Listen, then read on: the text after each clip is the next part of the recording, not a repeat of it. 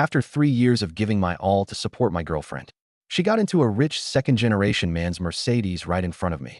Humiliated, I returned to my rented apartment, only to suddenly receive the many sons and blessings system. But just as I bound the system, my ex-girlfriend's mother showed up at my door with a load of New Year gifts.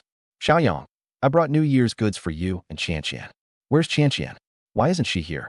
When she saw my reddened eyes, she froze. Xiaoyang, why are you crying? What happened?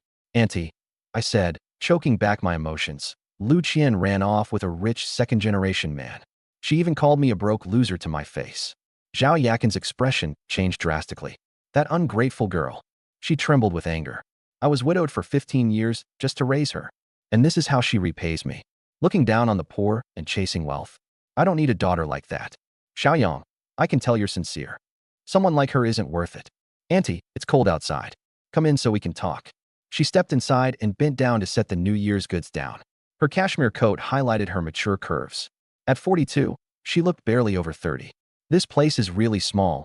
It's unfair to you. It's because I have no abilities, I mumbled. Don't say that. You're hardworking and reliable, far better than those rich second-generation brats. She's the one with no vision. She doesn't know how to cherish what she has. The distance between us was close.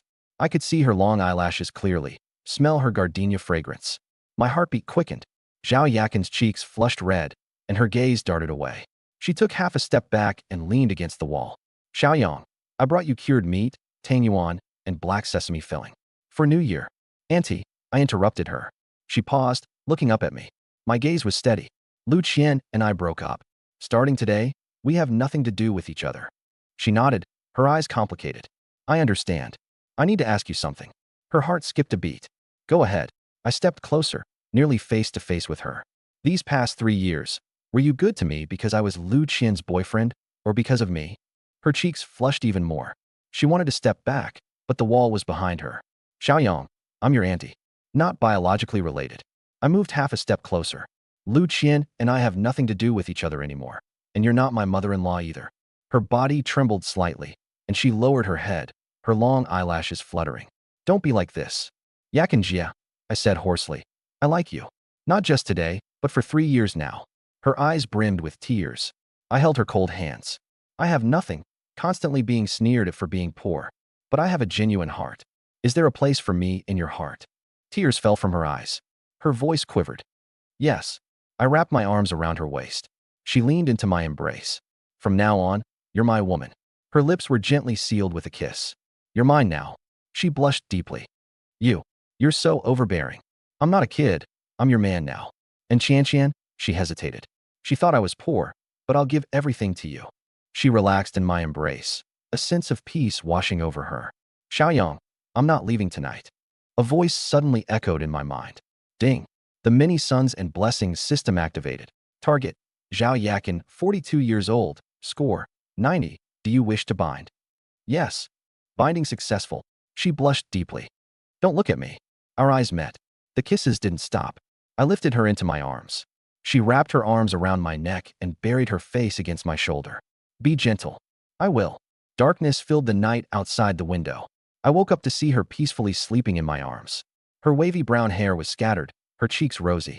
At 42 years old, after 15 years of widowhood, she was now mine. Just a few hours ago, I had been nothing more than a heartbroken loser who got cheated on. With just 620 yuan to my name, I didn't even have the confidence to face home. Now, everything had changed. System, is she pregnant? Successful pregnancy. Status, perfect. It worked. First time reward of 20 million yuan has been deposited into your account. 20 million. Previously, I had earned 7,000 yuan a month, sent 1,000 yuan back home, and spent the rest on Lu Qian. Now, 20 million sat in my account. Open the beginner's gift pack. Rewards. 1. Eye of Insight. See a woman's true nature. 2. BMW X 5M Thunder Edition. 3. Beauty Pills times 3. Rejuvenate by 10 years. The Eye of Insight. What a divine skill. A BMW X5M, a 2 million yuan luxury car. The Beauty Pills, reverse aging. I looked at the sleeping Zhao Yakin. At 42, she already seemed very young. But if she took the pill, she would surely become even more stunning. I retrieved a beauty pill, its soft pearl-like glow emanating a faint fragrance. Gently opening her mouth, I slipped the pill inside. Within seconds, Her brows furrowed slightly, then relaxed. Her skin's radiance improved, fine lines disappeared, as if time had reversed by a decade. I was stunned. She now looked like a freshly graduated university student. My heartbeat raced as I softly caressed her cheek. The system chimed in. Daily task, 10 conquests. Form intimate relationships and ensure pregnancies with 10 women. Progress, 1/10. Unlocked personal stats panel. Host, Wang Yang. Personal charm, 60/70. Zhao Yakin's eyelashes fluttered, and she slowly opened her eyes. Xiaoyang, what's the matter? Looking at her youthful face, I smiled. Nothing, sleep a little longer. I kissed her forehead gently. Blushing, she snuggled back into my arms. The warmth of her body against mine, the darkness outside the window. With 20 million yuan in the bank and a luxury car parked outside my door. One night had completely changed my life. Lu Qian, you think I'm poor. You ran off with a rich second-generation guy. But what you don't know is, your mother is lying in my arms, carrying my child. I lowered my gaze to Zhao Yakin. Thank you, Yakinjia. Starting today, I swear to give you happiness. The morning light shone through the window. Zhao Yakin woke, meeting my gaze. Her face turned as red as a young girl's. Why are you staring at me? I pulled her into my embrace. Looking at my woman. No matter how much I look, it's never enough. She buried her face in my chest. Xiaoyang, She touched my face lightly. You seem a bit different today. It feels like you're even more handsome. I smiled, holding her hand. Nothing's changed. It's still me. I silently summoned the system to check on Zhao Yakin. Beauty index, 92. Overall score, 94. The beauty pill had made her 10 years younger. She was a true stunner. I should get going. She slipped into her cashmere coat. Qianqian hasn't come home. They're probably worried by now. I walked her to the door. Xiaoyang, I'm really happy. She quickly walked away. I stood at the door, unable to hide my smile. Pulling out my phone, I checked the balance, 20 million yuan. Yesterday, I had been worried sick about a mere 620 yuan. Now standing in front of the mirror, I was no longer the same broke loser. I had money, a car, a system, and a woman. I put on my old jacket. I hadn't bought new clothes yet, but that wouldn't take long. An hour later, outside a BMW 4S dealership, I pushed open the door and walked into the showroom, surrounded by rows of luxury cars. Walking up to the front desk. Hi, I'm here to pick up my car. The saleswoman in a black dress turned around and glanced at me. From head to toe, my outfit probably didn't cost more than 200 yuan. Her smile quickly faded. Pick up a car? What kind of car? A BMW X5M Thunder Edition. Her expression turned mocking. That car is around 1.7 or 1.8 million. Do you really have it? Her face darkened. Behind me came a familiar laugh. Lu Qian walked in with Zhang Xiao by her side. She was dressed in a white down jacket, draped with an LV scarf. Zhang Xiao, adorned in luxury brands all over. When they saw me, they froze for a brief moment before bursting into laughter. Hey, what are you doing here? Looking at cars? Zhang Xiao wrapped his arm around her waist. Yesterday's pathetic guy chasing after a girl, huh? Here to buy a BMW today? Lu Qian laughed even louder. More like he's applying for a car wash job. Exactly, Wang Yang. Washing cars could get you 3,000 or 4,000 a month. Enough to buy roasted sweet potatoes at least. Their voices echoed throughout the showroom. Nearby salespeople turned to glance over. I stood there, watching them. Strangely, yesterday I was so angry that I was shaking. Now, I felt a calmness, like still water. I even felt like laughing. Lu Qian finished laughing, then frowned. Wang Yang, are you mute? She stepped closer. Yesterday, you were so bold, and today you're a coward? Zhang Xiao chimed in. The guy's busy saving up to buy that BMW. With a 6,500 yuan salary, what? Save for 20 years. Lu Qian laughed so hard, she was nearly doubled over. By 20 years, you'd be 50 and almost in a wheelchair. I looked into her eyes, filled with disdain. And I remembered her words from yesterday. A poor loser like you isn't even worthy of love. Lu Qian. She froze. Finished laughing yet. She frowned. What do you mean? I smiled faintly, like watching a show. The expression on Lu Qian's face shifted uneasily. This person standing here felt like a different man from yesterday. Zhang Xiao wrapped his arm tighter around her waist. Don't bother with him. I'll go find the manager to get the car serviced. As he passed me, he intentionally bumped into me. Move aside, loser. I stepped slightly to let him pass. At that moment, a manager in a suit came hurrying out. His eyes lit up when he saw me, and he walked briskly in my direction. Good afternoon, sir. I'm Zhang Lei, the manager here. Zhang Xiao turned his head and chuckled. Manager Zhang, my car needs servicing. But the words caught in his throat. He froze. The manager took my ID card, scanned it with his tablet, and his eyes grew wide. Mr. Wong, your X5M Thunder Edition Black Knight is ready. The inspection is complete. The tank is full. It's waiting for you to pick it up. The showroom grew dead silent. Lu Qian's laughter froze on her face. Zhang Xiao nearly dropped his car keys. I nodded, lead the way. A buzzing sound went off in Lu Qian's head. An X5M Thunder Edition? A 2 million yuan car? Zhang Xiao's face turned green. Manager, there must be a mistake, right? He earns 6,500 yuan a month. How could he afford this? Manager Zhang glanced back at him calmly. This gentleman is a VIP. He paid in full for the car. Paid in full. The words were like two hard slaps across Zhang Xiao's face. Lu Qian's face turned deathly pale. I thought of her laughter a moment ago, her condescension. All this time, I was just watching her perform. Like watching a clown. Zhang Xiao looked like he wanted to leave, but his ego wouldn't let him. After mocking me as poor, leaving now would only disgrace himself further. So he stood there, frozen, helpless, as I was led to the back of the showroom. There it was, a matte black BMW X5M Black Knight Edition. Its cold sheen, laser headlights, and overbearing presence screamed dominance. Manager Zhang enthusiastically introduced its features. I ran my hand over the car's surface, a small smile playing on my lips. I opened the door and sat inside. The leather seats, carbon fiber trims, the floating touchscreen display, perfection. Lu Qian felt dizzy as she stood there. Yesterday, she had mocked me, calling me dirt under her shoes, telling me I'd never amount to anything. And today, I was in a 2 million BMW. She had become the joke. I got out of the car, taking long strides back toward Zhang Xiao and Lu Qian. I reached into my pocket and pulled out a bundle of crumpled cash. The 2,000 plus yuan Zhang Xiao had tossed in my face yesterday. Recognize this? Zhang Xiao's face changed colors. Yesterday, you threw this in my face. Today, I'm returning it to you. With a swift motion, I flung the money at him. Bills scattered everywhere. Zhang Xiao clutched his face, his complexion as red as a tomato. This money's for you. Buy yourself some new underwear. Stop walking around exposing your ass and embarrassing yourself. I returned his insults, word for word. Zhang Xiao trembled with rage. He wanted to lash out, but when our gazes locked, he backed down, scared. I turned to look at Lu Qian.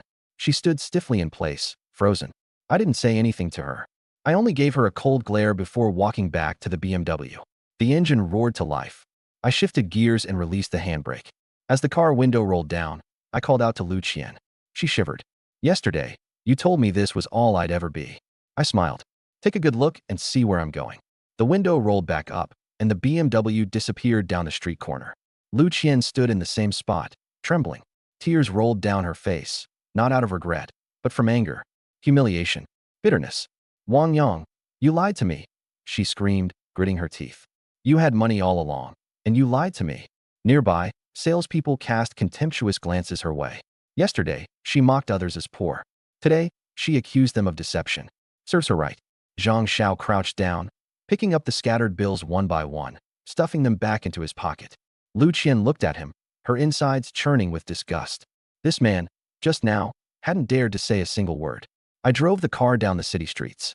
The sunlight poured in, warm and comforting. Blissful. That moment when I threw the cash. When I saw Zhang Xiao's dumbfounded face. It was exhilarating beyond words. I pressed lightly on the accelerator. The engine roared, the car surging forward with powerful force. This was the kind of car a real man deserved to drive. Drivers around cast me envious glances. Some whipped out their phones to take pictures. Others slowed their own cars to steal a longer look. Just yesterday, I was crammed on a bus, admiring luxury cars I could never afford. Today, I was behind the wheel of the road's king, an X5M in its top configuration. The black X5M instantly accelerated to 120 kilometers per hour, feeling steady, as if gliding on air. Then I eased off the gas. No rush, it was mine to drive. I pulled up at a scenic overlook. The cold wind swept across the hill. The matte black body gleamed under the light, paired with the striking rims and laser lights. Breathtaking. I took out my phone to snap a few shots, thinking of sending them to Zhao Yakin. But I decided against it. I'd drive to pick her up tonight and surprise her instead. The scent of new leather filled the interior. My phone buzzed. Zhao Yakin had messaged. Are you done with work? I'll cook dinner tonight. I smiled and replied. All done. I'll come pick you up tonight. The engine purred back to life, and the X5M disappeared into the shimmering light. After half an hour of cruising the highway, I pulled back into my old apartment complex. The sleek black BMW stood out like an alien craft in this rundown neighborhood. Elderly folks gathered around, gawking. "Young man, is this your car?" "Yes," I nodded.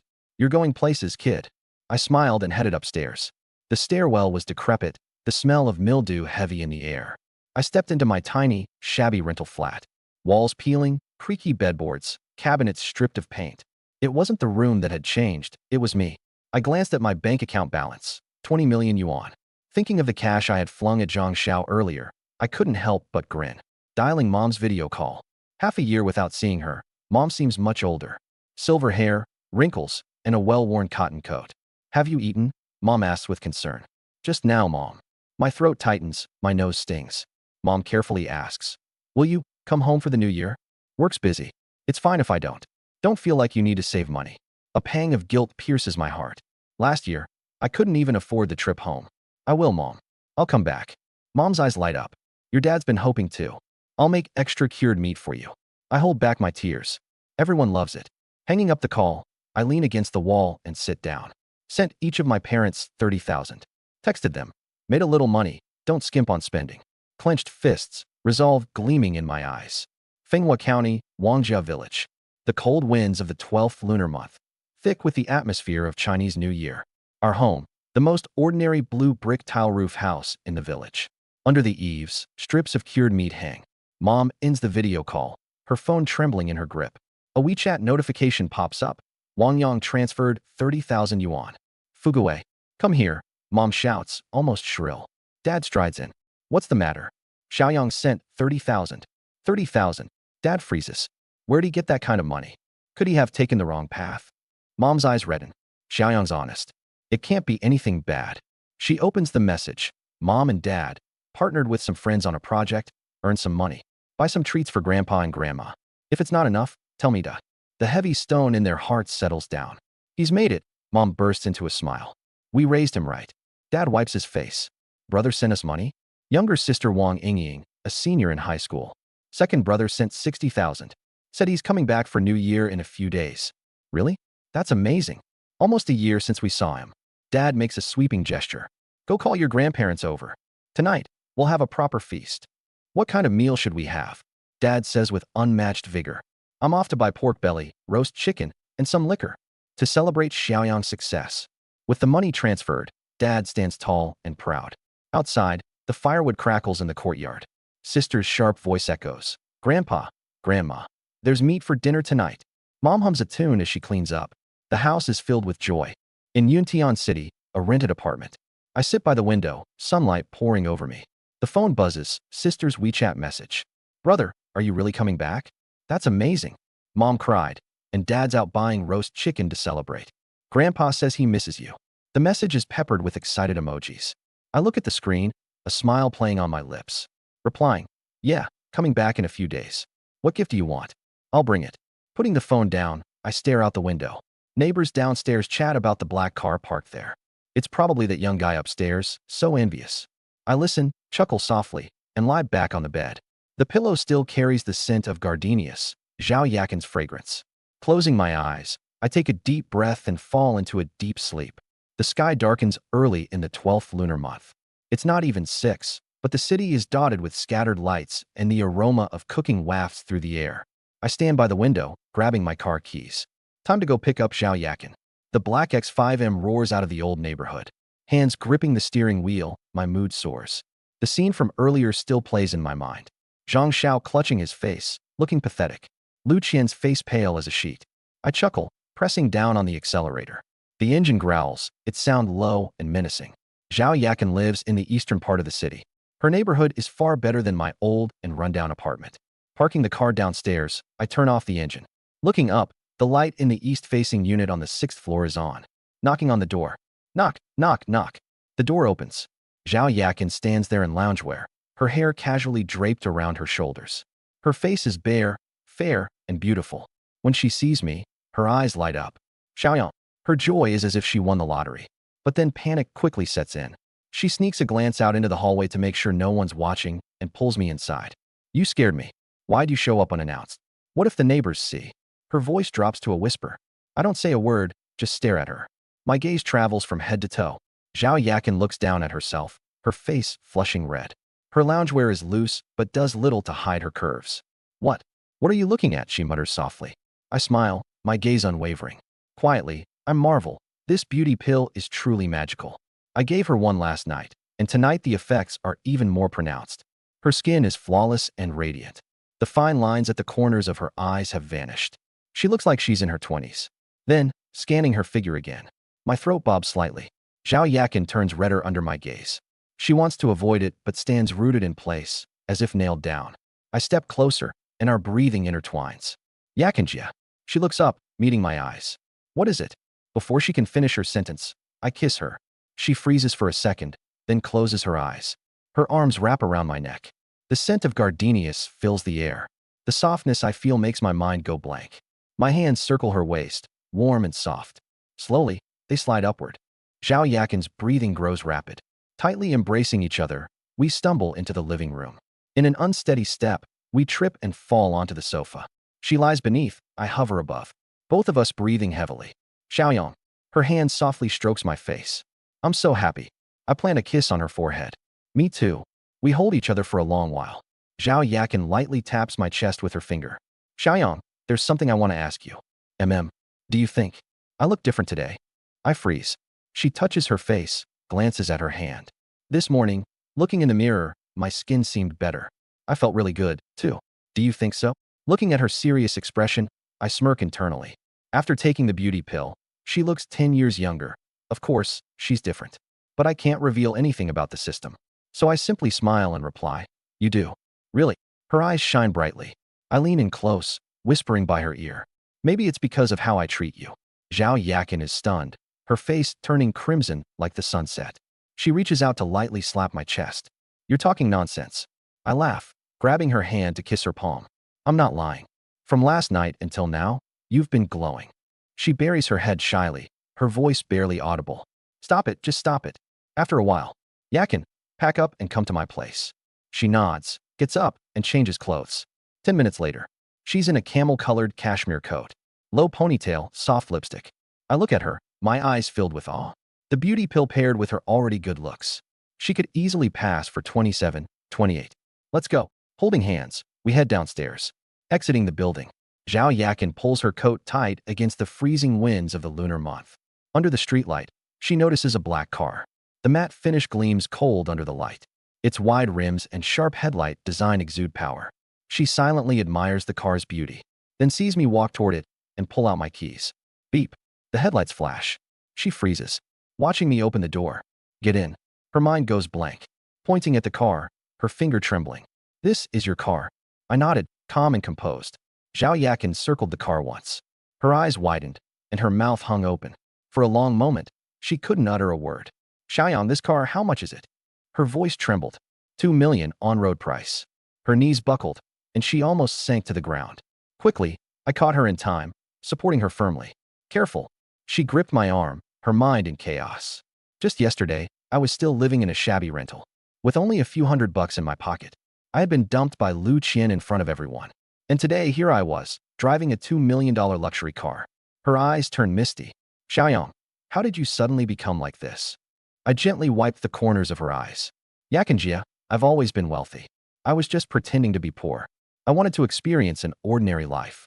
But I realized that if you don't show your wealth, people won't respect you. They step on you, call you names, humiliate you. I don't want to pretend anymore. Zhao Yakin looked at me, stunned. There was shock in her eyes, but also concern, pride, and a bit of relief. Thinking of Lu Qian, who only loved wealth and abandoned me. She should have been the one sitting in the passenger seat. But instead, she pushed herself away from it. You look down on him, but I got him. She thought to herself. What are you thinking about? She snapped out of her thoughts and smiled.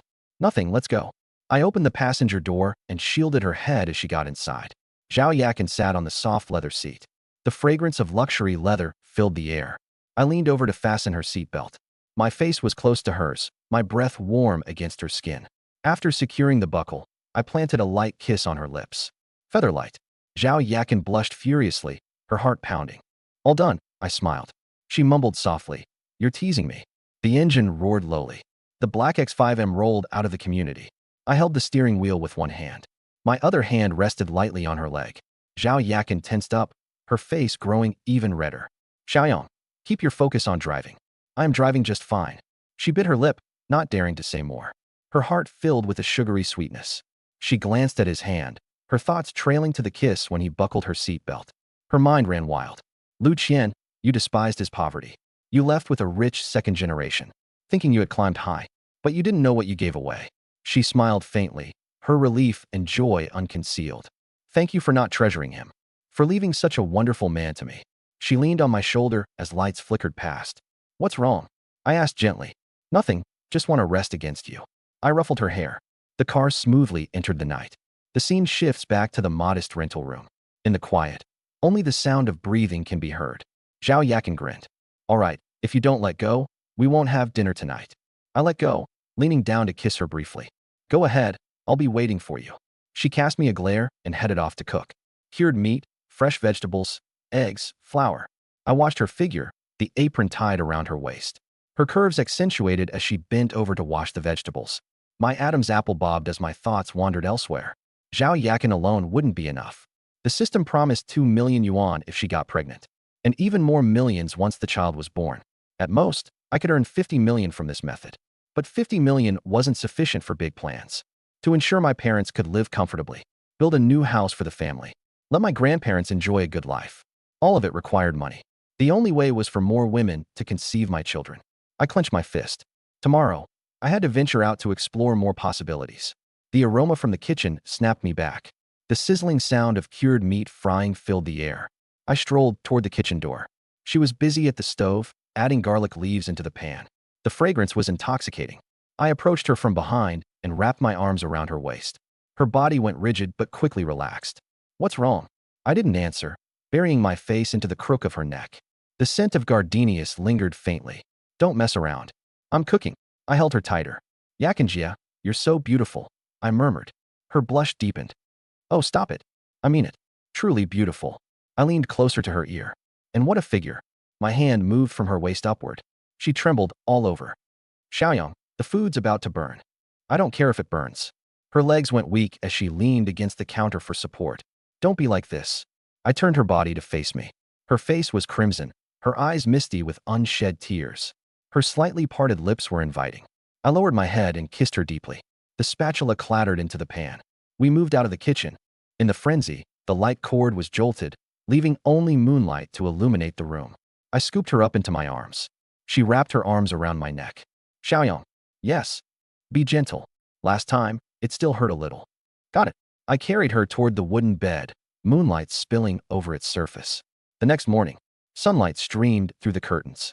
She woke up in my arms, her body sore but a hint of smile gracing her lips. She studied my sleeping face, young, with thick eyelashes. She tried to shift, but my arm tightened around her. I opened my eyes. Awake. She nodded, her cheeks tinting pink. Did you sleep well? Quite well, she mumbled. Just quite well. Didn't I take good care of you? Embarrassed, she lightly punched my chest. You're talking nonsense. I grabbed her hand, kissing it gently. If you're only saying it's quite well, I must not have done my best. It still hurts a bit. Her eyes turned red. My heart softened, and I stroked her cheek. Does it still hurt? Just a little. I'm sorry. I'll be gentler next time. It's okay, she whispered, leaning into my embrace. Suddenly, the phone rang. It vibrated on the bedside table. The caller ID displayed, Lu Qian. She instantly froze. I glanced at it. Answer it. Her hand shook as she took a deep breath and answered. Hello, Qian. Mom, where are you? Lu Qian asked, her voice anxious. I went out to take care of some things. So early. At that moment, I tightened my arm around her waist. My chin rested on her shoulder as I exhaled warm breaths against her skin. She trembled, biting her lip as she glared at me. I gave her an innocent look, though my hand mischievously toyed with her waist. Mom, did something happen? You sound strange, Lu Qian inquired, concerned. It's nothing. I just bumped into something. I kissed her earlobe lightly, my hand firmly holding her waist. Her breathing grew erratic.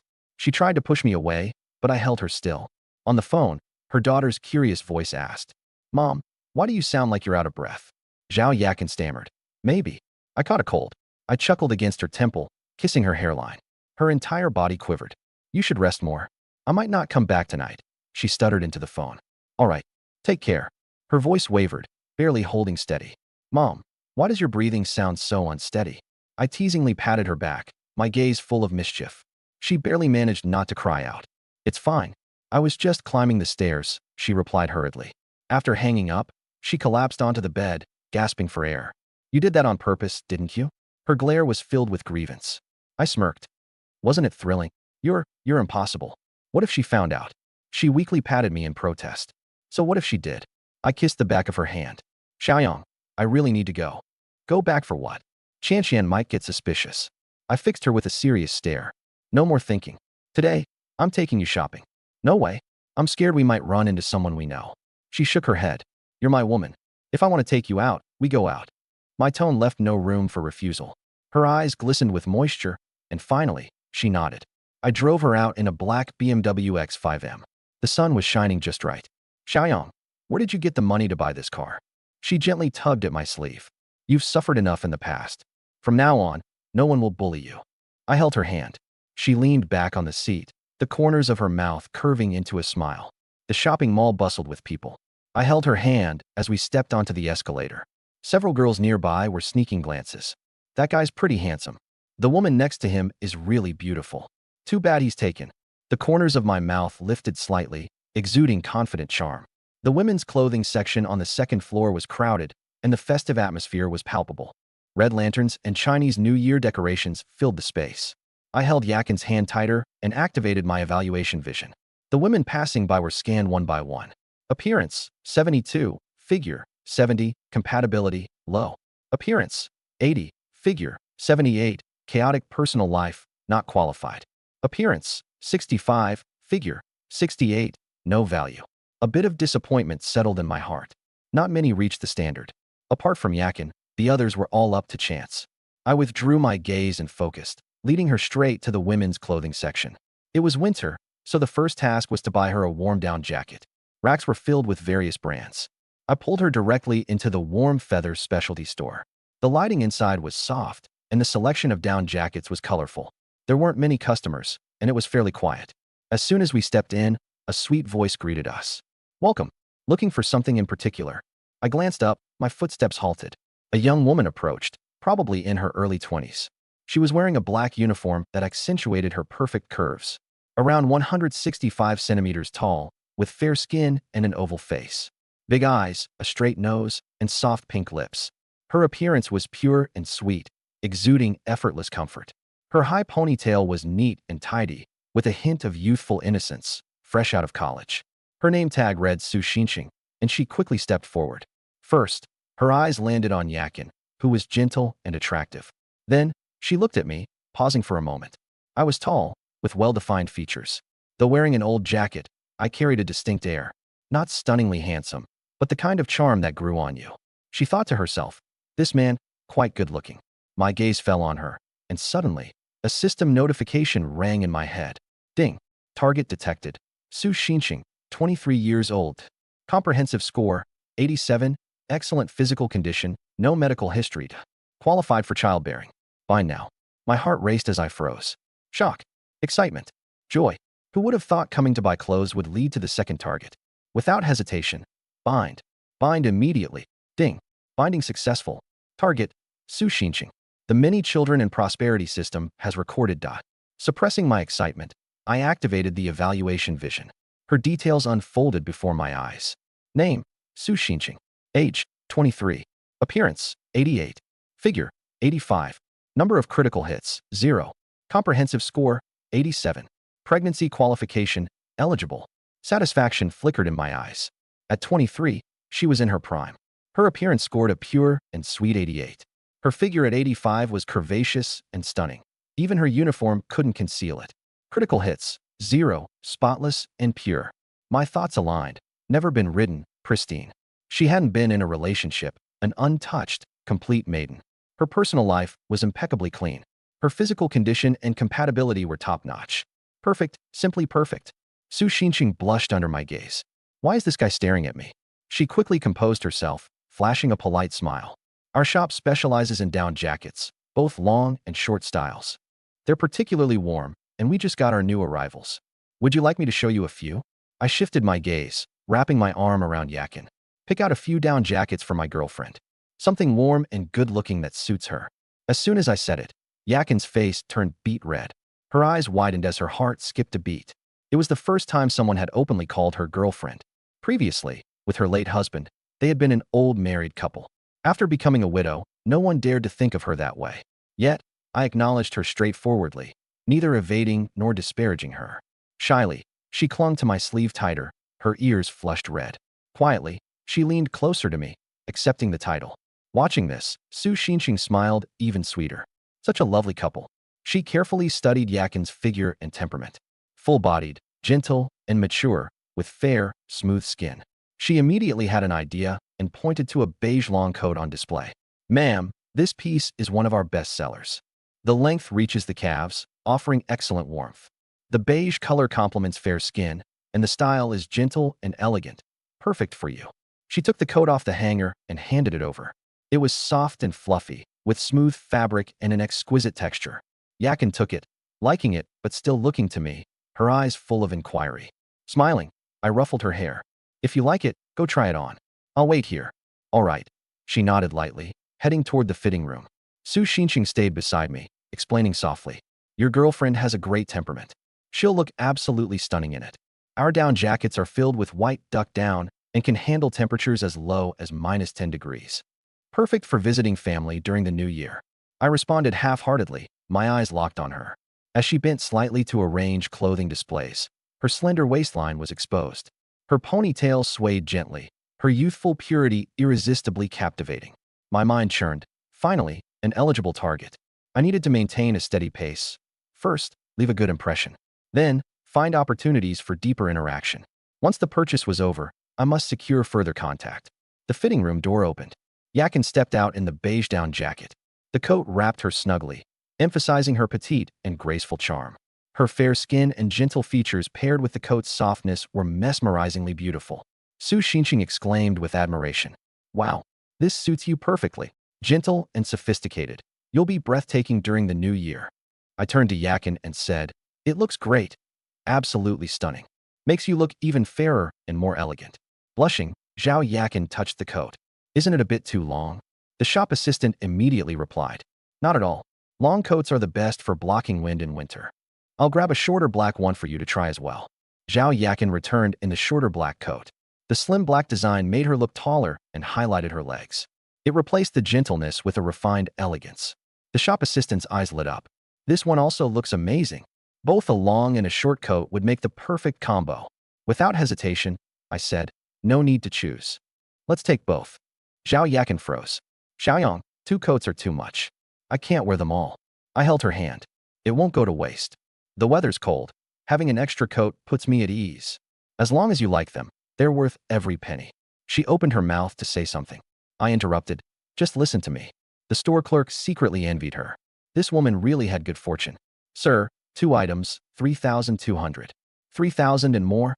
It used to be half a month's salary for me. Now with 20 million in my account, it's nothing." I scanned the payment with WeChat and settled it. The clerk followed the standard procedure, saying, "Add me on WeChat. I'll notify you about new arrivals." My eyes lit up. "Sure." She froze. "Really?" Adding her. Her hand holding the phone trembled slightly. Her profile picture was a selfie, quite innocent looking. Her name was Heart Clear. After we added each other, I put my phone away. She sneaked a glance at me, her face a little flushed. I held Zhao Yakin's hand and continued shopping. "Let's check out sweaters and pants, too." She nodded. "Whatever you say." I picked out 2 merino wool undershirts, light camel and off-white. Then grabbed 2 pairs of thermal pants. "You're even choosing thermal pants for me," she muttered softly. I laughed. "If I don't, who will?" She came out after trying them on, looking stunning. "I'll take them all," I told the clerk. She tugged at me. "One set is enough." I squeezed her hand gently. "You'll rotate them. Be good." In a store for bottoms, I selected fleece-lined jeans and a wool pencil skirt. Zhao Yakin's eyes became red as she tried them on. She had been widowed for 15 years, never buying this many new clothes. Every Lunar New Year, she wore washed and reworn old clothes. Now, someone cherished her, carefully picking out items, afraid she might get cold. She held 7 or 8 shopping bags in her arms. I took a few, wrapped an arm around her waist, and kept moving forward. All the while, I discreetly activated my recognition vision. Scanning the girls in the mall. Appearance 75, body 72, not qualified. Appearance 83, disordered personal life, not qualified. Appearance 68, no reproductive value. The system stayed silent after that. But it didn't matter because I had already secured Sue Hart Clear's WeChat contact. She'd be mine sooner or later. No rush. We arrived at the men's apparel section. I glanced at my old jacket. I need to upgrade my clothes too. Can't look shabby. I need to match you. Inside the store, I picked out a black turtleneck sweater, dark gray fleece-lined pants, and a black down jacket. After changing into them, I walked out. Zhao Yakin froze, the shopping bags in her hands nearly dropping to the floor. The clothes fit me like they were tailored just for me. Gone was the awkward demeanor brought on by my old outfit. My entire aura had transformed. She approached me, studying me from head to toe. Her eyes sparkled. Xiaoyang, you look so handsome. I felt a bit shy and scratched my nose. Not bad, right? Not bad. Are you kidding me? Yakin clung to my arm, her face full of admiration. With these clothes, you look better than a celebrity. Her cheeks reddened. That man, he was hers. I looked at her rosy face, warmth filling my heart. I'll just take this outfit. Swipe, pay. Over 4,000, and I didn't bat an eye. Now that I had the system, I needed to spoil Yakin and live beautifully too. The winter sun was short-lived, and it was almost noon in no time. The smell of braised pork and grilled fish in the mall stirred the appetite. Yakin's stomach growled lightly, and she quickly covered it with her hand, her face blushing. I chuckled. Hungry, huh? Placing an arm around her waist, I said, let's go eat something nice. I'll listen to you. She leaned against me, full of trust and reliance. The black BMW X5M silently waited in the parking garage. I helped her into the passenger seat and carefully fastened her seatbelt. Our eyes met, and I leaned in for a gentle kiss on her lips. Her heartbeat seemed to freeze for a moment. Half an hour later, the car stopped in front of a well-reputed restaurant I'd seen on Douyin. It had high ratings. Gray tiles, white walls, a wooden door, and red lanterns. A cozy private dining room by the window, with warmth radiating from a furnace. Sister Yakin, what would you like to eat? Pick something. She gently pushed the menu back to me, saying, I'm not picky. Whatever you order, I'll eat. I ordered 4 dishes and a soup. Braised pork, steamed base, stir-fried seasonal vegetables, stir-fried yam and black fungus, and corn rib soup.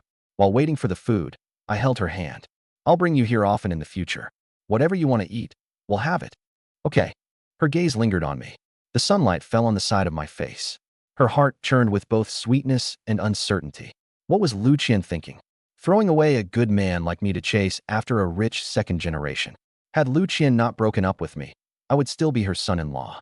And Yakin could only watch from afar. It was Lu Qian who pushed me away, giving Yakin this treasure. Her face warmed, turning red. She lowered her head, too shy to let me see. The food was served. The braised pork was soft, flavorful, and not greasy. My first bite was for her. Try this. It's been cooked until tender. I served her fish, carefully removing the bones. Have more fish. It's good for your health. Yam is good for the stomach. Eat more. Drink the soup while it's hot. She looked at her bowl, filled to the brim, her eyes moistening. Xiaoyang. Being with you makes me truly happy. I held her hand. Having you, I finally feel like I have a home. After we ate, the bill came to over 400. It's still early. Shall we go watch a movie? She shook her head, rubbing her temples. I feel a bit tired. Then let's go rest. My place or yours? Her face turned red, and she lowered her head, twisting the hem of her shirt. After a long pause, she murmured softly, let's go to mine. The car stopped at her building. We're here. Just as she reached for the door handle, I held her hand. Sister Yakin. I smiled and pointed to my cheek. Aren't you forgetting something? Her face flushed again, and she gave me a quick peck, light as a dragonfly skimming water. Just as she was about to open the door, I pulled her back into my arms. Trying to brush me off so quickly? Her earlobe was lightly nibbled, and she went weak. Xiaoyang. Her lips were sealed with a wild, urgent kiss. After what felt like an eternity, I finally let her go. Her eyes were teary, and her face was flushed as if she had a fever. Go rest upstairs. She glared at me in mock anger, quickly entering the building. 20 minutes later, I stood at the door of a worn-out old apartment block. The peeling walls and dim staircase darkened my mood. With 20 million in my account and driving a luxury car, why live in this kind of place? I had money now, no reason to settle for less. 30 minutes later, my car stopped at the Cloud Jade Terrace sales office. A saleswoman named Xiao Zhou showed me the apartments. Building 2, 28th floor. When the door opened, I was stunned. A spacious living room with floor-to-ceiling windows. The entire city spread out before my eyes. Mr. Wang, what do you think? How much? 8.2 million, including full renovations. Year-end discount. Pay in full, just 8 million. I did a quick calculation. With 20 million in my account, I could afford it. Let Yakin have one child. Then let Sue Heart Clear have another. With more openings activated, money would just roll in. 8 million, it was worth it. I turned to look at Xiao Zhou. She was watching me nervously, waiting for my decision. I'll take this one. Zhou Zhou froze, her eyes widening in disbelief. Mr. Wang, you're taking it? Yeah. She got so excited that she almost leapt up. Taking a deep breath, she steadied her voice. This is the best unit in the building, with the best view. I'll calculate the price immediately. She pulled out a tablet, her fingers moving swiftly across the screen. Mr. Wang, are you financing or paying in full? I curled the corner of my lips into a sly smile. What? Do I not look like someone with money? Her face turned red. No, I was just asking about the process. I pulled out my bank card and placed it on the table. Full payment. Swipe it. She stared at the card, completely stunned. 8 million, paid in full. Her mind was in turmoil. So young, dressed so simply. Who exactly is this guy? Please wait a moment, Mr. Wang. I'll go handle the paperwork. The sound of her high heels echoed in urgency as she hurried off. I gazed out the window. Sunlight bathed the city in a warm glow. I felt immensely satisfied. 20 minutes later, Zhou Zhou returned. She handed back the card with both hands, bowing low. Mr. Wang, the paperwork is done. The property deed will be mailed to you within 7 business days. I took the keys, feeling their weight in my hand. All right, you can leave now. I'll stay here for a while. Once the door closed, the room fell silent. I headed into the master bedroom and flopped onto the grand bed. My whole body sank into the mattress. So comfortable. 100 times better than the stiff wooden bed in my old rental. Staring at the ceiling, my eyes grew damp. 25 years. This was the first time I'd lived in such a house. First time lying on such a soft bed. This is what life should feel like. Lu Qian said I was poor, said I lacked ability. And now? This house alone could buy her several Mercedes-Benz S. I turned over, burying my face in the pillow. Damn, this feels good. I pulled out my phone and opened a game. Dusk slowly cloaked the city. The sea of lights outside sparkled like a galaxy. I played 3 matches, not caring about wins or losses. Before, losing would ruin my mood for half a day. But now, lying in this plush bed, my mindset was entirely different. At 7:30 in the evening, hunger struck. I couldn't be bothered to go out. I ordered the most expensive food delivery. A deluxe sashimi platter. Grilled eel, lobster porridge. 1,200 yuan, no hesitation. Waiting for the food, I scrolled through Douyin. I only watched short videos featuring beautiful women, swiping past everything else. Overfiltered? Swipe. Heavy makeup? Swipe. Scan for quality at a glance. Looks 78, messy personal life, not qualified. Looks 85, history of abortion, not qualified. Looks 80, health issues, not qualified. After 20 minutes of browsing, my hand was sore. Not a single one passed. These days, there are plenty of beautiful women, but clean ones? Rare. I thought of Su Xian Chung. That girl from the down jacket store. Looks 88. Body 85. And clean. Such a rare find. I've got to make that happen. The doorbell rang. Your delivery. I took the 3 large bags. The sashimi was plump, the eel glossy with oil, the lobster porridge fragrant and inviting. I sat down and started eating. The salmon melted in my mouth. Pure bliss. The grilled eel, tender and sweet. Goddamn, this is living. I snapped a photo and posted it on my WeChat moments. Caption, late night snack. A 280 square meter luxury apartment. 1,000 yuan takeout meal. A city illuminated by endless lights. Back when I was stuck in that shabby rental, I ate 10 yuan boxed meals. Now I have 20 million in savings, a luxury home, fancy cars, gourmet feasts. This life? Absolutely euphoric.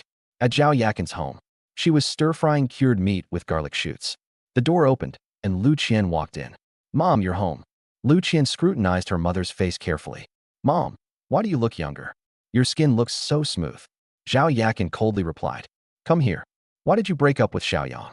Lu Qian flared up. He earns 6,500 yuan a month, has no house, no car. In 3 years, he hasn't given me anything nice. Why should I waste my youth on him? The more she spoke, the angrier she got. I found Zhang Xiao now. His family's in construction materials. He drives a Mercedes. This new year, we're meeting each other's parents and talking marriage.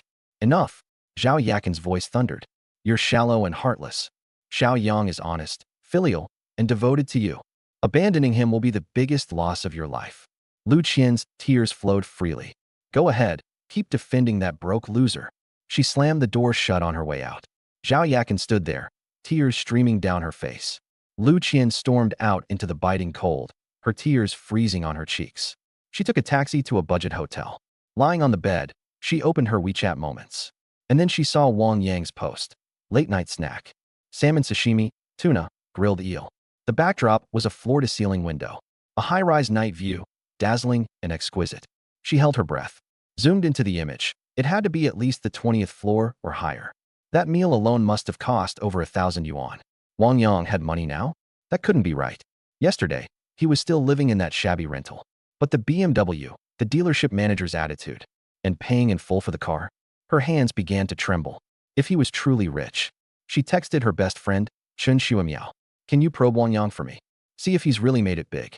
Don't let him know it's me asking. Chen Xuemiao replied with an okay. Meanwhile, at Chen Xuemiao's rental, she was curled up on the sofa binge-watching dramas.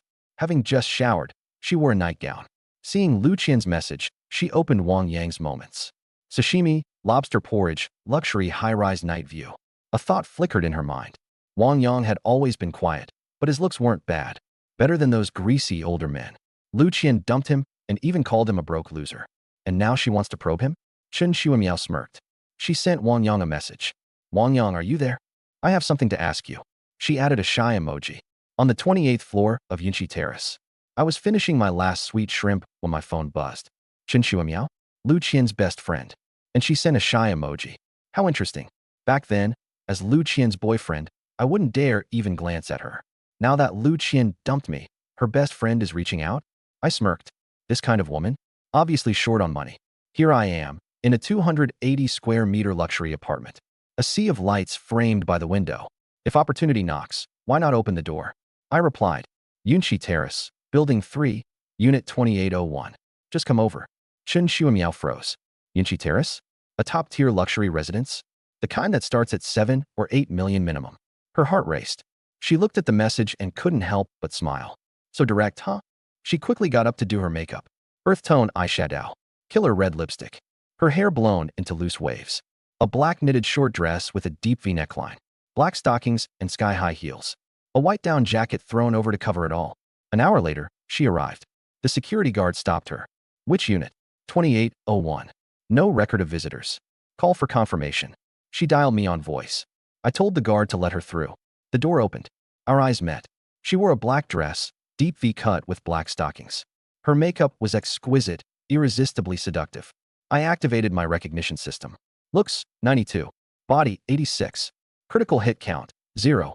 Overall score, 93. Pregnancy suitability, pass. Passed. And 0 critical hits. My heartbeat accelerated. She was the kind of woman who could bring me tens of millions. Aren't you going to let me in? She blushed. Come in. I stepped aside. As she entered the room, she froze in awe. Floor-to-ceiling windows overlooked a sea of city lights. A crystal chandelier illuminated marble flooring. On the dining table sat an unfinished Japanese spread. Salmon sashimi, grilled eel, and lobster porridge. Have you eaten? I picked up a piece of salmon sashimi. I'll eat. She couldn't resist anymore. She ate, sneaking glances at me. 8 or 900 bucks for premium takeout. Ordered without a thought. Did you buy or rent this place? She finally asked. Of course it's mine. Her gaze shifted, now filled with greed. A glimmer of material desire shone in her eyes. What do you actually do for a living? You want to know? I pulled out my phone and opened my banking app. Balance, 11,800,000. Her hands trembled. Her knees almost buckled. This is just a portion. I said casually. Wang Yang, how didn't I notice how amazing you are before? She bit her lip. Her eyes turned red. I lifted her chin. She didn't pull away. Instead, she leaned closer. Just say it. What do you want? Give me 100,000 a month. Bold move. You'll have to bear my children, I said seriously. And I must be your only man. She was stunned. I don't. 120,000. 15. That's the upper limit. 15 a month. She wouldn't need to work for 30 years. She gritted her teeth. Fine, I agree. Her eyes sparkled as she looked at me. Her expression brimmed with contentment and pride. Those peach blossom eyes smoldered with desire. Her deep V neckline revealed smooth, fair skin.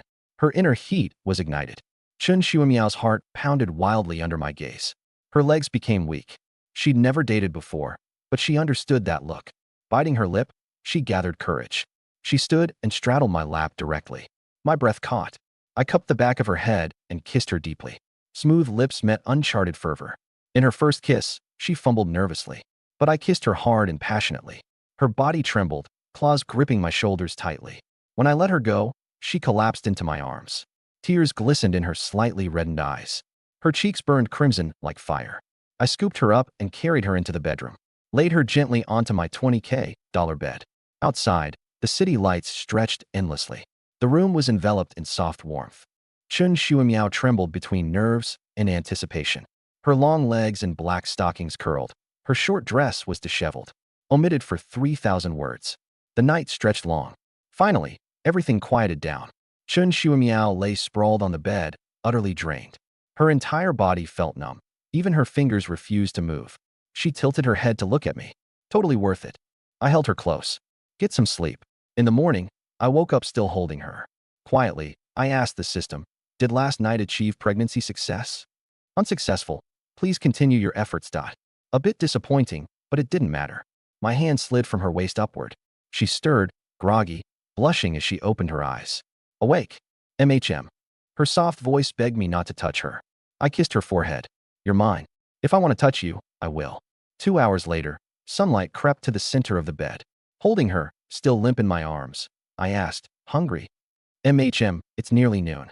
From now on, live here. Don't go back to that rented place. Her surprise was apparent. Live here? What? You don't want to. I do. Smirking, I transferred 300,000 yuan. Here. What is this for? Her breath almost stopped as she stared at the numbers. 2 months' living expenses. Tears welled as she planted a kiss on me. Little enchantress, I'll deal with you again tonight. Her face reddened. Who's dealing with who is still up in the air? I raised a brow. Still got backbone, huh? She quickly shook her head.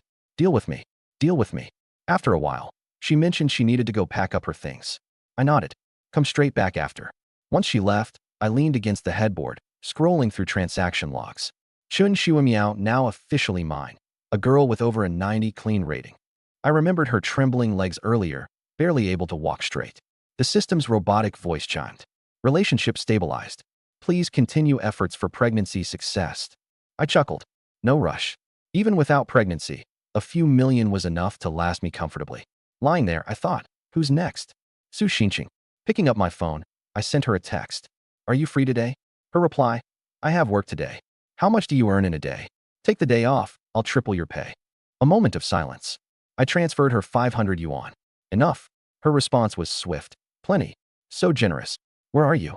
I'll pick you up. She sent her location. Getting up, I took a shower and changed. Black turtleneck, dark gray slacks. Overcoat, long black down jacket. In the mirror, I looked sharp and spirited. Driving my black X5M, I headed out.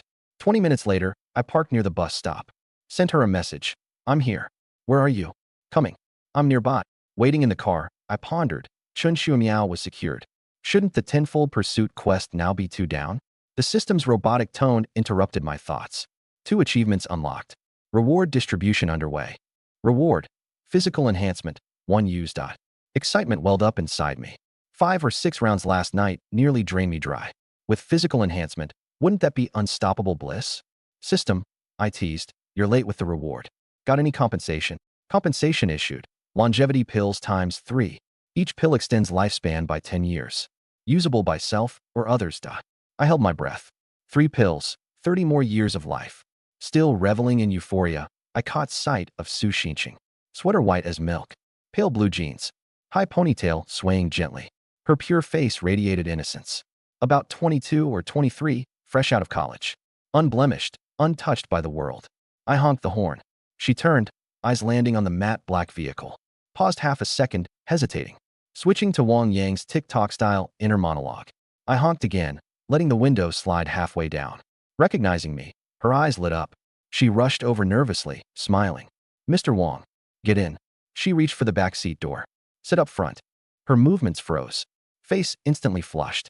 Sliding into the passenger seat, I reached over, fastening her seat belt.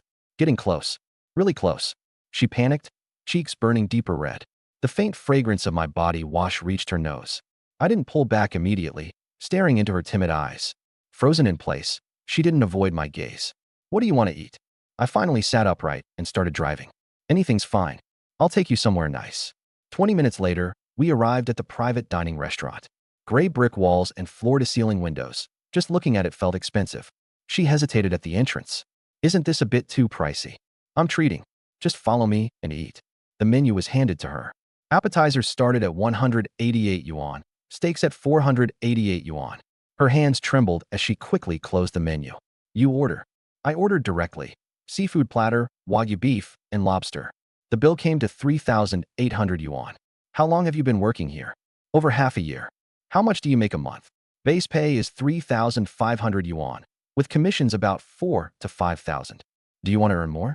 She froze. What kind of opportunity? I'll tell you later. The meal lasted 2 hours. She gradually relaxed.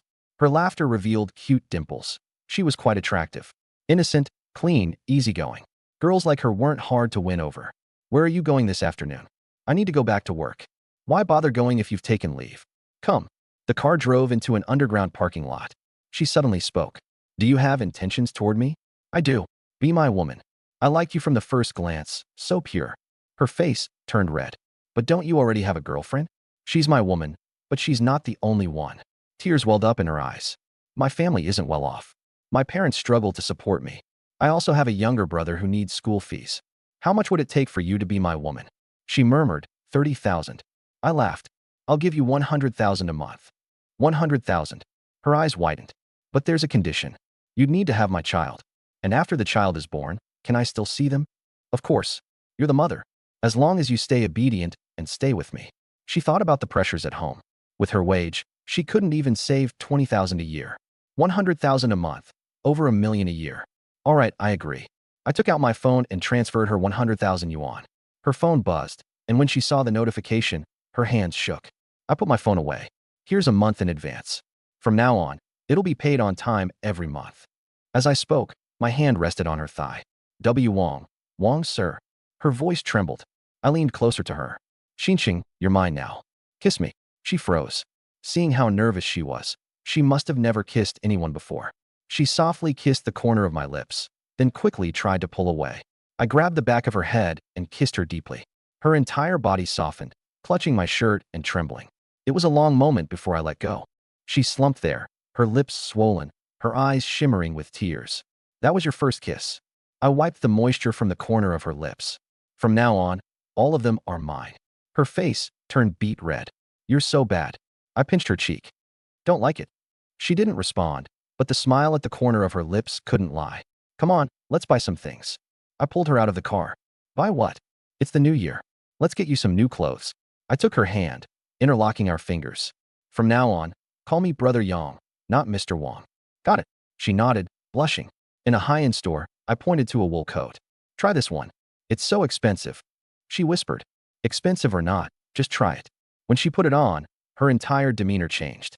3,500, the salesperson quoted. I took out my phone. Wrap it up. Let's look at some other things. I picked out another 7 or 8 pieces. Every time she tried something on, I approved. Passing by a lingerie store, I suddenly stopped. Let's take a look in here. Her face instantly turned red. See this. I pulled her in. Pointing to a black lace nightgown, I asked, do you have her size? I don't want to try it. She murmured, her voice as soft as a mosquito. I leaned close to her ear. Be good. Try it. I want to see. She came out wearing the black lace nightgown. A deep V-neck, the hem ending mid-thigh. She looked stunning. This one, I decided, and picked out 2 more. The 3 totaled over 4,000 yuan. All packed up. At a jewelry store, I selected a diamond necklace.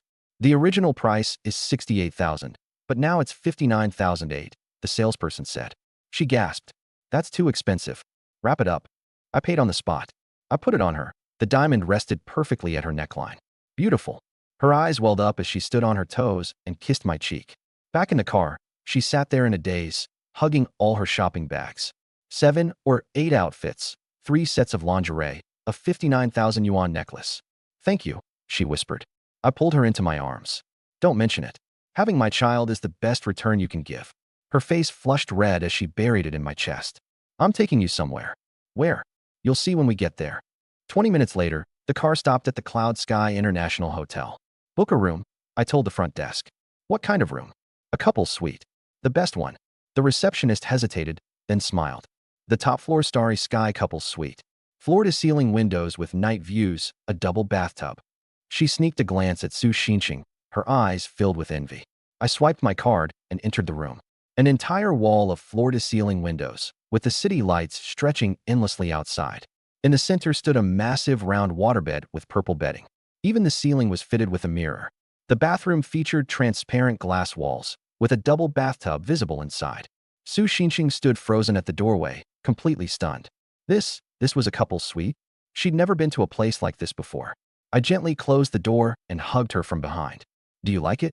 Her face burned as she murmured a soft I leaned down and kissed her ear. She shivered from head to toe. I released her and smiled. Be good. Go take a shower. As I walked toward the bathroom door, I glanced back. Want a shower together? I could teach you a thing or two. She froze, her face burning like fire. Vigorously shaking her head, she stammered. No, no need. Really, she replied, her voice as tiny as a mosquito's buzz. Seeing her bashful demeanor, my grin widened. I walked back and lightly patted her bottom. Slap. She jolted. I whispered in her ear. Then wait for me. I turned and entered the bathroom, closing the door behind me. Standing under the shower, hot water cascaded down my body. I looked down at myself. No more belly fat. My abs were defined, my shoulders broader, my chest firm. My whole physique had become strong and commanding. 10 minutes later, I stepped out wearing just a towel. Su Xinqing looked up and froze. I stood at the doorway, droplets of water trailing down my shoulders. Broad shoulders and a slim waist. My Apollo's belt disappearing beneath the edge of the towel. She couldn't look away. What are you staring at? She flinched and quickly turned her gaze. In nothing. I sat on the edge of the bed, the waterbed rippling under me. Turning slightly, I fixed my gaze on her. Afraid to look at me? No. Then look at me. She slowly lifted her head and quickly averted her gaze. I grabbed her chin. Look at me. She was forced to meet my gaze, her heart pounding wildly. Do I look good?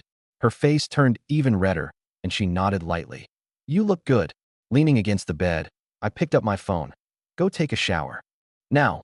Yes, we'll talk more after you're done. She grabbed her bag and walked into the bathroom. I scrolled through my phone, and a message popped up in the group chat. The class monitor was organizing a high school reunion. I noticed Su Qing's name. She had sat in front of me in high school, always sporting a ponytail and a white shirt. I had secretly liked her for 2 years. Staring absent-mindedly at her profile picture, someone tagged me. At Wangyang are you going? I replied with 2 words, I'll go. Just as I was lost in thought, the bathroom door opened. I looked up, frozen in place. Su Xinqing emerged wearing a black lace nightdress. The deep V neckline barely concealed her, and the hem was scandalously short, revealing her thighs. Her long legs were wrapped in sheer black stockings. Her damp hair fell over her shoulders, and water droplets glided down her collarbone. Clutching the hem of her dress nervously, she avoided my gaze. My breathing grew heavier as my eyes scanned her from head to toe. I'm done showering, she said softly, like a mosquito's buzz. Come here, I said. She took a hesitant step forward. Closer, I urged. I grabbed her wrist, pulling her into my arms. She sat on my lap, her face flushed crimson. Wrapping my arms around her waist, I murmured, Do you know? I almost couldn't control myself earlier. Her heartbeat quickened even more. I brushed her damp hair aside, whispering, You're too beautiful. My lips landed on her neck, causing her entire body to tremble. Yangji, she stammered, her voice quivering. So, this is your sensitive spot, I chuckled. I kissed her neck, her earlobes, her cheeks, and finally her lips. She wrapped her arms around my neck, giving in completely. After a while, we pulled apart, lips parted and breathing heavy, our foreheads pressed together. Yangji, I'm scared it'll hurt. She whispered. Don't worry, I'll be gentle, I reassured her. I laid her down, the waterbed swaying lightly beneath us. Lifting her nightdress revealed her long legs wrapped in black stockings. Outside, the city lights danced in the night. She bit her lip, trying to stifle her voice. If it hurts, just hold on to me, I said. She nodded teary-eyed. The night was long, and the sounds lingered for what seemed like forever. Then, silence. She lay limp on the bed, turning her head to look at me. My chest rose and fell heavily, sweat dripping from my forehead. She laughed, a silly, blissful laugh. What's so funny? I asked. Burying her face into my chest, she didn't answer. I held her tightly in silence. Yangji, I'm yours now, she whispered. I kissed her forehead. You've always been mine. She smiled, burying her face deeper into my chest. Sunlight poured into the room. I woke up first, finding her still asleep in my arms. Her body bore marks from the night. Hickeys on her neck, red imprints on her collarbone. Her night dress was crumpled, and her stockings had runs in them. In my mind, I silently asked, System, has the pregnancy been successful? Unsuccessful. Further attempts are necessary. I felt a little disappointed, but quickly adjusted. Congratulations on completing the 3 consecutive task challenge. Reward: 30% shares in Yunhe Restaurant Group. Personal charisma plus 5%. I froze. Yunhe Restaurant Group? The name sounded familiar, but I couldn't place it. 30% ownership. How much could that be worth? A smirk crept onto my lips. Even without knowing the exact amount, it felt good. A deal well worth it. Half an hour later, Su Xinqing woke up. Seeing me, she froze for a moment. Memories of last night rushed into her mind, and her face turned bright red. Where are you running off to? I teased, pulling her into my arms. I wasn't running. Does it hurt? I asked. She nodded slightly, a little. I kissed her forehead. You worked hard last night. My hands wandered restlessly, sliding from her waist upward. Yangji. She trembled softly. Leaning close to her ear, I whispered, Don't worry, I'll be gentle. She tried to push me away, but her strength was gone. By 11:40, almost noon, Su Xinqing lay limp on the bed again. Are you hungry? I can't move, it hurts. She said pitifully. Guilt pricked at my heart. Last night, I had indeed pushed too far. I ordered takeout and bought some ointment. What's this for? To help with the soreness, I told her. Her face flushed. I could do it myself. How are you going to apply it if you can't even see? Lie down. After eating, I asked her, Why don't you move in here for good? Move in? She asked, surprised. Yes, don't bother packing. Just leave it to me. Her face warmed, and she nodded obediently. Okay. I got up, ready to leave. You're leaving? She asked, reluctant. I'll come back tomorrow. Get some rest. Driving away in my X5M, I felt great. The 3 consecutive tasks challenge was complete. I now owned 30% of Yunhe Restaurant Group, and my charisma had increased by 5%. This was absolutely a win. 20 minutes later, I arrived at Yunxi residence. Chen Shuimiao was sprawled on the bed watching dramas. I patted her shoulder. Yangji, she exclaimed, leaping into my arms. Why so enthusiastic? I missed you. Her voice was soft and sweet. Give me a kiss, I said. Her face turned pink as she gently pecked my cheek. Good girl. Yangji, I've tidied up the house for you. I even bought all your favorite foods. Warmth flooded my heart. You've worked hard. Suimia, I want to have a child with you. Her face instantly turned crimson. I want that too. Silently, I asked the system, will it work this time? Target has not yet become pregnant. Keep trying. Failed again. That one time with Zhao Yakin must have been sheer luck. My phone rang. A call from Lu Qian. Chen Shuimiao panicked. Answer it, I said with a smile. Suimia, does Wang Yang even have money? Lu Qian mocked on the other end. I gestured for her to play along. No, he doesn't have any money, she replied. Lu Qian laughed mockingly. I told you. Pretending to be some big shot. She hung up. Tears brimmed in Chen Shuimiao's eyes. Yangji, you're so bad. I laughed. What? Isn't it a little exciting? She bit her lips silently. Seeing her like that, I rolled over and pinned her down. I didn't do well just now. Let's go again. She gasped, but her protest was swallowed by my kiss. Meanwhile, Lu Qian tossed her phone aside, laughing smugly. That faker, renting cars, borrowing houses, posting on his moments to show off. She recalled seeing me at the dealership with the black X5M and had momentarily believed I'd struck it rich. Good thing I stuck with young Master Zhang. He's so much better. The door opened, and Zhang Xiao entered carrying a black bag. Lu Qian immediately put on her sweet voice. Young Master Zhang, what about that bag you promised? Zhang Xiao smirked, grabbing her waist. Serve me well, and you'll get it. He opened the bag. It was filled with whips and candles. Lu Qian's face went pale. What is this? Something to make you feel real good, Zhang Xiao sneered. I don't want this. She edged back nervously. You don't want it? Zhang Xiao bellowed. She remembered what her friends had warned her. Rich second-gents have bad tempers. Don't piss them off. Gritting her teeth, she relented. Kneel, Zhang Xiao ordered, pointing to the ground. Trembling all over, Lu Qian slowly knelt. That's a good girl. Zhang Xiao pinched her chin. If you want to stay with me, you'd better behave. She nodded, tears streaming down her face.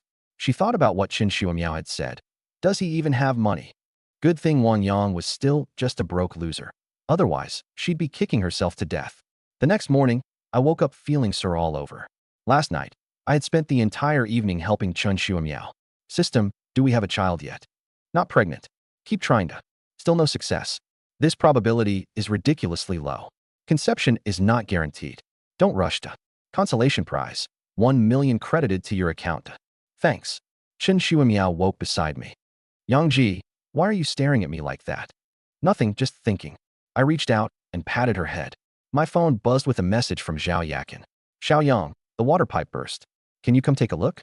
On my way. I'm heading over to Yakinjia's to check on her broken pipe, I told Shuimiao. She looked reluctant. You're leaving already? Be good. I'll take you out for Japanese tonight. Her eyes lit up. Really? That's awesome. An hour later, I arrived at Zhao Yakin's house. She opened the door, bare-faced but looking much better than before. The kitchen pipe's leaking and the building management isn't responding, she explained. I asked the system, she's pregnant. It's fine if we get a little physical, right? The fetus is stable. Moderate intimacy is fine. Relieved, I got to work. A few minutes later, I had the pipe fixed. Xiaoyang, you're amazing. She looked at me with admiration. You must be hungry. Let me cook breakfast. She went to the balcony to hang clothes, bending over to pick them up. I walked over and hugged her from behind. Don't bend too long. You'll tire yourself out. Xiaoyang, her voice trembled. Yakinjia, I've missed you. But we just met yesterday. One day apart feels like forever. I rested a hand on her waist. You're so beautiful. I'm not young anymore. Even more stunning than younger girls.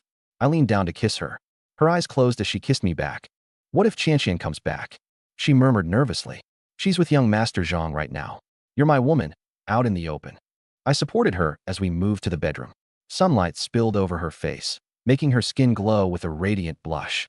Hours later, the two of us lay entwined on the bed. We talked about many things. Our future, children, going home for the new year. She pointed to her lips. They're bruised, swollen. I chuckled. It's your fault. She said coyly, her cheeks tinted with shyness. I'll be gentler next time. She playfully poked my chest. You're my little troublemaker. Her voice softened, dripping with affection. I slid my hand to her stomach. What are you doing? She shuddered slightly. Without speaking, I gently caressed it. That feels weird, she mumbled, blushing. Just exploring. Fun to touch. What's so fun about it? I continued, filled with emotion. Within her was a child that we had created. I was going to be a father soon, and even sooner, I'd get my hands on 50 million. Seeing her flushed face, I spoke. Yakinjia, come home with me for the new year. You're home. Yeah, to meet my parents. Her face instantly paled before reddening, shaking her head. Xiaoyang, I can't. I need to visit my mother. Her health's been getting worse. I stayed silent for a moment, then pulled her closer. All right, go ahead. You're not mad, are you? What's there to be mad about? She's your mother. It's the right thing to do. Then we'll have to wait until after the new year to meet. After the new year, it is. You won't escape. I pulled out my phone and transferred 100,000 yuan to her. She stared at me, shocked. Xiaoyang, this. Take good care of yourself. Buy delicious food and new clothes. Her eyes grew red as she buried her face in my chest. Dusk fell as I left her home.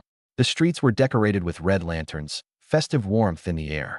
Driving along the riverside road, the nightscape outside the window was beautiful. But suddenly, I spotted a woman by the river. She wore a dark coat and stood by the guardrail, unmoving. As I drove, something felt off. Her foot was on the rail. Her body leaned precariously forward. I slammed on the brakes and bolted out of the car. She had already climbed atop the railing. Hey! I grabbed her arm and yanked her down. We both tumbled onto the ground. Let me go? Let me die. She struggled desperately. Pressing her shoulders, I finally saw her face clearly. It was so familiar. It was Wen Yulan, the woman who had helped me 3 years ago. Wenjia. She looked at me, dumbstruck. Wenjia, it's me, Wang Yang. Wang Yang. Yes, it's me. What happened to you? What's going on? She collapsed into my arms and began sobbing uncontrollably.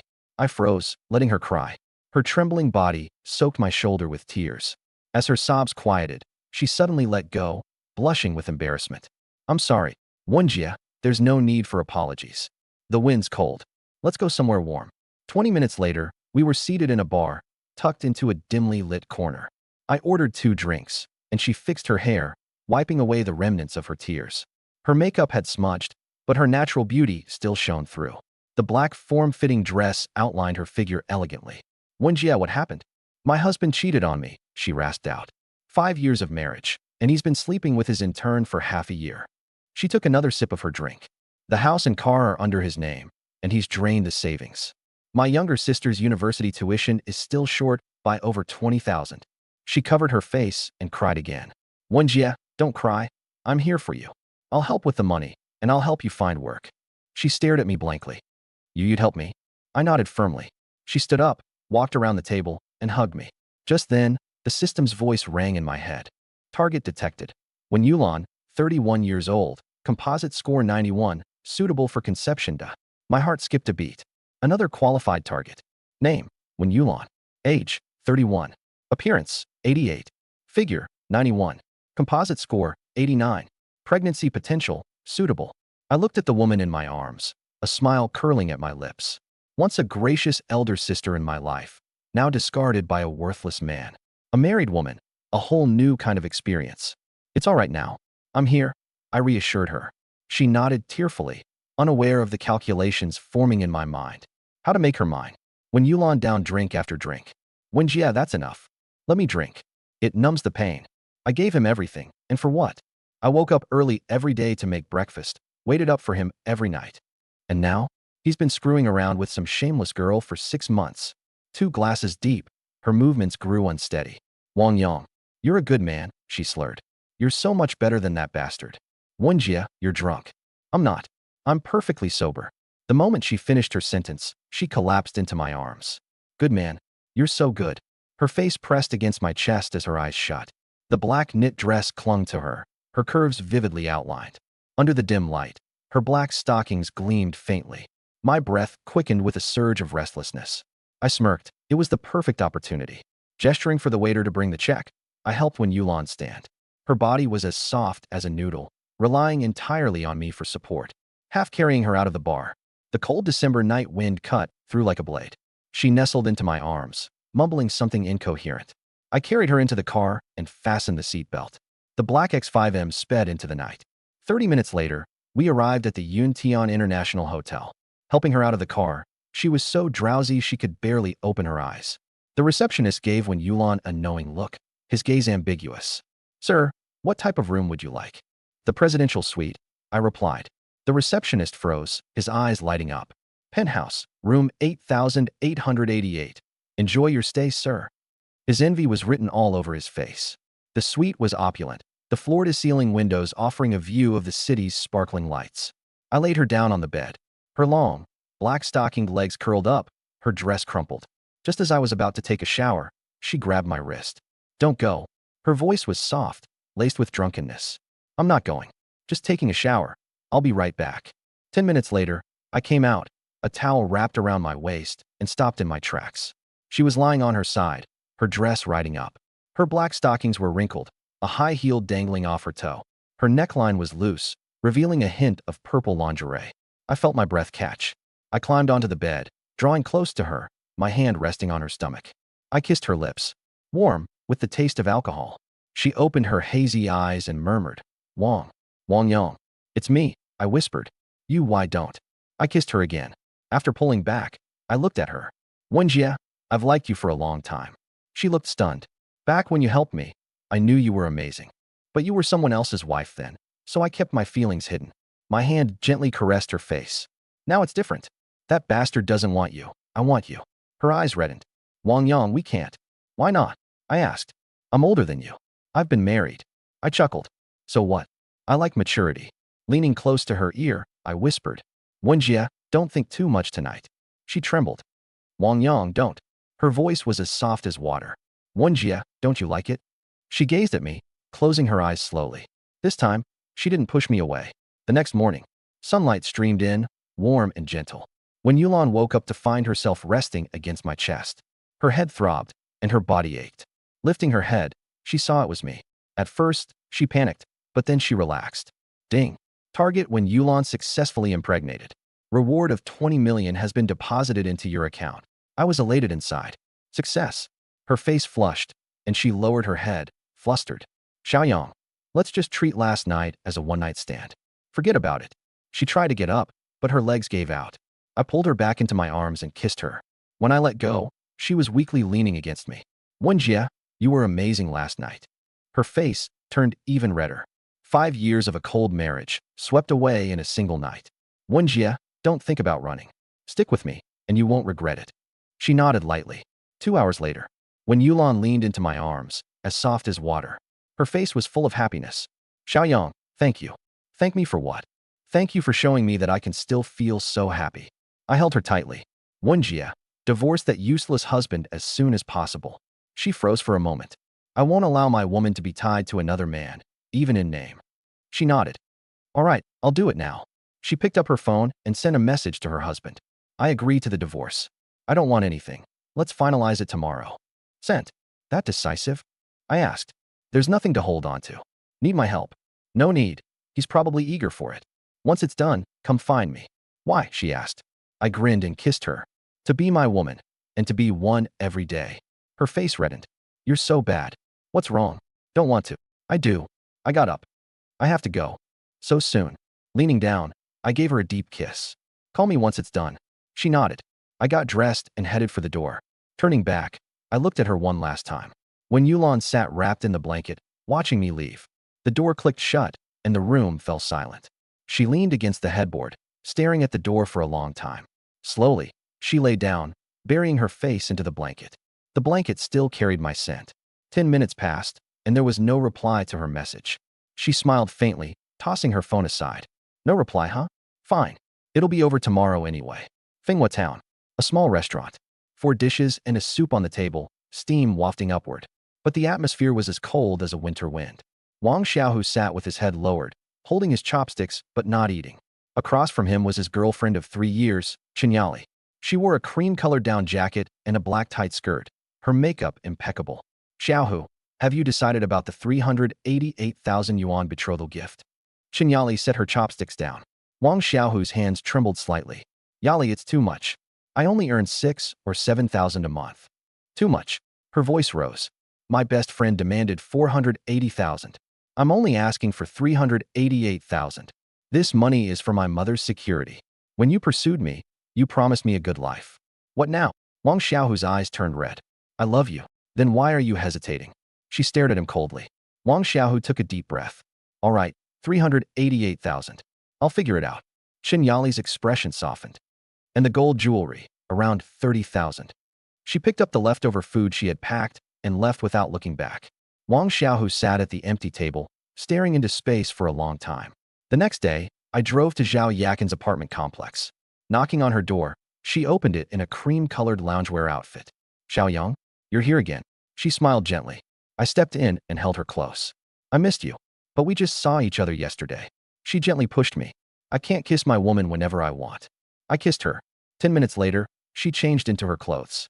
A camel-colored cashmere coat and a black turtleneck dress. She looked stunning. You look amazing. I couldn't help but kiss her again. My lipstick's ruined. She glared at me playfully. Taking her hand, I led her out the door. Let's go. Time to buy New Year's goods. The mall was bustling, filled with the festive spirit of the approaching New Year.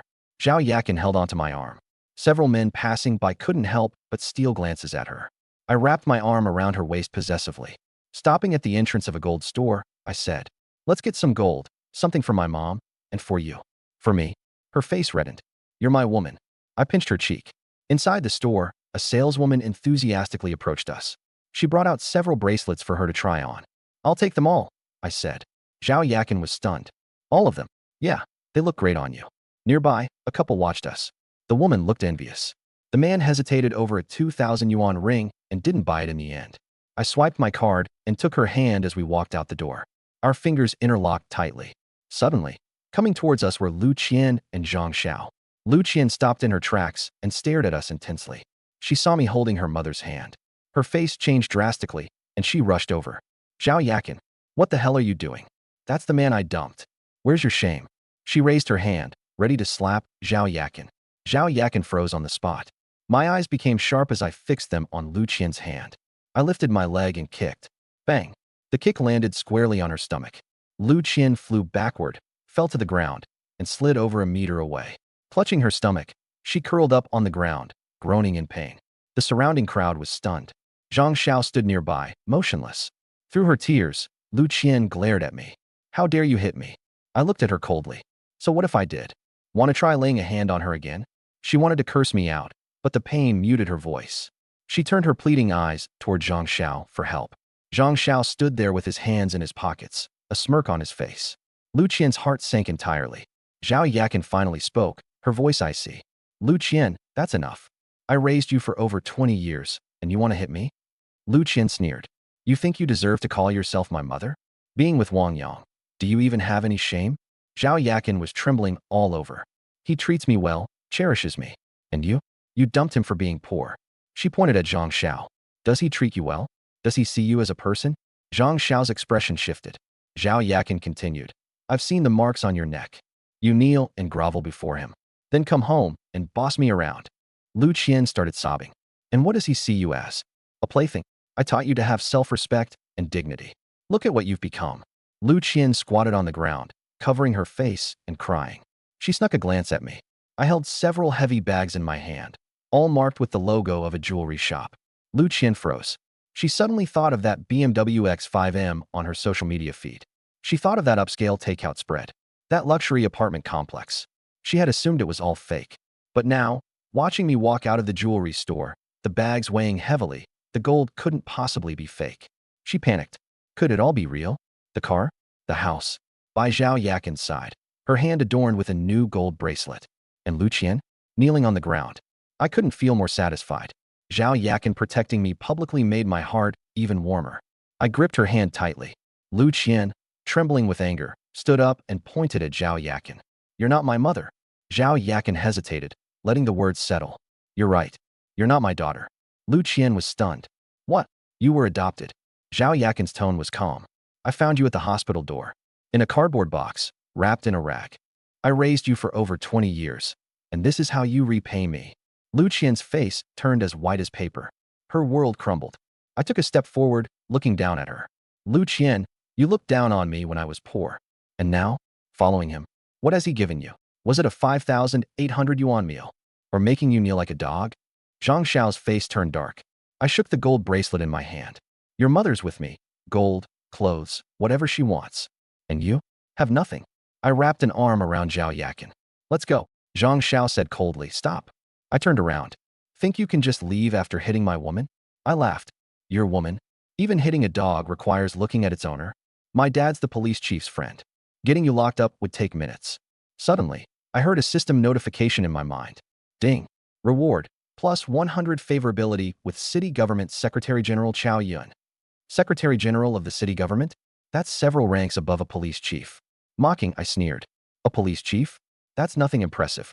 Go ahead. Call him. Let's see who takes action first, him or you. Zhang Xiao's face turned a deep shade of anger, but didn't take a step forward. I turned and walked off decisively. Lu Qian rushed after me. Wang Yang. She fell to her knees. The crowd gasped. I was wrong. I know I was wrong. She reached for the hem of my pants, but I avoided her grasp. 3 years of love, and you're this heartless? I chuckled. 3 years of love. You said poor men don't deserve relationships. They'll always be crushed beneath others.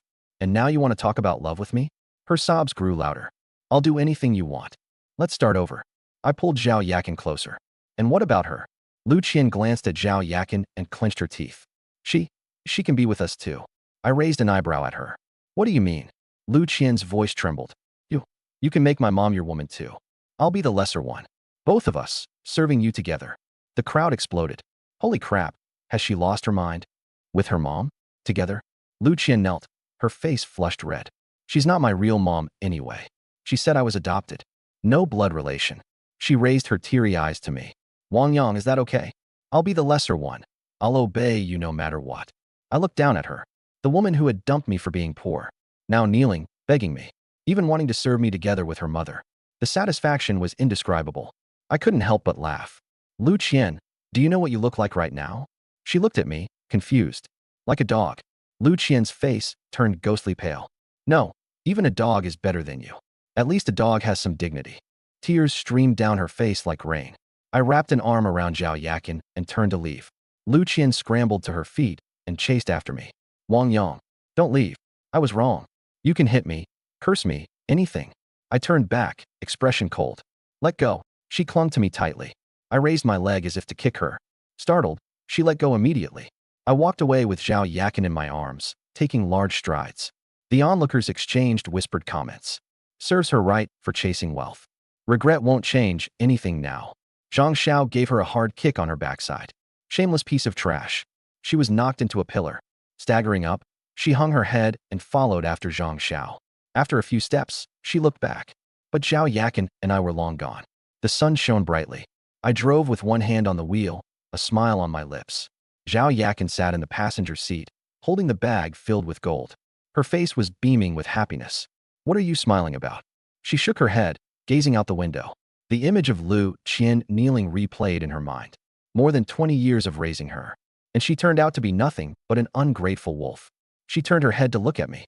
The sunlight fell on my face. What are you thinking about? I figured it out. Some people aren't worth it. I held her hand tightly. Then don't think about them. The car stopped at the entrance of a couple's restaurant. The doorway was covered with heart-shaped stickers. Zhao Yakin froze. I wrapped my arm around her waist. A couple's restaurant. Never been, have you? Her face flushed. When she was young, lack of money kept her away. After becoming a widow, no one brought her here. Xiaoyang, at my age? What age? In my eyes, you're more beautiful than any young girl. Her face reddened even more.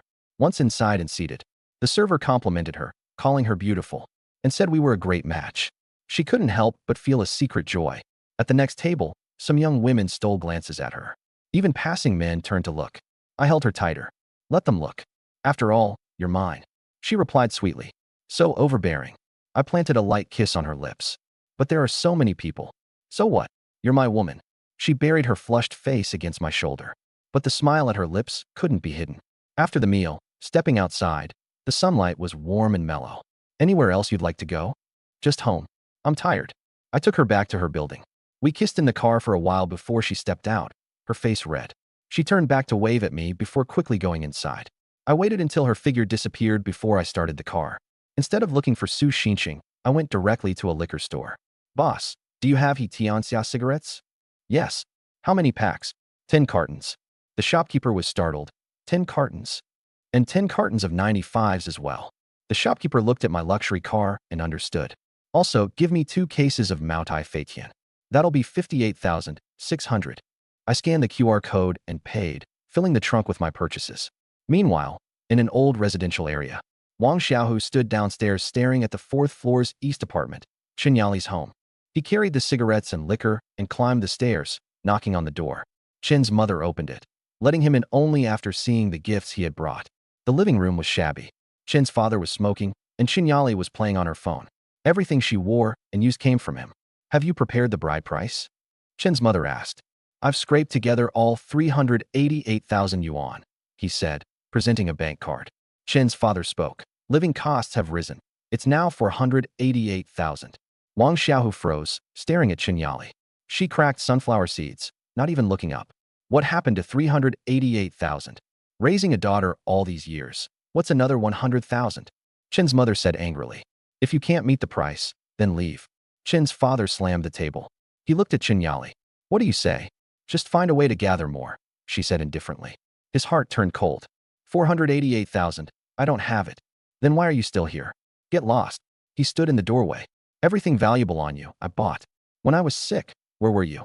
When my parents were ill, did you care? Qinyali's face turned red. I'm just listening to my mother. Fine. Wait for the fool who'll pay you 488,000. He slammed the door and left. Leaning against the wall in the hallway, his eyes were red. He got into his car and lit a cigarette. Memories of 3 years of frugality and his parents' sacrifices flooded back. All for what? He laughed, eyes glistening, not from sorrow, but relief. No marriage, then. Starting the car, he felt an unprecedented lightness. On the top floor of the Yuntian International Hotel, I pushed open the door. Su Xinqing was curled up on the sofa, watching a show. Yang Ji, she exclaimed, throwing herself into my embrace. Staggering back a step from her impact, I smiled, holding her waist. Missed me that much? Her face pressed against my chest as she softly whined. Missed you terribly. I pinched her cheek. Lost weight. No, just missing you. We sat together on the sofa. Her arms around my neck. Her eyes sparkled. I kissed her lightly. She didn't pull away but leaned in closer on her own. So forward today? I missed you, she murmured softly. After the kiss, we were both catching our breath. She nestled into my arms, her face still crimson. Had dinner yet? No, I was waiting for you. What if I hadn't come? But you would come. I ordered seafood, lamb chops, pasta, and pizza. The food arrived in 40 minutes. She fed me while watching the movie. Yang Ji, try this. Casually, I pinched her waist, making her shiver. Yesterday was the gentle Zhao Yakin. The day before, the passionate Qin Suimia. Today, the pure Su Xinqing. Each one with their own unique charm. This is what life is like for someone with money. After the movie, she rubbed her full stomach. So full. I whispered by her ear. Time for me to eat, don't you think? Her face instantly flushed. Go shower first. Will it be okay after I shower? She nodded. There's a little surprise. I headed into the bathroom as her heartbeat quickened. She opened a box, taking out an outfit she'd discreetly purchased. Am I really going to wear this? It's so embarrassing. With only a towel around me, I came out to find the room empty. Xinxing. The door opened, and she stepped in. A white blouse, black pencil skirt, black stockings, and heels. She wore glasses and couldn't meet my gaze out of nervousness. Yangji, what do you think? I tilted her chin up. I like it. Pulling her into my embrace, I laid her down on the bed. Her long, stocking-clad legs curled up, the skirt riding higher. 2 buttons of her blouse were undone. This outfit is irresistible. Her face turned crimson. As long as you like it. I kissed her neck. She trembled, clutching the bedsheets tightly. Let it out. She shook her head. I patted her thigh. Will you call out? Yangji. Call me husband. Who husband? She whispered faintly. Husband. Can't hear you. Husband. This time, it was clear. The night was an endless entanglement. The next morning, she was still in my arms, hair disheveled, and her body marked by the passion of the night. System, was it successful this time? Not yet successful. Please keep trying. Still no success. Zhao Yakin, Chun Suimia, Su Xinqing. Only 2 had conceived.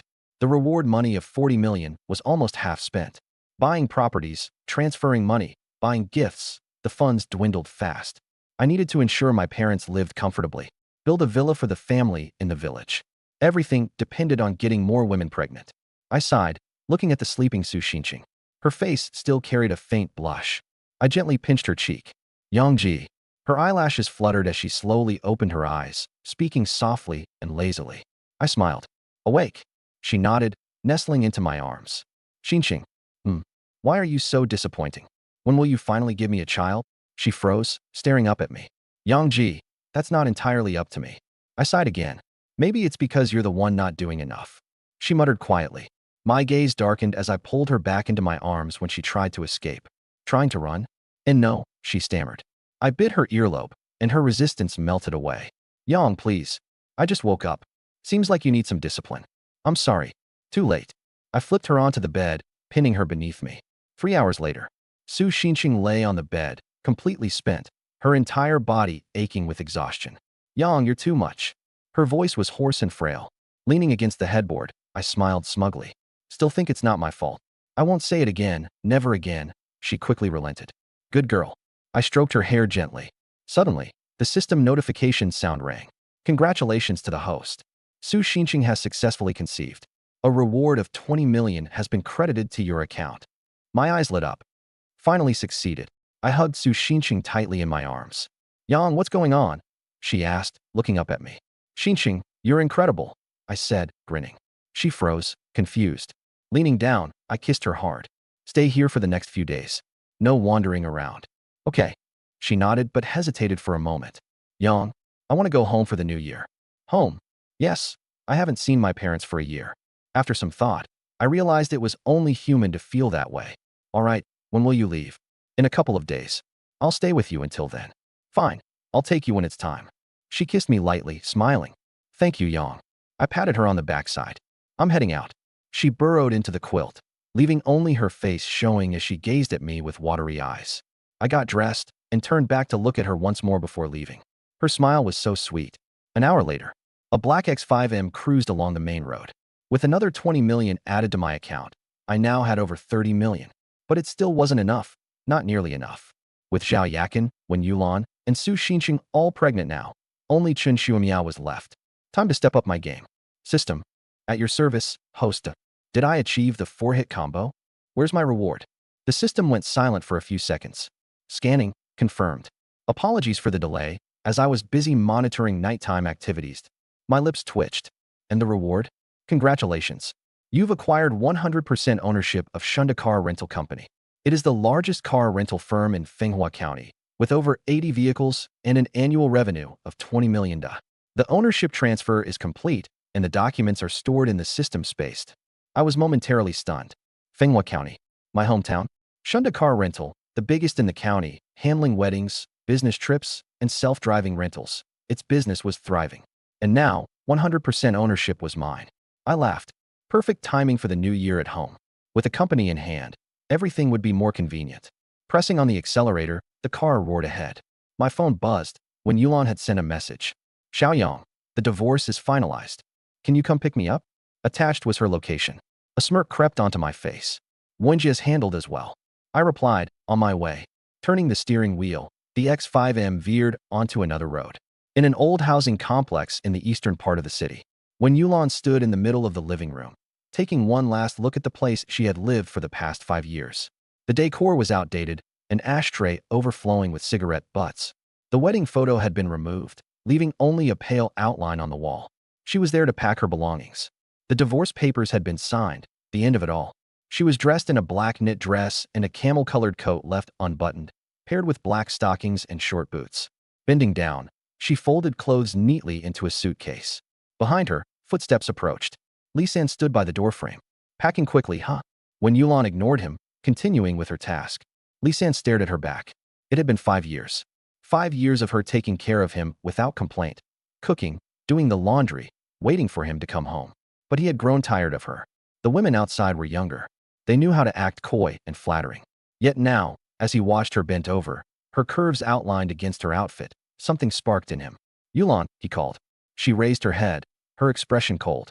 Annoyed, Lisan spoke. Do you know why I don't like you anymore? She didn't reply. You can't lay eggs. 5 years and no pregnancy. My mom's been nagging her head off. The one outside? She's 3 months along already. The problem's you. When Yulan's face paled, her grip on the clothes tightening until her knuckles turned white. Lisan, do you know why I can't get pregnant? He froze. Because you're the one who's incapable. Lisan's face turned beet red. That woman out there? She's lying to you. She's taking your money while fooling around with someone else. I have proof. Rubbish. Don't believe me? Go check her prenatal records. Were they done at the People's Hospital? Lisan raised his hand to strike her. She didn't flinch, staring at him coldly. His hand froze midair, and he didn't dare to lay it down. Gritting his teeth, he stormed out. When Yulan watched his retreating figure, her heart calm. Her thoughts wandered to Wang Yang, the man whose eyes held nothing but her. From now on, follow me. I'll make sure you're never wronged. His words echoed in her ears, and a faint smile touched her lips. She continued packing, bending down to retrieve clothes from the drawer. The black dress hugged her frame tightly. Her slender waist and round hips were perfectly shaped, while her legs, wrapped in black stockings, appeared straight and enticing. Lisan reappeared. This time, he stood in the doorway, his eyes glued to her. 5 years of marriage, and he had never truly noticed her beauty. Today, it struck him like a thunderbolt. His gaze burned with intensity as he stepped into the room, closing the door softly behind him. When Yulan turned to look at him, her brows furrowing. Ignoring him, she resumed her packing. Lisan moved closer, step by step, until he wrapped his arms around her from behind. When Yulan stiffened instantly and began to struggle. Lisan, let go. He leaned close to her ear, breathing heavily. Yulan, I regret it. Are you insane? Let me go? You're disgusting. His hands became unruly, sliding around her waist as he licked her neck. Her eyes reddened with anger. If you don't let go, I'll scream for help. Who'll hear you? This is my house. He turned her around, pressing her against the cupboard and pinning her hands down. Let's remarry, Yulan. You're so much prettier than that other woman. In your dreams. Her phone rang. The screen lit up. Xiaoyang. Lisan's face darkened. He grabbed the phone and smashed it to the ground with all his strength. The screen shattered. You're having an affair. Who the hell is Xiaoyang? We're divorced. I'm free. Divorced or not, you're still mine. He tossed her onto the bed and pounced on her. Downstairs. I parked the car and called her, but no one answered. My face darkened as I sprinted up to the 4th floor. The door was ajar, and from inside came cries. Let me go, you beast. Followed by heavy breathing. My mind buzzed, and I kicked the door wide open with one savage blow. The living room was empty. The sounds were coming from the bedroom. I charged over and kicked the door open with all my might. The scene before me made my vision blaze red. When Yulan was lying on the bed, her clothes in disarray. Her black stockings were torn, exposing her thighs. She was struggling desperately, pushing against the man on top of her. Lisan was pressing her down, pinning her wrists. With the other hand, he was tearing at her clothes. I rushed over, grabbed Lisan, and yanked him off. A punch landed squarely on his face. He crashed into the wall and slid to the floor, clutching his nose and screaming in pain. I kicked him hard in the stomach. He curled up on the floor, groaning in agony. I grabbed him by the hair and threw another punch. You want to die? Lee San's face was covered in blood. When he saw me, he froze. You, who are you? I punched him again. I'm her man. Lee San was stunned. Her man? When Yulan's man? I stepped on his face with my foot. Did you touch her just now? No. I didn't do anything. I pressed down harder. When Yulan is mine. If you dare touch her again, I'll kill you. Lee San trembled with fear. I won't dare anymore. I turned towards the bed. Yulan was sitting there, her eyes red. Xiaoyang. I pulled her into my arms. She leaned against me, trembling as she cried. I patted her back. It's okay now, I'm here. She cried even harder. When she finally stopped crying, I wiped her tears. Can you walk? She nodded. I draped my jacket over her shoulders. Glancing back at Lee San, I saw him cowering in the corner, his face bloody and shaking all over. I'll spare you today. Next time, I'll finish you. I supported Yulan as we left.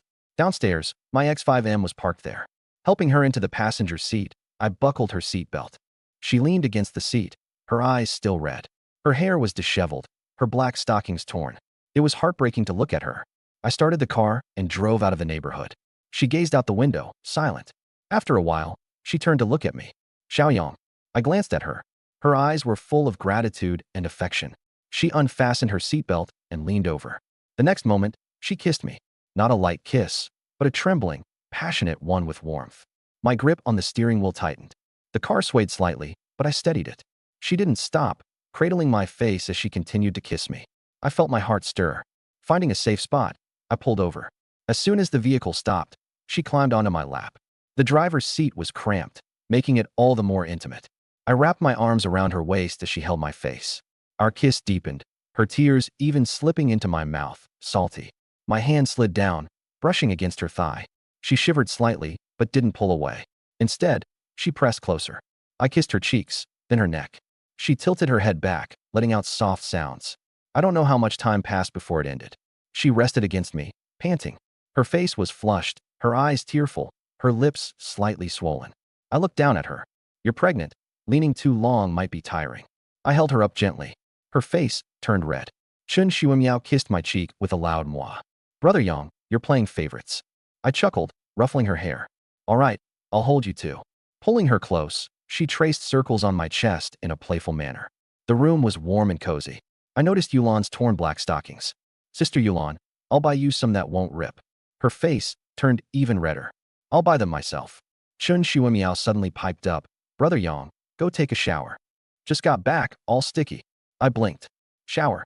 She grabbed Yulan's hand. I brought a new shower gel. It smells great. The two of them walked to the bathroom door. Chun Shuimiao turned back, grinning. Brother Yang, just wait. The door closed. I laughed. All right, I'll wait. The sound of water splashing came from the bathroom. I scrolled through my phone.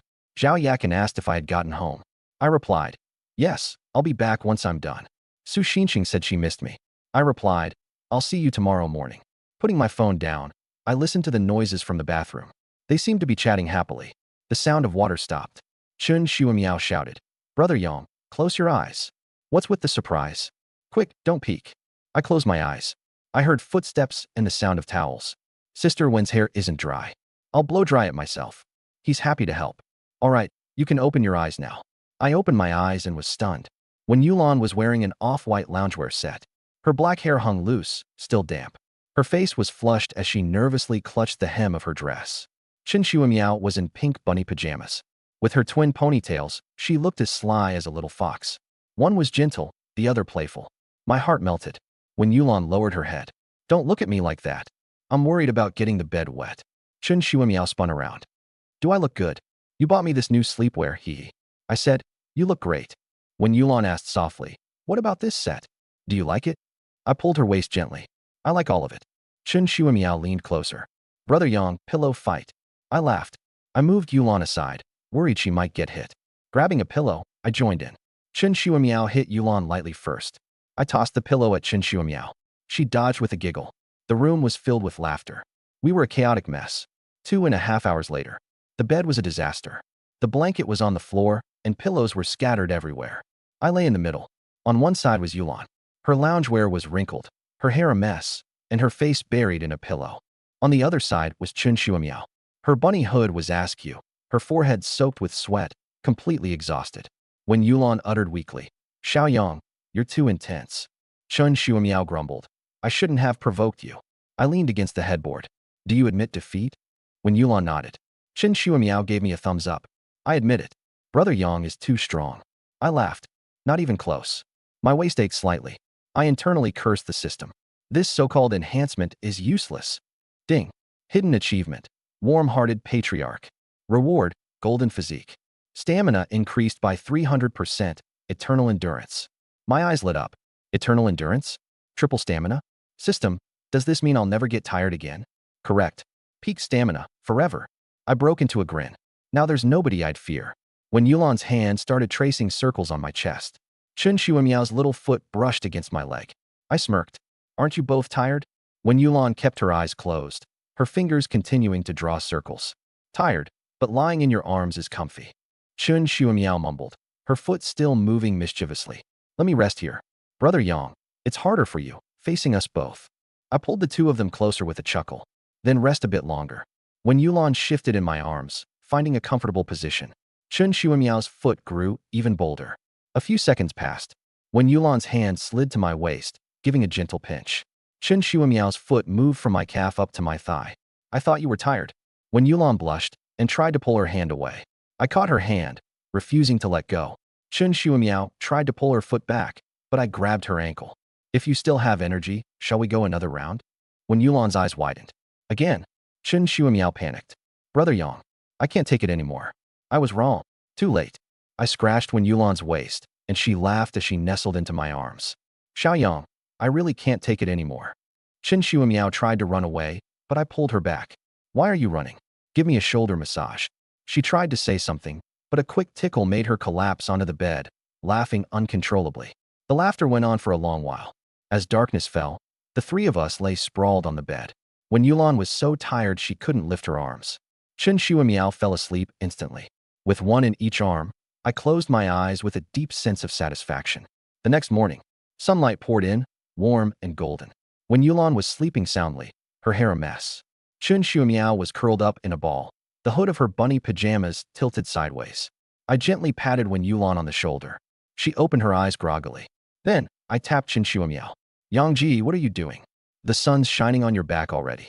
When Yulan blushed and buried her face in the pillow, Chun Shuamiao snuggled into my arms. Morning, Yangji. I ruffled Wen Yulan's hair. Xiaoyang, stop. Why? You won't even let me touch you first thing in the morning. My legs are sore from running too much last night. Chun Shuamiao nodded in agreement. I can't even straighten my back. I kissed Wen Yulan on the cheek, then pecked Chun Shuamiao on the lips. I'll be nice to you today. Let's go shopping. Shopping? For clothes and stockings. When Yulan hesitated. I think I'll pass. Chun Shuamiao held her hand and pouted. Sister Wen, come on. Yang Ji's paying. Unable to resist, when Yulan nodded. An hour later, at the mall entrance, when Yulan wore a cream-colored coat and a black turtleneck sweater, Chun Shuamiao sported a pink down jacket over a white sweatshirt. I had one of them on each arm. As soon as we walked in, every head turned toward us. A group of guys chatting suddenly fell silent. A couple, where the man stared, dumbstruck, left the girlfriend pinching him angrily. On the escalator, a middle-aged man was caught staring until his wife snapped him out of it with a slap. Wow, those two women are stunning.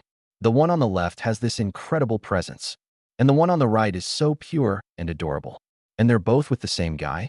How does that happen? I felt a thrill of pride. Chun Shuamiao tilted her head confidently, even winking at a few young men nearby. Meanwhile, when Yulan kept her head down, her face flushed. Sister Wen, don't be nervous. I'm not used to this. You'll get used to it eventually. When Yulan glanced up at me, I gave her a gentle pat on the backside. Relax a little. She shivered all over, her face turning an even darker shade of red. Xiaoyang, cut it out. Chun Shuamiao laughed so hard, she almost bent over. Sister Wen, you're just too cute. We drew attention everywhere we went. The envious and jealous stares of men filled the air. Money truly is a wonderful thing. We walked into a women's clothing store. The sales assistant greeted us warmly. What would you like to look at, sir and madams? I pointed to a cream-colored knitted dress on display. That one, let her try it on. The saleswoman's eyes lit up as she nodded enthusiastically. Chun Shuamiao pulled Wen Yulan toward the racks. Sister Wen, this would look amazing on you. Your figure is so good. You'd look beautiful in anything. When Yulan was pushed into the fitting room, while Chun Shuamiao chose a few outfits for herself and followed suit. I sat on the sofa, waiting. A few minutes later, when Yulan stepped out, the cream knitted dress hugged her figure perfectly. A slim waist, curvy hips, a proud chest. The hem reached her calves, with a slit revealing her fair, slender legs. Every man in the store was dumbstruck. Boyfriends accompanying their girlfriends couldn't help but stare until they were snapped back to reality by a pinch. Even the saleswoman was amazed. It's absolutely stunning. Like it was tailor-made for you. When Yulan looked shyly at me, I stood up, overwhelmed by her beauty. You look amazing. Her face turned even redder. Really? I wrapped my arm around her waist. Really? Stunning. Then, I gave her a soft kiss. The men nearby turned green with envy. At this moment, Chen Shuimiao also walked out. A black miniskirt showcased her long legs, and her double ponytails gave off a mix of purity and allure. The men's jaws nearly dropped. She spun around in front of me. Yangji, how do I look? I patted her on the backside. Beautiful. Her cheeks turned red, but her smile was radiant. These 2 pieces, take them. Let's keep looking for more. We picked out a few more outfits. In the end, we bought 7 or 8 pieces. I swiped my card, 23,000 yuan without blinking an eye. We stepped into a jewelry store. Bracelets, bring out some of the nicest ones. The saleswoman brought out 3 gold bracelets. Chun Shuimiao picked up a thin one and compared it against her wrist. Does this look good? Yes, it does. What about this one? They're all good. Then I'll take them all. All right, all of them it is. I personally put one on when Yulan's wrist. She froze, her eyes watering slightly. Suddenly, a sharp voice broke the moment. Oh, isn't this when Yulan? When Yulan's face turned pale. It was Li San's mother. Beside her stood a young pregnant woman. Li's mother approached, her tone dripping with scorn. Just divorced my son, and you're already latching on to someone else? Her voice was intentionally loud, drawing the attention of everyone in the store. When Yulan clenched her fists, we're divorced. Whoever I'm with now is none of your business. None of my business? 5 years of not getting pregnant, and now you're off fooling around. The young woman caressed her belly smugly. Mom, don't bother with her. I wonder if this man knows she's barren. When Yulan's face went ghostly pale, her whole body trembling. Chen Shuimiao grabbed my hand. Yangji, let me handle this. She stepped forward, her smile delightfully sweet. 5 years without conceiving. But did you know that your son, Li San, is impotent and suffers from premature ejaculation? Li's mother's expression changed. What did you say? 5 years, and sister one didn't get pregnant. Did you really think it was her fault? Your son's been messing around with countless women outside. Did any of them get pregnant? Chen Shuimiao glanced at the young woman's belly. Oh, you're pregnant, are you? Are you sure the baby belongs to Li San? The young woman's face turned deathly pale. You're lying. Chen Shuimiao blinked innocently. Lying? Well, why don't you do a paternity test? Li's mother's expression darkened completely. At that moment, Li San walked in. When he saw me, he froze in place, instinctively taking a step back. Li's mother felt emboldened and yelled, Son, this wretch is insulting you. Li San didn't dare confront me. He could only direct his anger toward Wen Yulan, already with another man right after the divorce. Shameless. Chen Shuimiao sneered. Li San, wasn't it? You look like a clay pot, and you're impotent. Sister Wen stayed with you for 5 years. What a mistake. Li San's face turned crimson. He raised his hand to hit Chen Shuimiao. I grabbed his wrist midair. And what exactly do you think you're doing? I tightened my grip. Li San cried out in pain. Let go, let go. I didn't release him. Instead, I squeezed even harder. He bent over, wailing in agony. Li's mother panicked. Let go of my son. I shot her a cold glance. She immediately backed away. Finally, I released Li San. He clutched his wrist, beads of sweat covering his forehead. He didn't even dare to look me in the eye. I stared at Li San. Did you forget what I told you last time? Li San trembled. I didn't forget. Take your mom and that woman with you, and get lost. He dragged the 2 of them away in disgrace. When Yulan finally broke down, tears streaming, Chen Shuimiao hugged her. Big sister one, men like that aren't worth it. I pulled both of them into my arms. When Yulan looked up, Xiaoyang, thank you. I wiped away her tears. No need to be polite. Chen Shuimiao smiled brightly. Big sister one, from now on, we're sisters. As we continued shopping, I bought 3 gold bracelets. One for each of us, shining brilliantly. 60,000 yuan, and I didn't even blink. Outside a private room in a high-end restaurant, Lu Qian stumbled out disheveled. Our eyes met, and both of us froze. When she noticed the gold bracelet on Chen Shuimiao's wrist, her face twisted. Chen Shuimiao, you slut. Chen Shuimiao blinked innocently. Oh, long time no see. I asked you to test Wang Yang, and you dared to seduce him? Chen Shuimiao chuckled. Brother Yang is so good. Why wouldn't I? Look at the state you're in now. Zhang Xiao stormed out and grabbed Lu Qian by the hair, dragging her back inside. Lu Qian shrieked. Wang Yang, help me. I watched coldly on. Zhang Mingde cast a vicious glance at me. Mind your own business. The door slammed shut heavily, and faint, heart-wrenching cries sounded within. I turned away. Let's go eat. Inside the private room, I ordered a table full of good food. Chen Xiumiao picked up a piece of meat and held it to my lips. Brother Yang, try this. When Yulan hesitantly followed her, offering me a piece of fish. Her voice was so faint it was almost inaudible. When I placed my hand on her leg, she shuddered. Chen Xiumiao teased mischievously. Brother Yang, should we eat first or eat us first? Let's eat first. We'll talk after I'm full. Two women, one bold, one shy, each charming in her own way. As we continued shopping, I accompanied them to try on new pants. Chen Xiumiao slipped into a pair of tight jeans, leaning close to me and whispering, Brother Yang, whose do you like better? I like them both. Such a perfunctory answer. I fixed my gaze on her. Then what do you want to hear? Compliment me. You look fantastic in jeans. Your legs are so slender and long. Appeased, she kissed me on the cheek. When Yulan, wearing soft wide-leg trousers, looked just as stunning, gentle, and elegant. On the way home, both of them were worn out. Chun Shuimiao flopped onto the bed. So tired, when Yulan rubbed her stomach. I'm stuffed. I offered to massage their legs, but they refused. Brother Yang, you must be tired too. We'll do it ourselves. All right then, I decided to go out for some fresh air. The doorbell rang. When I opened the door, there stood a stranger, a woman around 25 or 26, dressed in yoga attire and slightly damp with post-workout sweat. I'm Lin Wan, your new neighbor from downstairs. My faucet's broken. Could you help me fix it? I nodded. Sure, let me take a look. Following her into her apartment, I noticed a few pieces of lingerie strewn on the sofa. Embarrassed, she quickly hid them behind her. I forgot to put them away. The faucet in the bathroom was dripping incessantly. I adjusted a few screws with a wrench. All set. As I was leaving, I accidentally stepped on some water and slipped. She instinctively tried to catch me, and we ended up colliding, me pressing her down, my face buried in her neck. Incredible softness. System recognition activated. Name, Luo Shiyun. Looks, 93. Figure, 96. Overall score, 95. My heart skipped a beat. Another promising target. She quickly pulled back, her cheeks scarlet. I'm so sorry. I smiled. I should be the one apologizing. I slipped. Luo Shiyun shook her head. It's fine. We stood at the bathroom door, a subtle tension between us. I looked at her. Let's exchange WeChat. That way, you can reach out directly if something happens again. She paused, then nodded. Okay. After scanning to add her, I noticed her profile picture was a cat, with the display name, Shiyun.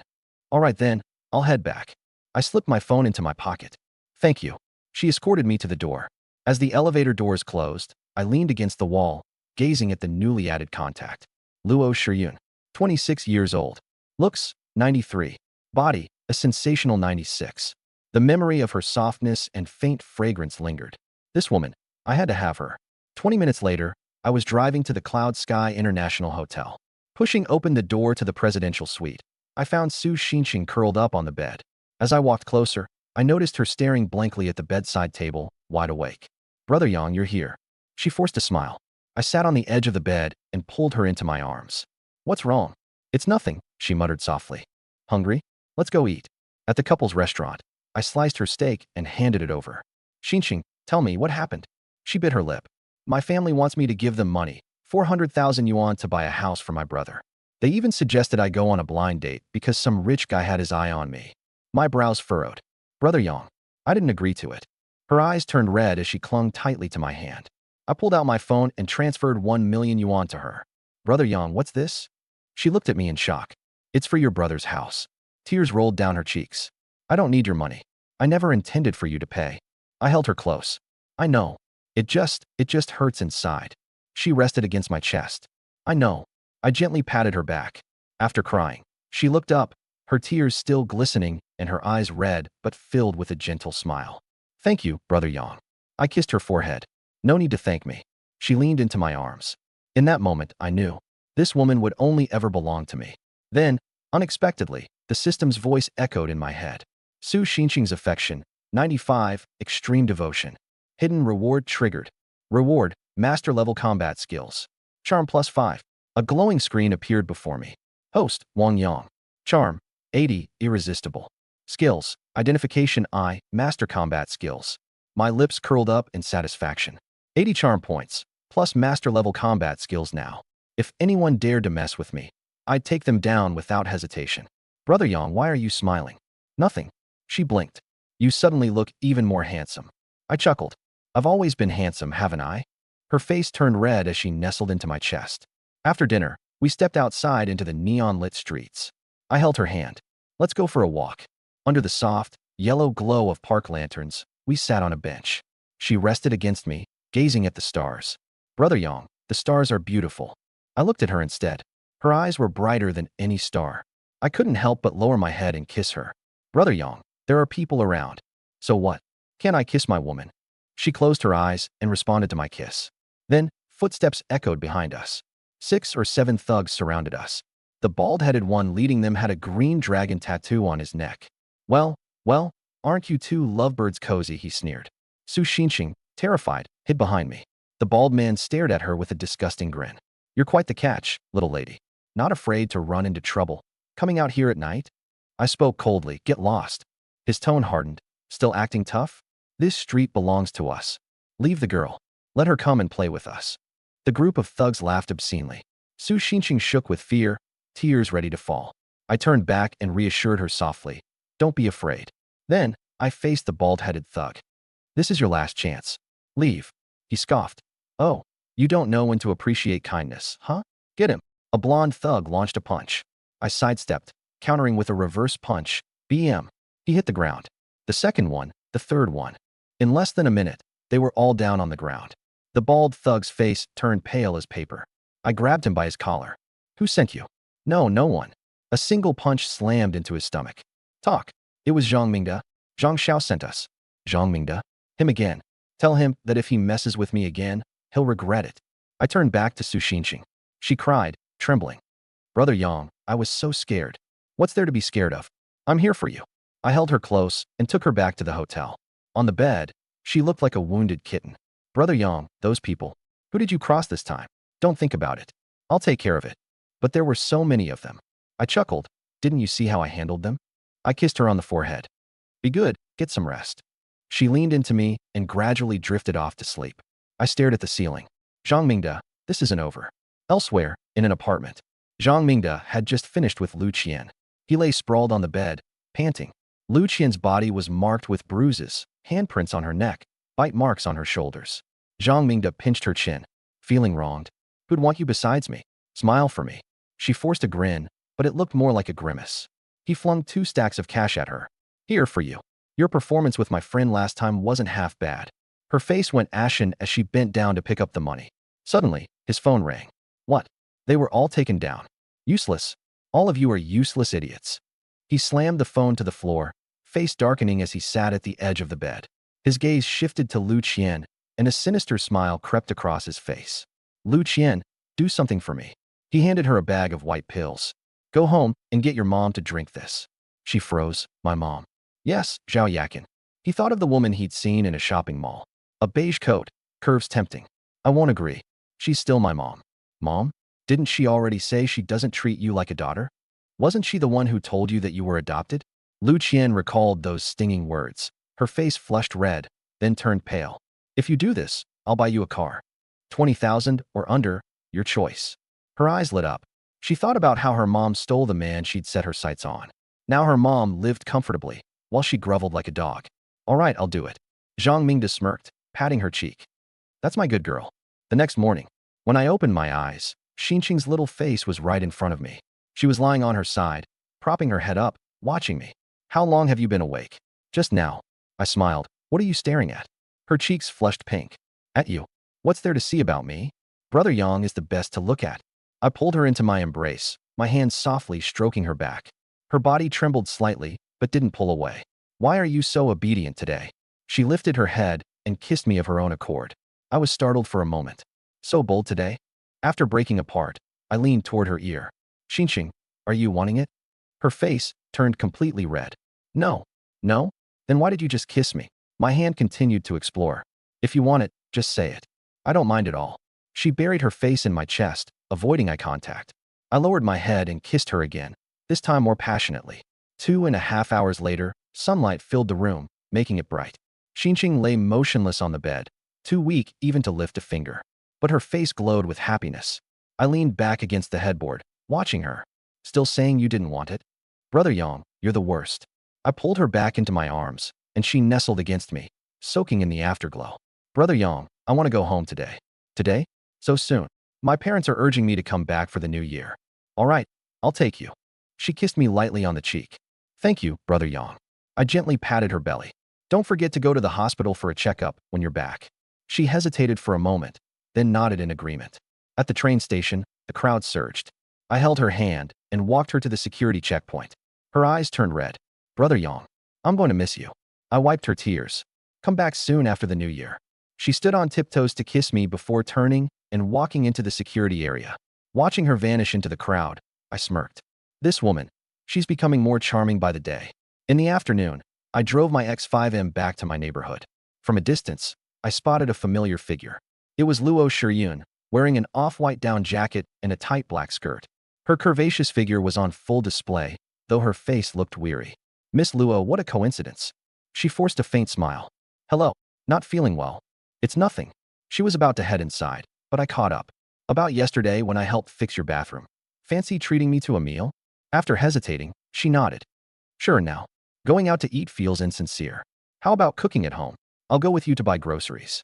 She glanced at my X5M, hesitated briefly, then said, okay. The confined car space was filled with her faint, captivating fragrance. I took a deep breath, feeling a surge of joy. How long have you lived here? More than half a year.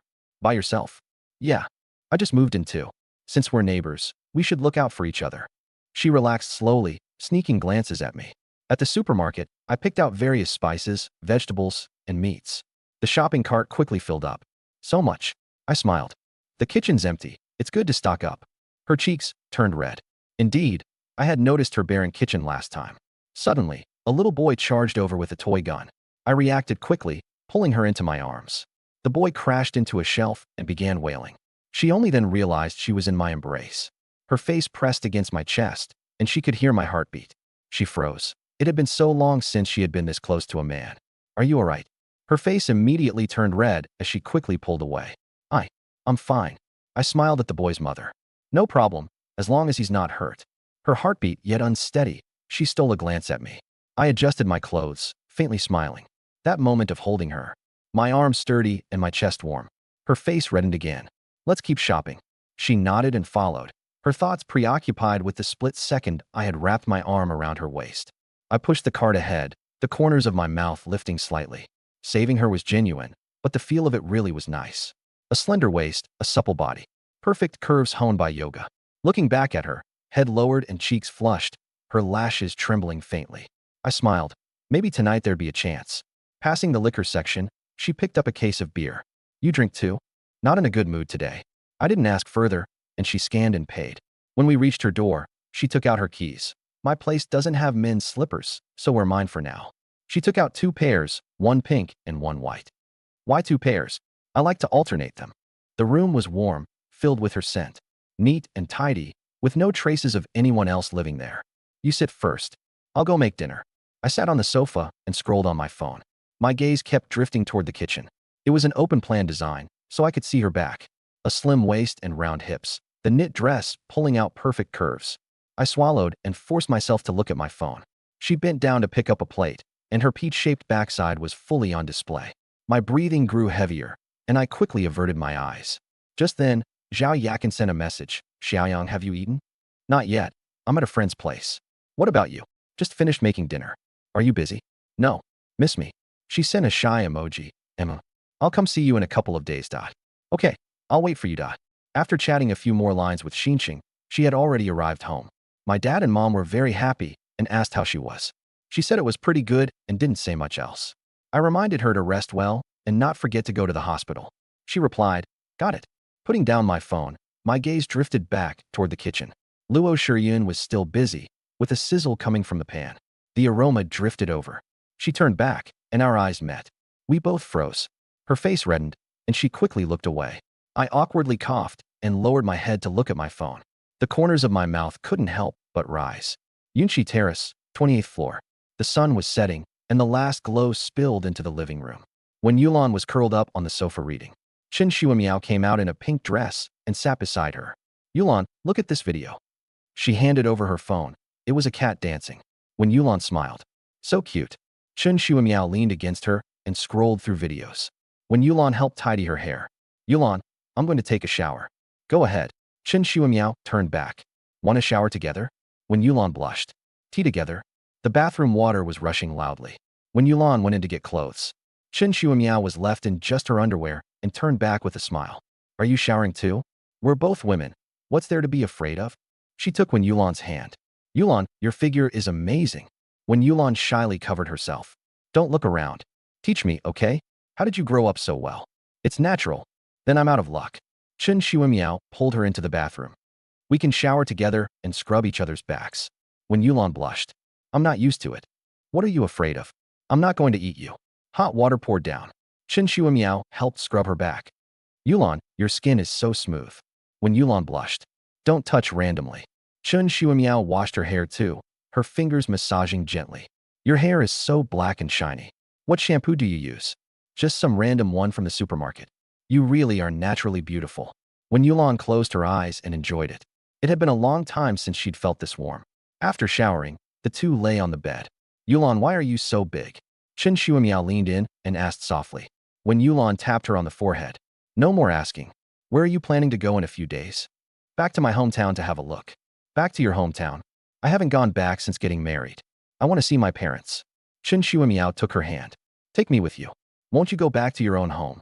My family keeps urging me to get married all the time. It's so annoying. Seeing her spoiled, coquettish look, when Yulan softened. All right, we'll go together. Chen Shuimiao threw herself into her arms. Yulan, you're the best. 25th floor, Unit 2503. The dining table was covered with dishes. Braised pork ribs, steamed sea bass, garlic broccoli. The aroma was overwhelming. Luo Shiyun took off her apron and looked at me shyly. I just made some simple dishes. Try them. My eyes lit up. Simple? This is a feast. Way better than what I usually eat. Sister Shiyun blushed. Don't say that. I picked up a rib. It was tender and richly sauced, fatty but not greasy. Delicious. Sister Shiyun, your cooking is amazing. The corners of her mouth lifted. You're not just saying that to make me happy, right? I picked up a piece of fish. It was fresh and tender, with no fishy taste. Sister Shiyun, this is even better than my mom's cooking. Her face turned red with embarrassment. Stop praising me. I'm not praising you. I'm telling the truth. She lowered her head, feeling sweet inside. If it tastes good, then eat more. I smiled. Then I won't be polite. As I ate heartily, she sat across from me, occasionally looking up at me. This man really looked good even when eating, and he was handsome too. She shook her head, forcing down the wild thoughts in her mind. I set down my chopsticks. Sister Shiyun. She looked up at me. Whoever marries you is truly blessed. She froze. You're beautiful, have a great figure, and can cook. Perfect. She blushed. Don't talk nonsense. I'm serious. Whoever marries you will have their ancestral grave smoking. She lowered her head, not daring to look at me, a strange feeling rising in her heart. Seeing her shy like that, I secretly laughed. Xiaoyang wants some wine. I was startled. What did you call me? You're a few years younger than me, so I'll call you Xiaoyang. I like that. Then can I call you Sister Shiyun? She nodded. She took beer from the fridge and poured us 2 full glasses. I raised mine and clinked it against hers. Come on, drink. She tipped her head back and downed a big mouthful. Sister Shiyun, what's wrong today? She was silent for a few seconds. It's almost the new year. I want to go home, but I don't dare. My family still doesn't know about the divorce. I'm almost 30. In their eyes, I'm just an old maid. As she spoke, her eyes reddened. My heart ached, and I patted her shoulder. Don't think so much. Your parents must miss you. They'd be thrilled to have you back. Her eyes were red. Really? Really? If they keep nagging you, call me. I'll keep you company and talk with you. She burst out laughing. What good would that do? I'm good with words. I can cheer you up. See, you're smiling now, aren't you? She laughed again. All right. All right. I know you're good with words. She took another sip of wine. Watching her smile, a thought flashed through my mind. This is an opportunity. She's in a bad mood and needs someone with her. The two of us kept drinking, and she gradually became more talkative. My ex-husband was a jerk. He said all the right things when we got married, but he changed after less than 2 years. Tears fell. I handed her a tissue. That kind of person isn't worth it. You're doing pretty well now, aren't you? She wiped her tears and nodded. Getting divorced actually made life easier. What about you? Why are you alone? I'm not alone. I have a girlfriend. She froze for a moment, lowered her head, and felt disappointed. I laughed inwardly, not saying how many I had. One bottle after another. Her face grew flushed, and her eyes became hazy. Xiaoyong, I'm envious of women who have husbands who love them. I want someone to hold me while I sleep. The fire in my heart slowly began to burn. She suddenly stood up, her body swaying. I quickly caught her, and her whole body fell into my arms. A faint fragrance drifted into my nose, and she was soft like she had no bones. She pressed against me, her curves full and rounded. I looked down at her. Her face was red, and her lips were slightly parted. I wanted to help her sit on the sofa, but she clung to my neck and looked up at me. Her eyes were blurred and misty, bright with tears. Her face was so close I could feel each other's breath. Her lips brushed the corner of my mouth, soft and quick, as if by accident. My head buzzed, and I kissed her hard. She didn't push me away. Instead, she responded. Clumsy and unpolished, but real. I wrapped my arms around her slender waist and thought of how she had smelled when I carried her in the supermarket. I deepened the kiss. When we finally broke apart, she fell asleep in my arms. I looked at her and wanted to carry her to bed. My phone rang. The screen showed, Zhao Yakin. Yakinja missed me. Xiaoyong saved me. Her voice was full of fear. Yakinja, what's wrong? Lu Qian's voice came through the phone. Mom, stop struggling. Yakinja. The call was cut off. I kept dialing, but no one answered. I put Luo Shiyun on the sofa and rushed out the door. Zhao Yakin was lying on the sofa, her whole body burning hot. Her face was flushed red, and her breathing was rapid. Sweat had soaked through her loungewear. Lu Qian sneered. Mom, you're so tender right now. When young Master Zhang comes, do you think he'll like it? Zhao Yakin cried. I'm your mother. Mother? Did you think of that when you snatched Wang Yang from me? Lu Qian shouted angrily. Did you think of that when you took him to buy that gold bracelet, smiling so happily? The doorbell rang. Zhang Mingde had arrived, followed by a bald man and a blonde-haired man. Lu Qian's face went pale. Young Master Zhang, didn't you say you were coming alone?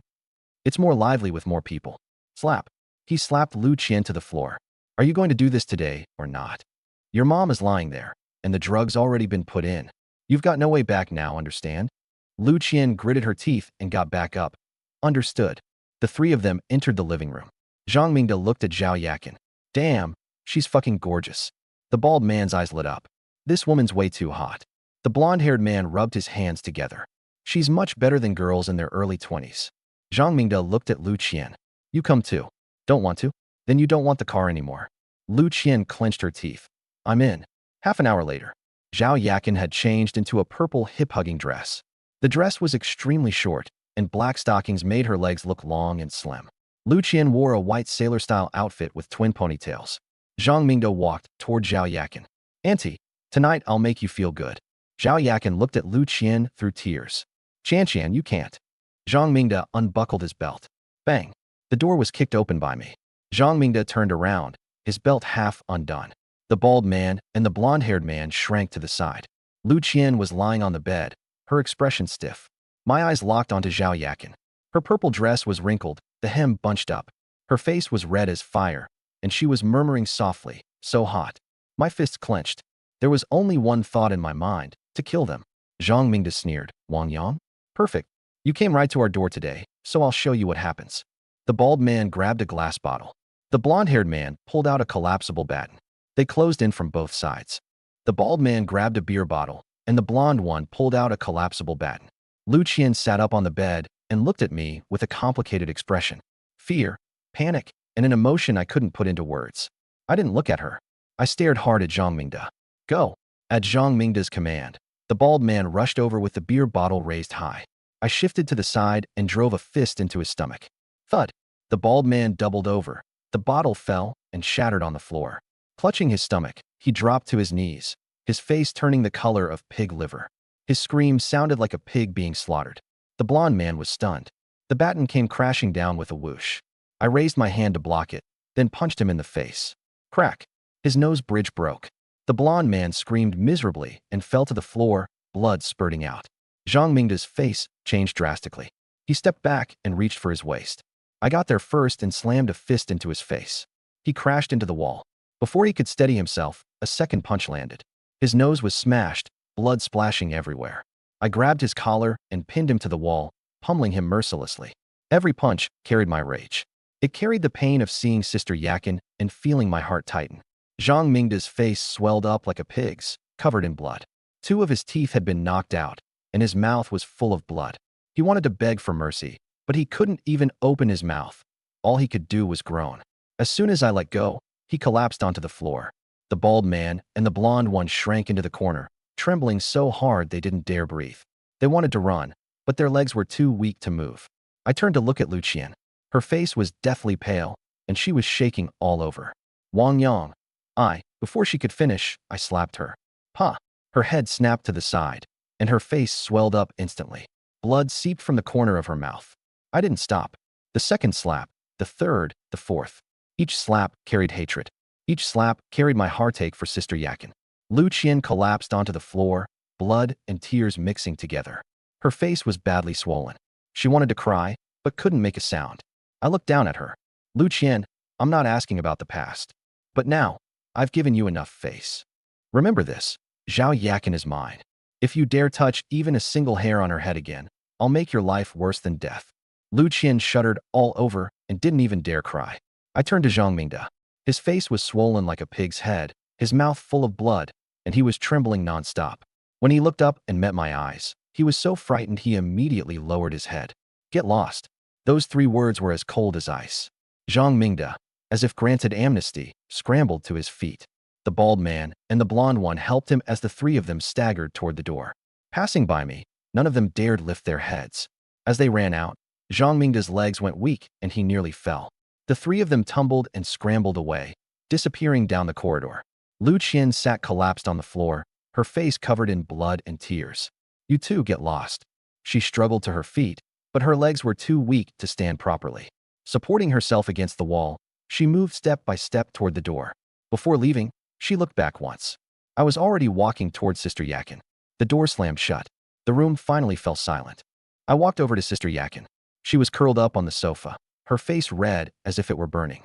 Her breathing was rapid, and she kept murmuring, "So hot, so uncomfortable, Xiaoyang." Her fitted skirt had ridden up to her waist, exposing both thighs in black stockings. Her collar was askew, revealing one shoulder. I bent down and picked her up. Her scorching face pressed against my chest, and she weakly grabbed at my clothes. Xiaoyang, Xiaoyang. I hurried into the bedroom and laid her on the bed. I locked the living room door and shut the bedroom door. Sister Yakin's hair was disheveled, her face completely flushed. Her gaze was hazy as she whispered, "So hot, so uncomfortable, Xiaoyang." Looking at her, the fire in my heart burned even fiercer. But I held myself back. She wasn't fully conscious. I couldn't take advantage of her. I asked the system, "If I want her like this, will it hurt the baby?" Ding. Detecting. The pregnancy is stable, and the embryo is healthy. Moderate intimacy will not cause harm and may help relieve discomfort. I breathed a sigh of relief and sat by the bed, gently touching her face. She rubbed against my palm like a little cat. Xiaoyang, Xiaoyang. I lowered my head and kissed her forehead. Yakin, it's me. I'm here. She opened her eyes in a daze, watery and soft. Xiaoyang, I feel so awful. Save me. I leaned close to her ear and said, "Sister Yakin, look at me. Who am I?" She froze, then said, "Xiaoyang, you're Xiaoyang. Call me husband." Her face flushed even redder, and she bit her lip in hesitation. "Husband." Her voice was as soft as water. My desire flared up instantly, and I lowered my head to kiss her. She responded to me, her hands wrapping around my neck. "Take me, husband. Take me." My hand slid to her waist. "Sister Yakin, don't rush." "Husband, I can't take it anymore." I looked at her and leaned down over her. "Don't be afraid. Your husband is here." The night was long. Outside the window, the city gradually grew quiet. Inside the room, the sounds went on and on. By the time the sky at the horizon began to pale, Sister Yakin had finally quieted down. She curled up in my arms and fell into a deep sleep. Her face was flushed, and the corners of her lips were slightly raised. I kissed her forehead and closed my eyes. Tonight wasn't over yet. Zhang Mingda and Lu Qian, none of them would get away. On the other side, in a budget hotel room, Zhang Mingda sat by the bed, his face swollen like a pig's head. A bandage was stuck across the bridge of his nose, and the split at the corner of his mouth made his words sound slurred. "Fuck, that brat can really fight." The bald man clutched his stomach. "Young Master Zhang, my stomach still hurts." The blonde-haired guy stuffed tissues into his nose. "That punch almost broke my nose." Zhang Mingde gritted his teeth. If I don't kill him, my surname isn't Zhang. The bald man lowered his voice. Your dad and the police station chief are sworn brothers. Have him step in and find some excuse to lock that kid up for a few days. The blonde-haired guy chimed in. Once he's in jail, let's see how arrogant he can be. Zhang Mingde pulled out his phone and dialed. Uncle Zhou, I got beat up by someone. My face is swollen like a pig's head, and I can't swallow this anger. The voice on the other end said, Who hit you? Did you report it to the police? That guy's a troublemaker. He hit me and ran. I need you to step in and teach him a lesson. Don't act rashly. You need a reason and evidence. I've got the reason already. He fought and threatened me. Just find any excuse to have him locked up for a few days. Then I'll definitely come visit you and bring 2 bottles of good liquor. Laughter came from the phone. All right, I'll send people to investigate tomorrow. If there's a problem, we'll handle it. Zhang Mingde hung up and smiled smugly. Done. Uncle Zhou will check on it tomorrow. If there's any issue, he'll just put him away. The 3 of them were so pleased they forgot their injuries. Zhang Mingde looked toward the corner. Lu Qian was curled up against the wall, her head bowed and trembling. The slap mark on her face was clear, and one side of her face was swollen. Come here. Lu Qian looked up shakily. Young Master Zhang, I didn't mean to. I told you to come here. Didn't you hear me? Lu Qian slowly got to her feet and shuffled over, her legs shaking. Zhang Mingde pinched her chin. I got beaten like this, and I've been made a laughingstock. And you tell me you didn't mean it? Smack. Another slap. Get on your knees. Lu Qian slowly knelt down, and the pain from her knees hitting the floor made her suck in a breath. Remember this well. You messed up today, so don't expect things to go well for you. If you dare run or tell anyone, I'll make your mother suffer. I'll make all of you disgraced in Yuntian City. Lu Qian lay on the bed, unable to stop her tears. She thought of Sister Yakin, thought of me, thought of what she had done. But there was no turning back now. Outside the window, the night was deep. The next day, sunlight filtered through the curtains into the room. I woke up. Yakin was in my arms, and I couldn't help but smile. She was sleeping so soundly, breathing evenly. Her long hair was spread across the pillow, her skin pale and glowing. Her body was covered in kiss marks. Her neck, collarbones, and shoulders, densely packed. The purple hip-hugging skirt was long gone, and so were the black stockings. Only a thin blanket covered her, revealing her smooth shoulders. Her legs were wrapped around me like a little cat's. I brushed the stray hairs from her forehead. Her eyelashes fluttered, and she slowly opened her eyes. Xiaoyang. Her voice was hoarse, laced with languor. I kissed her on the forehead. You're awake. She nodded, burying her face in my chest. Last night. Was I really that embarrassing? I laughed. What's embarrassing? You were especially beautiful. Her face turned even redder. I wrapped my arms around her waist. Yakin, Zhang Mingde, and Lu Qian, none of them are getting away. She looked at me and nodded gently. I kissed her deeply. My hand slowly moved downward, and she covered it with hers. Xiaoyang, it's broad daylight. What's wrong with broad daylight?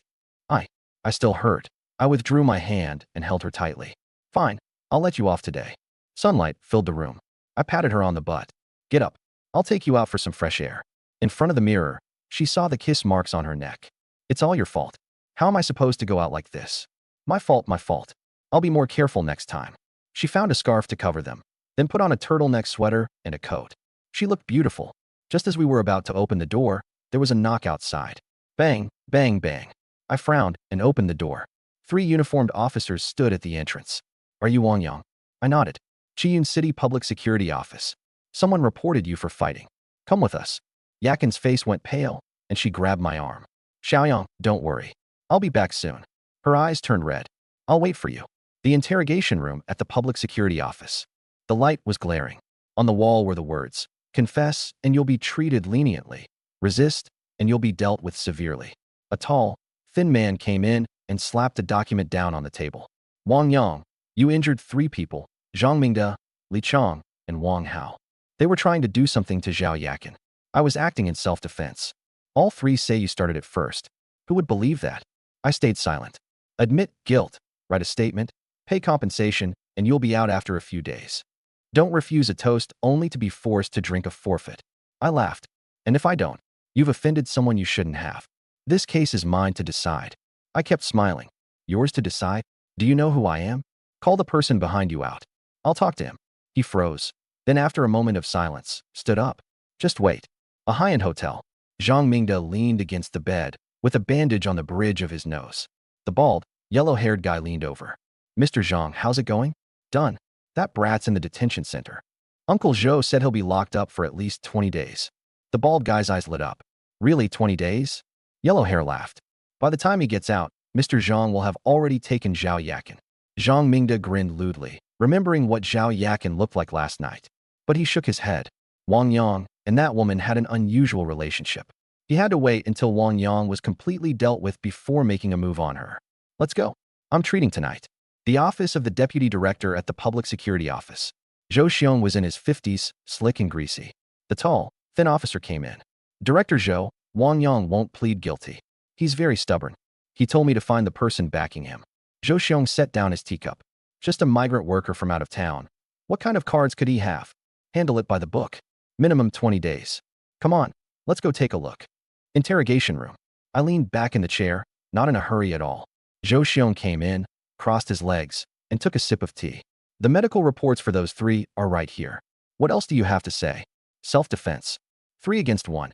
And you call that self-defense? Who would believe it? I smiled at him. What are you smiling at? Nothing. Director Zhou? I asked. He froze. Last chance. Let me go.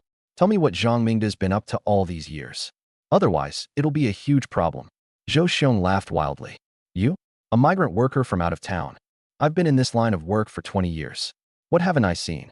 Go on then, show me what you've got. Make a phone call. Go ahead. I dialed Uncle Chao's number. Hello, Xiaoyang. Uncle Chao. I'm at the public security office. Vice Director Zhou Xiong has me detained. They're going to hold me for 20 days. There was silence on the other end. Who gave them the guts? I'm just letting you know. Wait there. I'm on my way. The call ended. Zhou Xiong sneered. Done acting. A migrant worker claims he knows the city government secretary general? Do you think I'm 3 years old? I smiled. Let's bet on whether I'm acting. If Uncle Chao doesn't show up within 10 minutes, I lose. You can hold me as long as you want. And if he does, you let me go and tell me about Zhang Mingda. Zhou Xiong clenched his teeth. Deal. I sat in the interrogation room, listening to the heavy sound of a teacup slamming onto the table. Zhou Xiong narrowed his eyes. Look at how confident you are. I smiled, crossed my legs, and didn't move. The clock on the wall ticked away, and no one said a word. Yuntian city government. Chao Yun's face had gone green with anger. This seasoned bureaucrat, 48 years old, picked up the phone and started cursing. Your vice director dares to detain my man? Sun Tao on the other end was panicking. Secretary General Chao, I'll handle it right away. I'm heading over now. If anything happens to him, your bureau chief can forget about his job. Chao Yun hung up, threw on his coat, and left. Sun Tao was completely stunned. Sweat covered his palms. In 20 years, he had never seen Chao Yun this anxious. He grabbed his car keys and rushed out, calling Wu Neng as he went. Did you people arrest a Wang Yang? Wu Neng froze. What kind of police chief are you, anyway? Wang Yang is Secretary General Chao's man. Wu Neng went pale. Chao Yun, that was a big shot. After thinking it over, he decided not to tell Zhou Xiong. Let this kid run headfirst into the wall himself. Zhou Xiong, handle Wang Yang's case quickly. Someone upstairs is asking about it. Zhou Xiong snorted over the phone. Who are you talking about? Wu Ning hung up. In the interrogation room, I let out a soft laugh. Zhou Xiong was furious. The evidence is solid. You still think you can turn this around? Self-defense. Ever heard of it? He was so choked up by me that he couldn't say a word. Wu Neng came in and saw me leaning back in the chair, smiling. Zhou Xiong, is the evidence solid? Is the procedure compliant? 3 people identified him, and the proof is ironclad. Do those 3 have criminal records? Can this evidence even be trusted? Zhou Xiong's expression changed. Wu Neng turned to me with a smile. Mr. Wang, you've been wronged. Release him. Wu Neng ordered. No way. Zhou Xiong refused to budge. Suddenly, the sound of a car screeching to a halt came from outside. Sun Tao got out of the car and saw no sign of Chao Yun's vehicle, so he let out a sigh of relief. He straightened his collar, put on an air of authority, and walked in. Mr. Wang, sorry to keep you waiting. Zhou Xiong stared blankly, his legs going weak. Sun Tao looked at Wu Neng coldly. Who told you to arrest someone? Wu Neng's eyes darted around. It was Zhou Xiong acting on his own. Zhou Xiong, who gave you that authority? It was Zhang Mingda. Zhang Mingda? What's your relationship with him? Zhou Xiong couldn't answer. Cold sweat streamed down his face. Mr. Wang, I was wrong. I waved a hand. You've worked 20 years, and now you've finally seen it? The door opened, and Chao Yun came in. 49 years old, wearing a dark jacket, he swept his gaze around the room, exuding pressure. Sun Tao hurried forward. Secretary General Chao. Xiaoyang, are you all right? Uncle Chow, I'm fine. Chow Yun looked at Zhou Xiong. Zhou Xiong was pressed against the wall, trembling like a sieve. You're Zhou Xiong. Why, yes. I hear you were the one who arrested him. Zhou Xiong collapsed onto the floor. I was wrong. Zhang Mingde told me to arrest him. Chow Yun said to Sun Tao, handle this yourself. Zhou Xiong is to be immediately suspended and investigated. Chow Yun nodded, then turned to me with a smile. Xiaoyang, let's go. I'll take you home. I brushed the dirt off my clothes and glanced at Zhou Xiong, who was sprawled on the ground. A few hours ago, he had still been sitting there with his legs crossed, cursing me. Who do you think you are? Now he was lying on the floor like a dog with a broken back. I turned and walked out with Chow Yun. When we reached the doorway, I stopped and looked back. Zhou Xiong's face was deathly pale, his lips trembling nonstop. Wu Neng had his head down, the corners of his mouth secretly turned up. Sun Tao was drenched in sweat, his face ugly. I looked at Zhou Xiong and said, Director Zhou, you asked me why I wasn't afraid? Because the people behind me aren't someone you can afford to offend. After that, I turned and left. Sun Tao wiped the sweat from his forehead and said to Wu Neng, you're in charge of this. Make sure you get to the bottom of it. Secretary General Chow is waiting for the result. Wu Neng straightened his back. Don't worry. Not a single one of them will get away. Sun Tao glanced at Zhou Xiong, snorted coldly, and left. Wu Neng squatted down and looked at Zhou Xiong. Old Zhou, we've worked together for so many years. Zhou Xiong's voice trembled. Director Wu, can we slow this down a little? Wu Neng sneered. Did you think about the consequences when you were arresting people? Too late. He stood up and shouted. Someone come. Take him away. A black Audi A6 was waiting at the entrance of the public security office. I got in, and Chow Yun sat beside me. Xiaoyang, are you all right? Uncle Chow, I'm fine. I just sat in there for a while. Chow Yun patted my shoulder. If anything happens in the future, call me first. My people can't be bullied.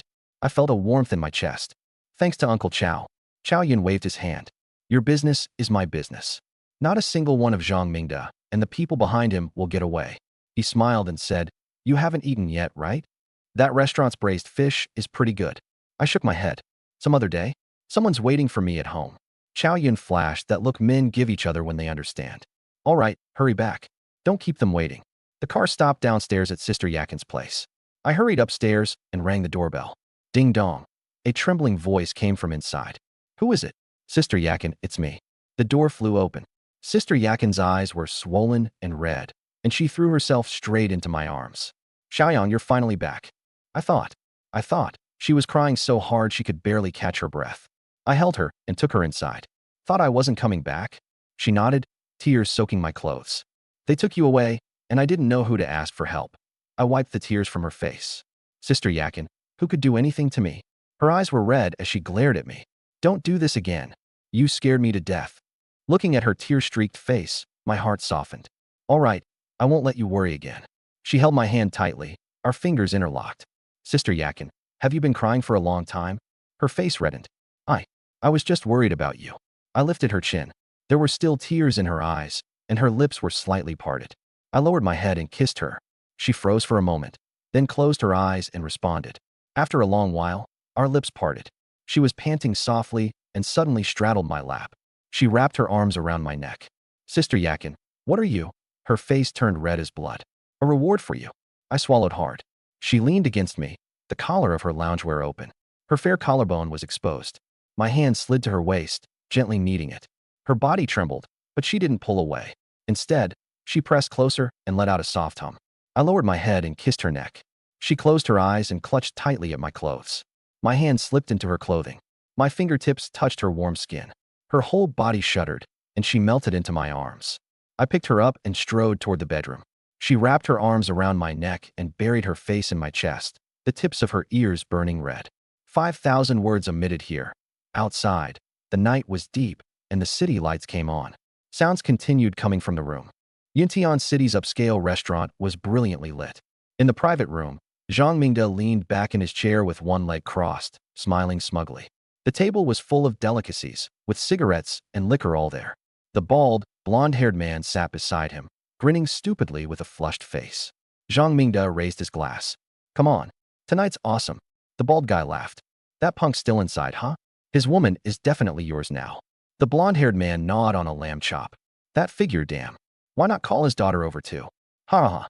Zhang Mingde let out a lewd laugh, Zhao Yakin flashing through his mind. She was slumped on the sofa, face red and tear-streaked. Her clothes clung tightly to her body, her curves alluring. He swallowed and took another gulp. Don't rush. Wait until that punk is completely ruined. Neither mother nor daughter will get away. The three of them laughed in a heap. Zhang Mingde lit a cigarette. My uncle said it. He'll lock him up for 20 days. By the time he comes out, everything will be too late. The bald guy gave a thumbs up. Your uncle's awesome, a deputy station chief. Zhang Mingde said smugly. In his turf, he calls the shots. The door opened. A female server came in carrying dishes, her ponytail neat and pretty. Zhang Mingde's eyes lit up. Little sister, come here. He pulled out a wad of cash and slapped it on the table. Have a drink with your big brother, and the money's yours. The female server stepped back. I don't drink with guests. Zhang Mingde's face darkened. What are you pretending to be so pure for? He threw the money at her. Her face went pale, and she hurriedly backed away. The bald and blonde-haired men on the side started jeering. Zhang Mingde walked over and pinched her chin. You have to drink with me today. The female server's tears were about to fall. Bang! The door was kicked open. Public security officers rushed in. Don't move. Zhang Mingde froze and let go. Who are you people? Do you know who I am? The officers flashed their IDs. Zhang Mingde, suspected of hiring someone to commit violent injury. Come with us. Zhang Mingde stepped back. My uncle is Zhou Xiong. Zhou Xiong has already been suspended. Zhang Mingde was stunned. Impossible. He pulled out his phone to make a call. A public security officer snatched the phone away and snapped the handcuffs on him. Do you know who my father is? No one paid him any attention. The bald and blonde-haired men tried to run, but they were handcuffed too. The three of them were escorted out. Zhang Mingde was trembling all over. Zhou Xiong was finished, but he still had his father. Just wait. Once my dad makes a move, let's see who laughs last.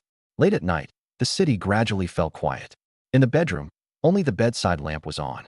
I leaned against the headboard, and Zhao Yakin curled up in my arms. The blanket covered us to the waist, exposing her shoulders. The bed was in complete disarray. Her face was still red, and there was sweat on her forehead. Xiaoyang. She looked up at me, her eyes slightly red. When you were taken away, I was so scared. I was afraid I'd never see you again. I kissed her forehead. Silly girl, am I not fine? Her eyes glistened with tears. From now on, don't ever make me worry. Okay, I won't make you worry anymore. Satisfied, she nestled back against my chest.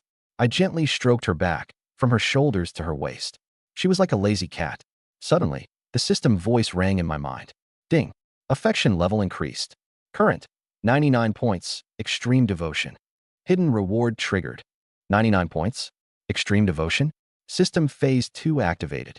Intimate interaction has a chance to trigger a critical hit. Multiplier 1-10x. Detected intimate interaction. Critical hit triggered. First time 3x. 3 million. Second time 5x. 5 million. A total of 8 million has been credited. 8 million. I almost shouted out loud. Before, I had to make a woman get pregnant to get 20 million. Now just intimacy could trigger critical hits? Several million at a time, several times a day. Monthly income over 10 million. But the system said a chance. Last night, we struggled half the night and only twice. The odds weren't that high. I looked at her in my arms and smiled. Energy? I'm basically a golden kidney. She noticed. What are you smiling about? I shook my head. Nothing. Zhao Yakin stared at me for 2 seconds, then blushed. Are you thinking of bad ideas again? I raised an eyebrow. What bad ideas? She couldn't answer and buried her face in my arms. I smiled and held her tighter. After a while, her stomach growled. Embarrassed, she turned bright red and tried to hide. I laughed. Hungry. A little. I patted her butt. Get up and make dinner. She shrank back into my arms. I don't want to move. I patted her again. I'm hungry too. She glared at me. Behave yourself. I'll go make dinner. I raised a hand. How am I not behaving? Zhao Yakin sat up, and the blanket slid down. Her pale upper body was exposed, and she hurriedly pulled the blanket back up to cover herself. Watching her flustered and scrambling about, I couldn't help laughing. She shot me a glare, then got out of bed barefoot and stepped onto the floor. Bending down, she picked up her clothes and put on her underwear first. Then she took her bra, turned her back to me, and fastened the hooks. I leaned against the headboard and watched her. Her slender waist, her pale back. The black lace made her skin look even fairer. She changed into an off-white set of loungewear and turned around. Stop staring. I smiled. What's wrong with looking at my own woman? She was speechless and went into the kitchen. You're not allowed to follow me. I smiled and nodded.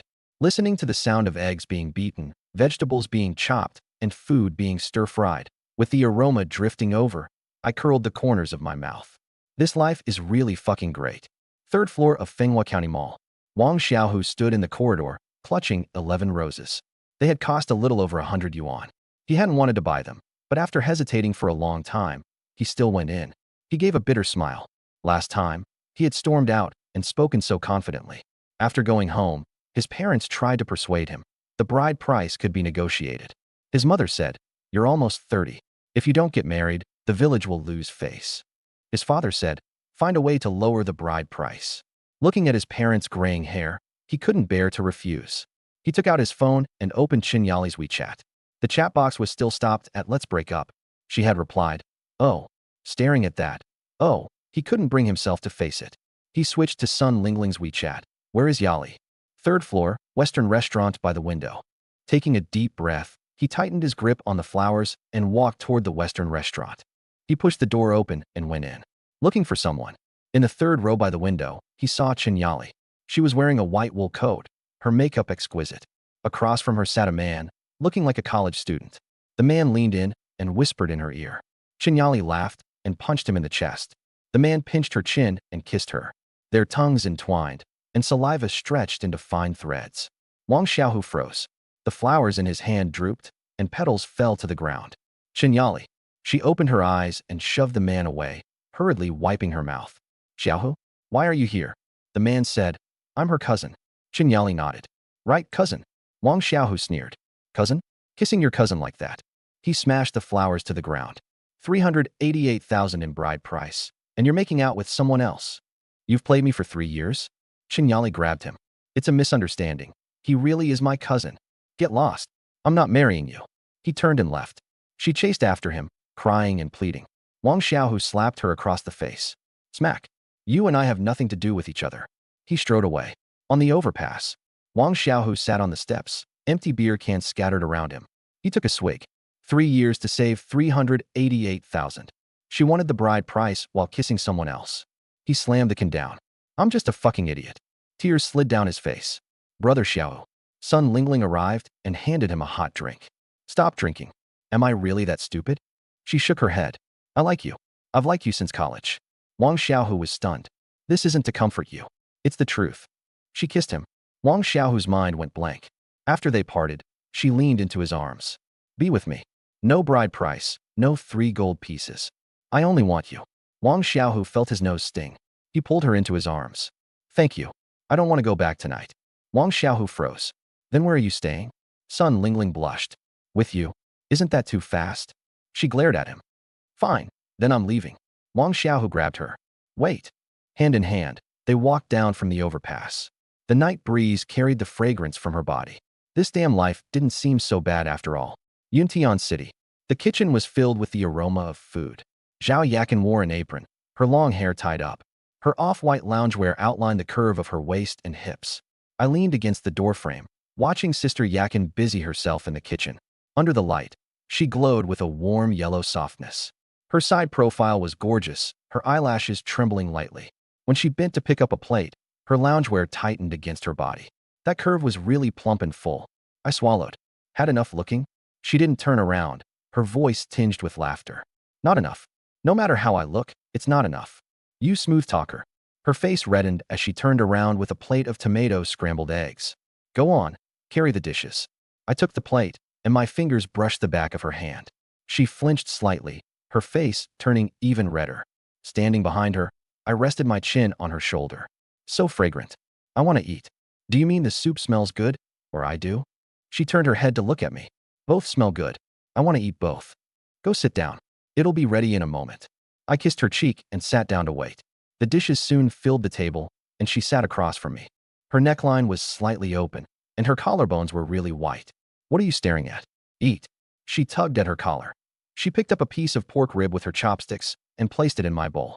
In the past, I was always the one serving her. Today, it was the other way around. I took it and bit into it. Crispy, tender, and well-seasoned. It tastes good. She picked up some fish for me too, carefully removing the bones before feeding it to me. There was ginger in the braised pork, and I frowned. I've never liked ginger since I was little. It makes me nauseous. I put the remaining piece onto the side plate. She picked it up and ate it. "You, don't waste food." She swallowed calmly. My heart warmed, and I took her hand. Sister Yakin, you're really nice. She lowered her head, her cheeks red. Eat quickly. It'll get cold. The phone rang. It was from Wu Neng. Mr. Wang, Zhang Mingda has been arrested. The evidence and testimony are all there. He'll be locked up for at least a few years. I smiled. Thanks for your hard work. No trouble at all. It's what I should do. If there's anything small in the future, just come to me directly. After hanging up, I looked at her. Zhang Mingda has been arrested. Her eyes reddened. Really? Really? Tears fell. Tears of relief. The huge stone in her heart had finally dropped. That's great. I stood up and hugged her. She leaned against my chest, completely at ease. Xiaoyang. She tiptoed and kissed me. Today is worth remembering. Want a drink? Okay. She turned and went into the bedroom. I'm going to change clothes. 5 minutes later, the door opened. A black hip-hugging dress with a very deep neckline. The hem barely reached her upper thighs. High heels made her legs look even longer and straighter. Red lips, big waves. I swallowed. Looks amazing. I wrapped an arm around her waist, my hand sliding toward the hem of her dress. Let's drink first. We clinked glasses, and she blushed. She couldn't hold her liquor and soon became dizzy. Softly, she leaned into my arms. Are you full? She nodded. Then it's time to get down to business. She shyly nodded, looping her arms around my neck. I picked her up and placed her on the table. Go to the room. Right here.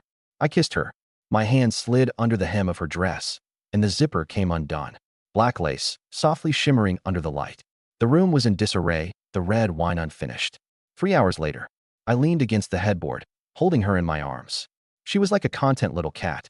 Her skin was fair, covered with overlapping kiss marks. I lit a cigarette, the flame briefly glowing. What are you thinking about? She gently touched my chest. Nothing. Smoke less. It's bad for your health. I put out the cigarette and held her tighter. Okay, I won't smoke anymore. Xiaoyang. Today was the happiest day. Because you were here and the bad guys were arrested. It'll only get better from here. I kissed her forehead. It will. She closed her eyes and fell asleep. I wanted to smoke again. The system's voice sounded. Smoking is harmful to the baby's health. Please think of the next generation. I looked at her in my arms. She was carrying my child. Smoking is my own business. The child is innocent. I'm not doing this for money. Absolutely not. It's for the child, for the future. I crushed out the cigarette and tossed it onto the table. The lighter went aside too. Ding. The host has awakened to a high level of consciousness, and the system feels gratified. Stop bothering me. I held Zhao Yakin tighter and closed my eyes to sleep. The next day, Zhang Shuren's villa. He sat on the sofa, a long ash hanging off his cigarette. In his early 50s, wearing a cashmere sweater and a luxury watch. His face was very gloomy. How's it going? Wang Feng came downstairs, his wife. 43, well-maintained. Black knitted dress, good figure. I'm leaving. She went to find Wang Hao for help. Deputy Director of the Development and Reform Commission, a powerful figure. Zhang Shuren knew what she was going to do. Every time she came back, she was in a very good mood. Changed into new clothes, wore heavy makeup. Forget it. He didn't want to think about it. He picked up his phone. Oldly, get the money ready. Yuntian International Hotel. Wang Feng got out of the car, in a black dress and black stockings. The front desk knew her.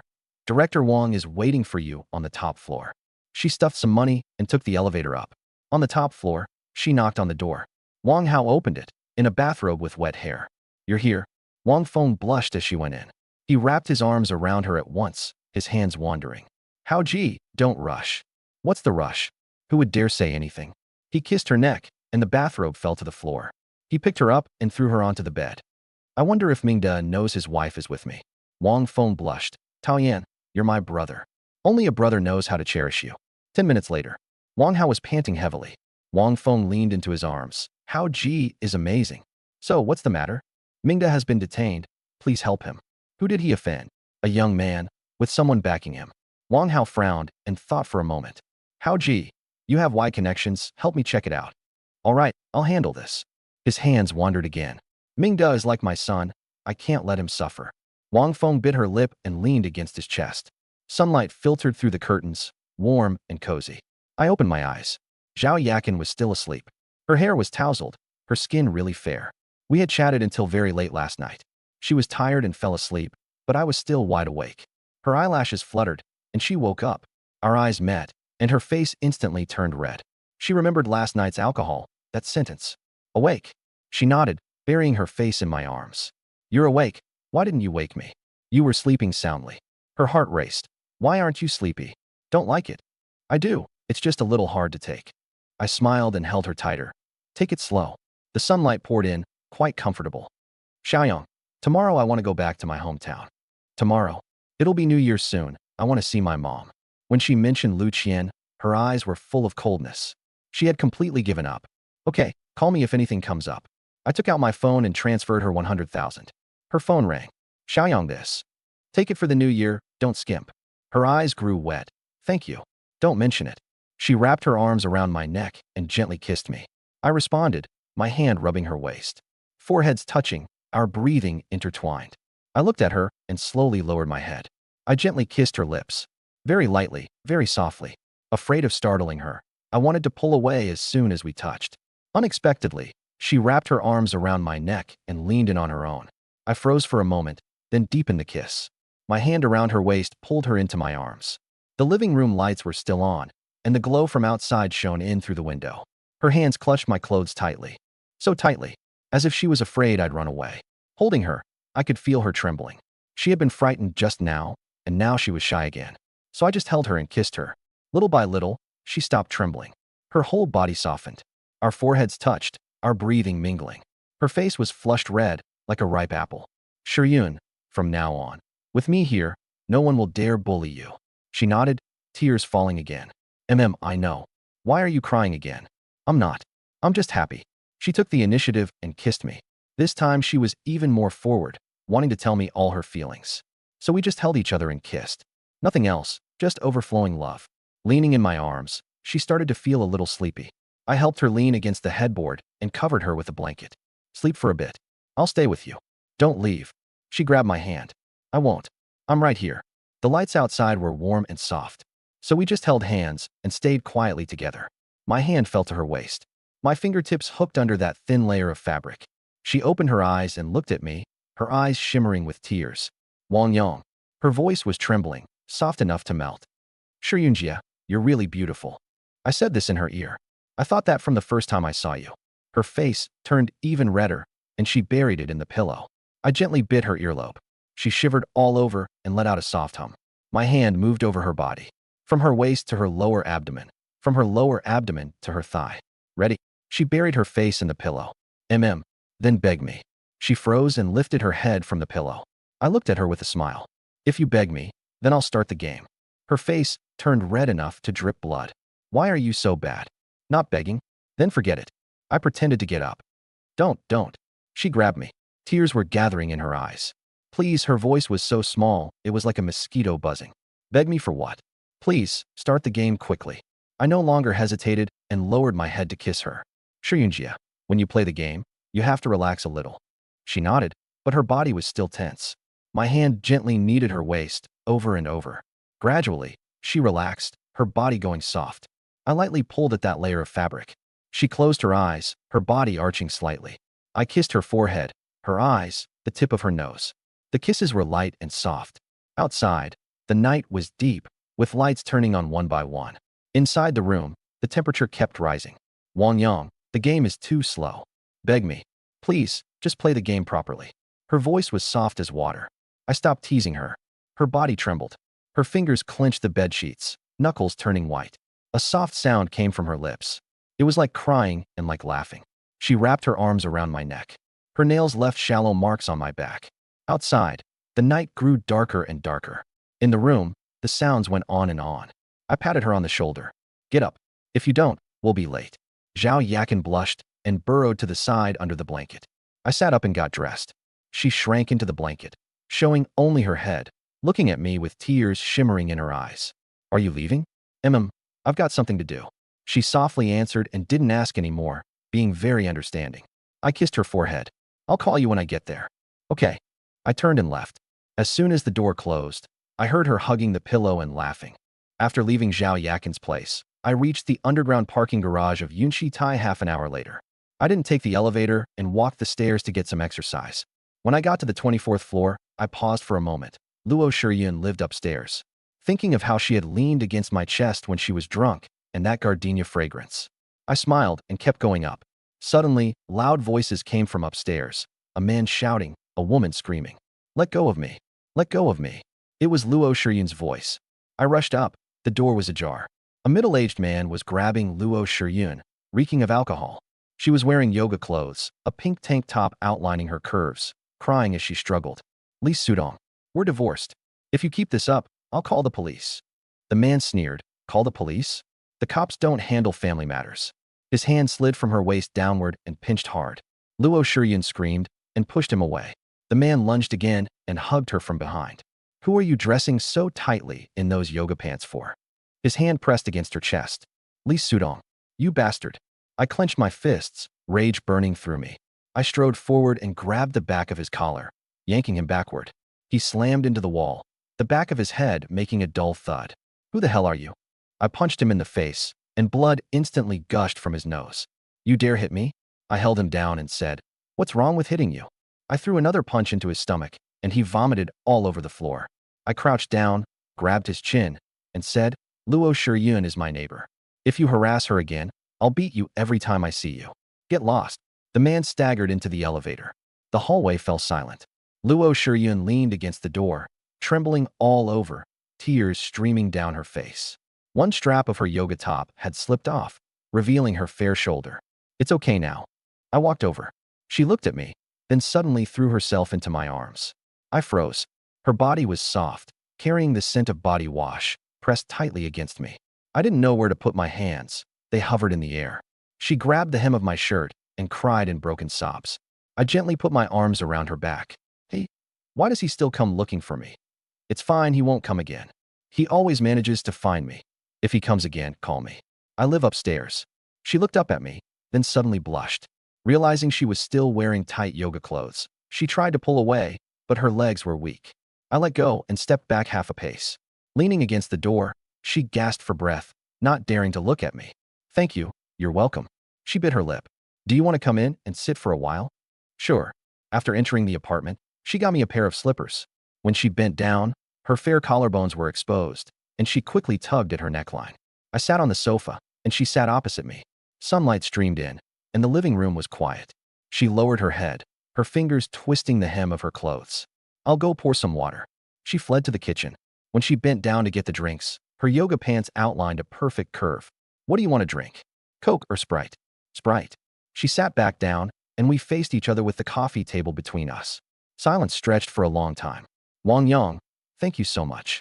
Sunlight fell on her face, and she blushed, her lips lightly pressed together. She looked like a quiet flower. It's nothing, neighbors helping each other. You've helped me twice already. Then treat me to another meal. Her face grew even redder as she remembered what happened when she got drunk last time. Wang Yang, that night, did we? She didn't finish, her face burning red. Watching her like this, my heart started beating faster too. What do you think? She lowered her head and said softly, I don't know. I laughed. Nothing happened. You were drunk. I just covered you with a blanket. She let out a sigh of relief, but there was a hint of disappointment in her eyes. I didn't notice and took a sip of Sprite. You still need to eat. Promise me. I promise. She agreed without hesitation. I crossed my legs. Let's talk about your ex-husband. She hesitated for a moment. He was introduced by our families. At first, I thought he was an honest man. After we got married, he started drinking and hitting me when he was drunk. She clenched the hem of her clothes. The first time, he hit me because the food was too salty. The next day, he knelt on the floor begging for forgiveness, and I believed him. I clenched my fists. He kept hitting me for 3 years before I finally divorced him. He even came to insult me last month. Her voice trembled. My heart ached, and I stood up to sit beside her. I pulled her shoulder into my arms. When she smelled my scent, she burst into tears. She clutched my clothes tightly, like a lifeline. I gently stroked her thigh, my movements very light. She suddenly stood up. I'll go make dinner. Then she hurried into the kitchen. I watched her back and couldn't help but laugh. The smell of food drifted out from the kitchen. She brought the dishes to the table. Dinner's ready. Her voice was a little shy. I picked up a piece of pork rib. Tastes great. She blushed. She picked up a rib too, hissing from the heat. The sauce trickled down the corner of her mouth. I pulled out a tissue and leaned over. Gently, I wiped the corner of her mouth. My finger touched her lips through the tissue. Soft, warm. She froze, her face turning even redder. Be careful. It's hot. I sat back down. She didn't dare look at me. Thank you. By the time we were nearly done eating, it was already dark. I looked at her. Want to have a drink? She understood what I meant. She nodded lightly. Okay. She brought over 6 cans of beer. We clinked glasses.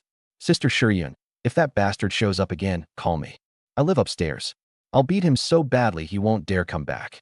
Her eyes turned red. Aren't you afraid of trouble? What's there to be afraid of? I've got you. She looked at me, her nose stinging.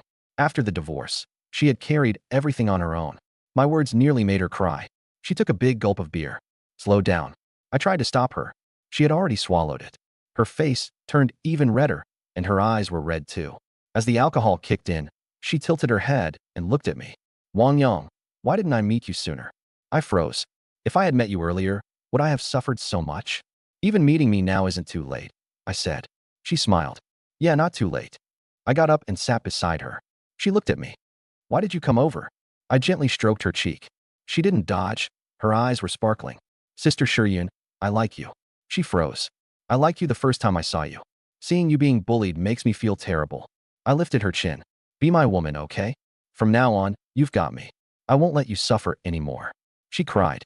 I've been divorced, and I'm older than you. So what? She bit her lip and nodded. I pulled her into my arms. She straddled my lap and wrapped her arms around my neck. Sister Shiryun, you're really beautiful. She lowered her head and kissed me. It carried the taste of alcohol, the taste of tears, and the desire she had suppressed for so many years. I wrapped my arm around her waist, and even through the yoga outfit, I could feel the warmth of her skin. Her waist was so slender and soft, like it had no bones at all. Luo Shiryun took the initiative to kiss me. So passionate, it was as if she wanted to pour all her feelings into it. She wrapped both arms around my neck, pressing her body close to mine. My hand slid from her waist to her back. The yoga outfit clung to her skin.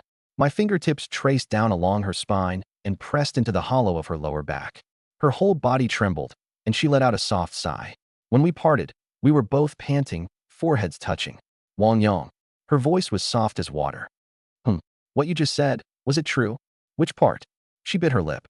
The part about me being your woman from now on. I pinched her cheek. Of course it was true. Her eyes reddened. Then from now on, I belong to you.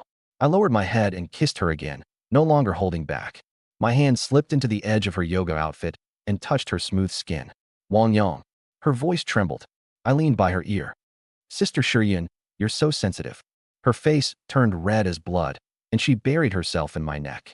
Let's go to the room. My legs are sore, she said softly. Okay, I'll help you and pour you a glass of water. She froze for a moment, warmth flooding her heart. I helped her sit on the bed and went to pour some warm water. You were scared white just now. Drink some water. She took the cup, her fingers icy cold. Thank you, Wang Yang. If it hadn't been for you. I sat beside her and wiped away the tear tracks on her face. Don't mention it. I just happened to be here. She suddenly hugged me. Wang Yang, I've liked you for a long time. I started liking you the last time you helped me fix the water pipe. I smiled and hugged her tighter. I know. Me too. I leaned down and gently kissed her forehead. She looked up at me like a little deer. Slowly, I lowered my head and kissed her lips lightly. I had been about to pull away, but she wrapped her arms around my neck and took the initiative to respond. Shiryun, with me here, no one dares to bully you. She nodded. I know. Why are you crying again? I'm not. I'm happy. She leaned against my chest. I helped her lie down and covered her with a blanket. Tired, huh? Get some sleep. Don't go. She tightened her grip on my hand. I won't go. I'll stay right here. My hand slid to her waist, my fingertips hooking the thin fabric. Wang Yang. Her voice trembled. Sister Shiryun, you're really beautiful. Her face grew even redder, and she buried herself in the pillow. I lightly bit her earlobe, and her whole body trembled. My hand wandered over her waist and lower abdomen. Ready? Then try begging me. She stared at me in a daze, while I smiled wickedly. Beg me, and I'll start the game. You. How can you be so bad? Not begging? Then forget it. I pretended to get up. Don't. She grabbed me. Please, her voice was as soft as a mosquito's buzz. Beg me for what? She buried her face in the pillow. Please, start the game quickly. I no longer hesitated and lowered my head to kiss her. Playing games, relax a little. She gradually softened, like water. The night grew deep, and the room grew warmer. Wang Yang, the game is too slow. I smiled. Then beg me again. She bit her lip. Please, play the game properly. When I woke up, Shiryun was still asleep. Sunlight streamed in and fell across her face. She was lying on her side, her back pressed against my chest. Her hair spilled over the pillow like a black waterfall. My arm was around her waist, and my other hand rested on her hips. Her skin was so pale, and the marks from last night were still there. On her neck and collarbone, They were all my imprints. Seeing how peacefully she was sleeping, I couldn't help lightly stroking her back, from her shoulders to her waist, then along the curve of her hips. She woke up dazed and turned to look at me. "You're awake." Her voice still carried a sleepy laziness. "I was awake a long time ago. I was watching you sleep so soundly." I pinched her butt. She blushed and tried to hide. "Don't move." I held her tighter. Last night had been crazy, from the dining table to the sofa. In the end, we were messing around in the bedroom until after midnight. She suddenly frowned and let out a soft hiss. "What's wrong?" She said nothing, only blushing harder. "Still hurt." I rubbed her waist. She nodded and buried her face in my arms. "My fault. I lost control." She shook her head, then nodded again. "Adorable. Sister Shiryun." She looked up at me, her eyes watery. "From now on, stay with me. I'll protect you. If your ex-husband comes again, I'll beat him up. If you want anything, just tell me." Her eyes turned red, and she bit her lip before nodding. Her voice was as light as a feather. I kissed her forehead. "I like you." Tears fell from her eyes. "I like you too." I held her tighter, and the sunlight was just right. Suddenly, the system voice rang in my head. Ding. Luo Shiryun did not conceive successfully. Keep trying to. Me. This damn system really knew how to pick its timing. We had been at it half the night and still didn't hit the mark, so I felt relieved. The odds had been small to begin with. Then the system chimed again. Not a single bit of energy is wasted. I rolled my eyes inwardly. Lowering my head, I looked at Sister Shiryun, and she was smiling with her eyes closed. "Sister Shiryun, there's something I need to tell you." She looked at me. "I have other women." She froze, her fingers turning pale. I didn't explain. Anyway, she was already mine. After a long while, she suddenly kissed me. Her eyes were red. "I don't care. As long as you have me in your heart, that's enough." My heart softened, and I held her tighter. "You've always been there." "Xiaoyong, when are you going home?" "In a couple of days." "Why?" "My hometown is in Fenghua County too." "Really? Want to go back together?" Her face reddened. "Who wants to go with you?" I laughed and pinched her cheek. "So, do you want to or not?" "I do." Her hand slid downward. "Didn't you say it hurt?" "It hurts, sure, but I still have my hands and my mouth." The sunlight was perfect, and the temperature inside the room rose. Much later, she was lying on top of me. "Feels good. Feels good." The system rang again. "Congratulations on completing 5 straight wins." 5 straight wins. I froze. There really were 5 now. What incredible speed. "You have obtained 100% control of the Yuntian gang. Cash, 10 million. The Yuntian gang? An underground force?" A flood of information surged into my mind. Over 300 brothers, nightclubs, logistics, security. I smiled. I'd once been a poor kid, and now I had everything. "What are you smiling at?" Sister Shiryun asked. "Nothing. Get some sleep. I'm heading out for a bit." When I returned to Yongsatai, the house was quiet. I pushed open Shuamiao's bedroom door, and the bed was neatly made. Then I pushed open Yulan's bedroom door and froze. 2 people were lying together. Yulan was on her side, her nightdress rolled up. Shuamiao was lying on her stomach, with a strap sliding off her shoulder. The room had a strange smell, and both of them looked exhausted. I sat by the bed and patted Shuamiao's butt. She let out a sound and didn't wake up. I touched Yulan's face. She opened her eyes, and her face turned red. "You, when did you get back?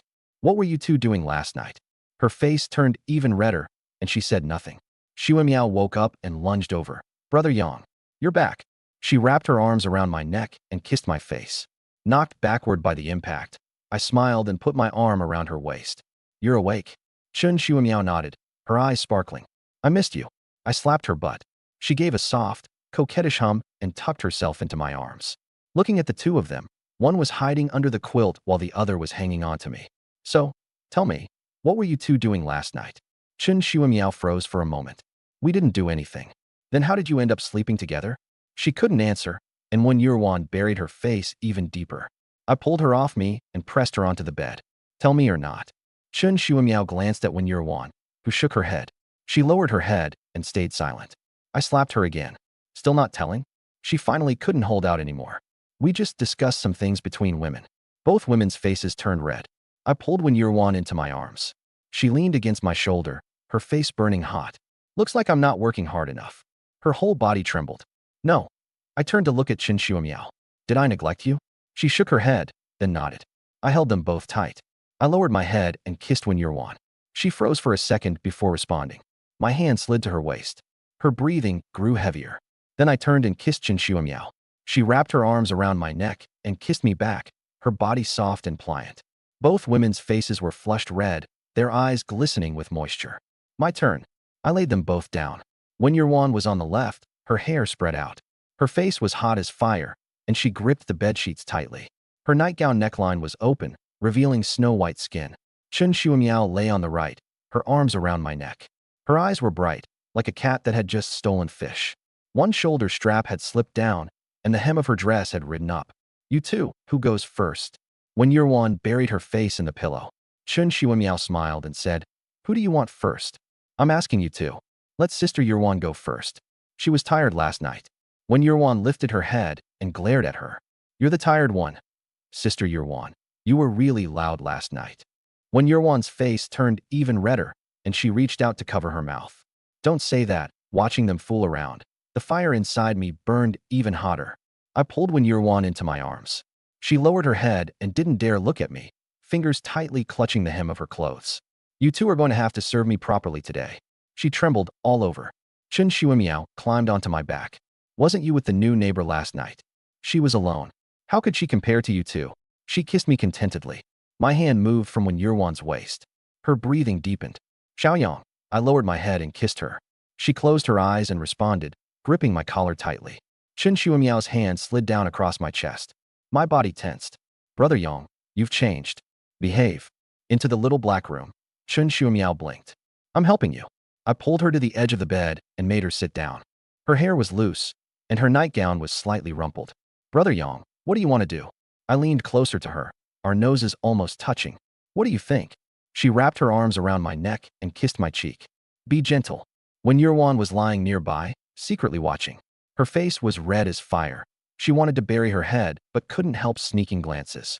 What are you looking at? She hurriedly buried herself in the pillow. I pulled her close against my shoulder. She stiffened for a moment, then slowly relaxed. I lightly rubbed against the side of her neck. She trembled and let out a soft hum. Chun Shuamiao leaned in. Sister Yurwan, your skin is so smooth. When Yurwan shrank into my arms. Don't touch randomly. I helped pull her strap back into place and gently massaged her shoulder. She closed her eyes, her eyelashes trembling. Chun Shuamiao lightly tapped her shoulder. So soft. When Yurwan's face was red enough to drip blood. Stop talking. Chun Shuamiao smiled and kissed her cheek. Sister Yurwan, you're really beautiful. When Yurwan froze, wanting to push her away but too weak to do so. You've both been very good today. Chun Shuamiao tapped my chest. I'm the most obedient. When Yurwan whispered, obedient, my hand slapped her waist. Her breathing quickened, and she trembled slightly. Chun Shuamiao leaned in. Brother Yang, you're being biased. I pinched her waistline. Satisfied? Not bad. When Yulan's shoulder strap slipped again. She wanted to pull it back, but her hand stopped halfway. Chun Shuamiao leaned against my shoulder. Yang Ji, hurry up. What's the rush? I can't wait anymore. I bent down and kissed her. When Yulan listened to the sounds, and her face turned even redder. She secretly opened her eyes and took a peek. My hand braced beside Shuamiao. She wrapped her arms around my neck, foreheads touching. She had her eyes closed, her heart pounding like crazy. I released her lips and turned to Yulan. I found her eyes closed too, but her eyelids were trembling. Peeking, and no, she buried her face in the pillow. Smiling, I pulled her closer. Her face pressed against my chest, and she could feel the vibrations. I lightly touched her lips, only for an instant. The second time, I lingered a little longer. She gripped my collar, her knuckles going white. Her lips trembled slightly, but she didn't pull away. Xue Miao gently stroked Yulan's arm. Sister Yulan, don't grip so tight. Yulan slowly relaxed. Her fingers loosened and rested against my chest. My hand slid to her thigh. I patted lightly through her nightgown. She trembled and let out a soft hum. Xue Miao's fingertips touched her waist. Yulan leaned into my arms, humming intermittently. I helped them lie down flat. Then I lay on my side between them. Sunlight spilled in through the curtains. The air was full of shampoo scent, and the interwoven sound of breathing. I could feel their heartbeats. Yulan's thump-thump was loud and clear. Xue Miao's was like a drumbeat, steady and rhythmic. Yangji, you're especially gentle today. I raised an eyebrow. Was I not gentle before? Xue Miao pointed at my chest. Today feels especially gentle, because Sister Yulan is here? I pulled her closer. I'll treat you well today. She wrapped her arms around my neck and kissed me. You'd better keep your word. Yulan blushed as she watched us. This time she didn't bury her face. Instead, she bit her lip and clutched the bedsheet. I turned to her. Come here. She slowly moved closer, hesitant like a little cat. I drew her into my arms. On the left, I brushed against the top of Xiaomiao's hair. On the right, I kissed Yulan's temple. Xiaomiao smiled. It's like eating fruit, one bite on the left and one on the right. One sweet and one even sweeter. Yulan pressed her face into the crook of my shoulder. Even the tips of her ears were red. Xiaomiao poked her cheek. You're blushing. Stop messing around. I'm going to mess around. The two of them playfully tussled in my arms. All right, stop messing around. I bent down and whispered into Yulan's ear. Her face instantly turned crimson. Xiaomiao leaned over. What did you say? I whispered into her ear too. Who's embarrassed? Not me. Yulan pulled at Xiaomiao's hand. Let me see. The two of them started fooling around again. The sunlight grew brighter and brighter.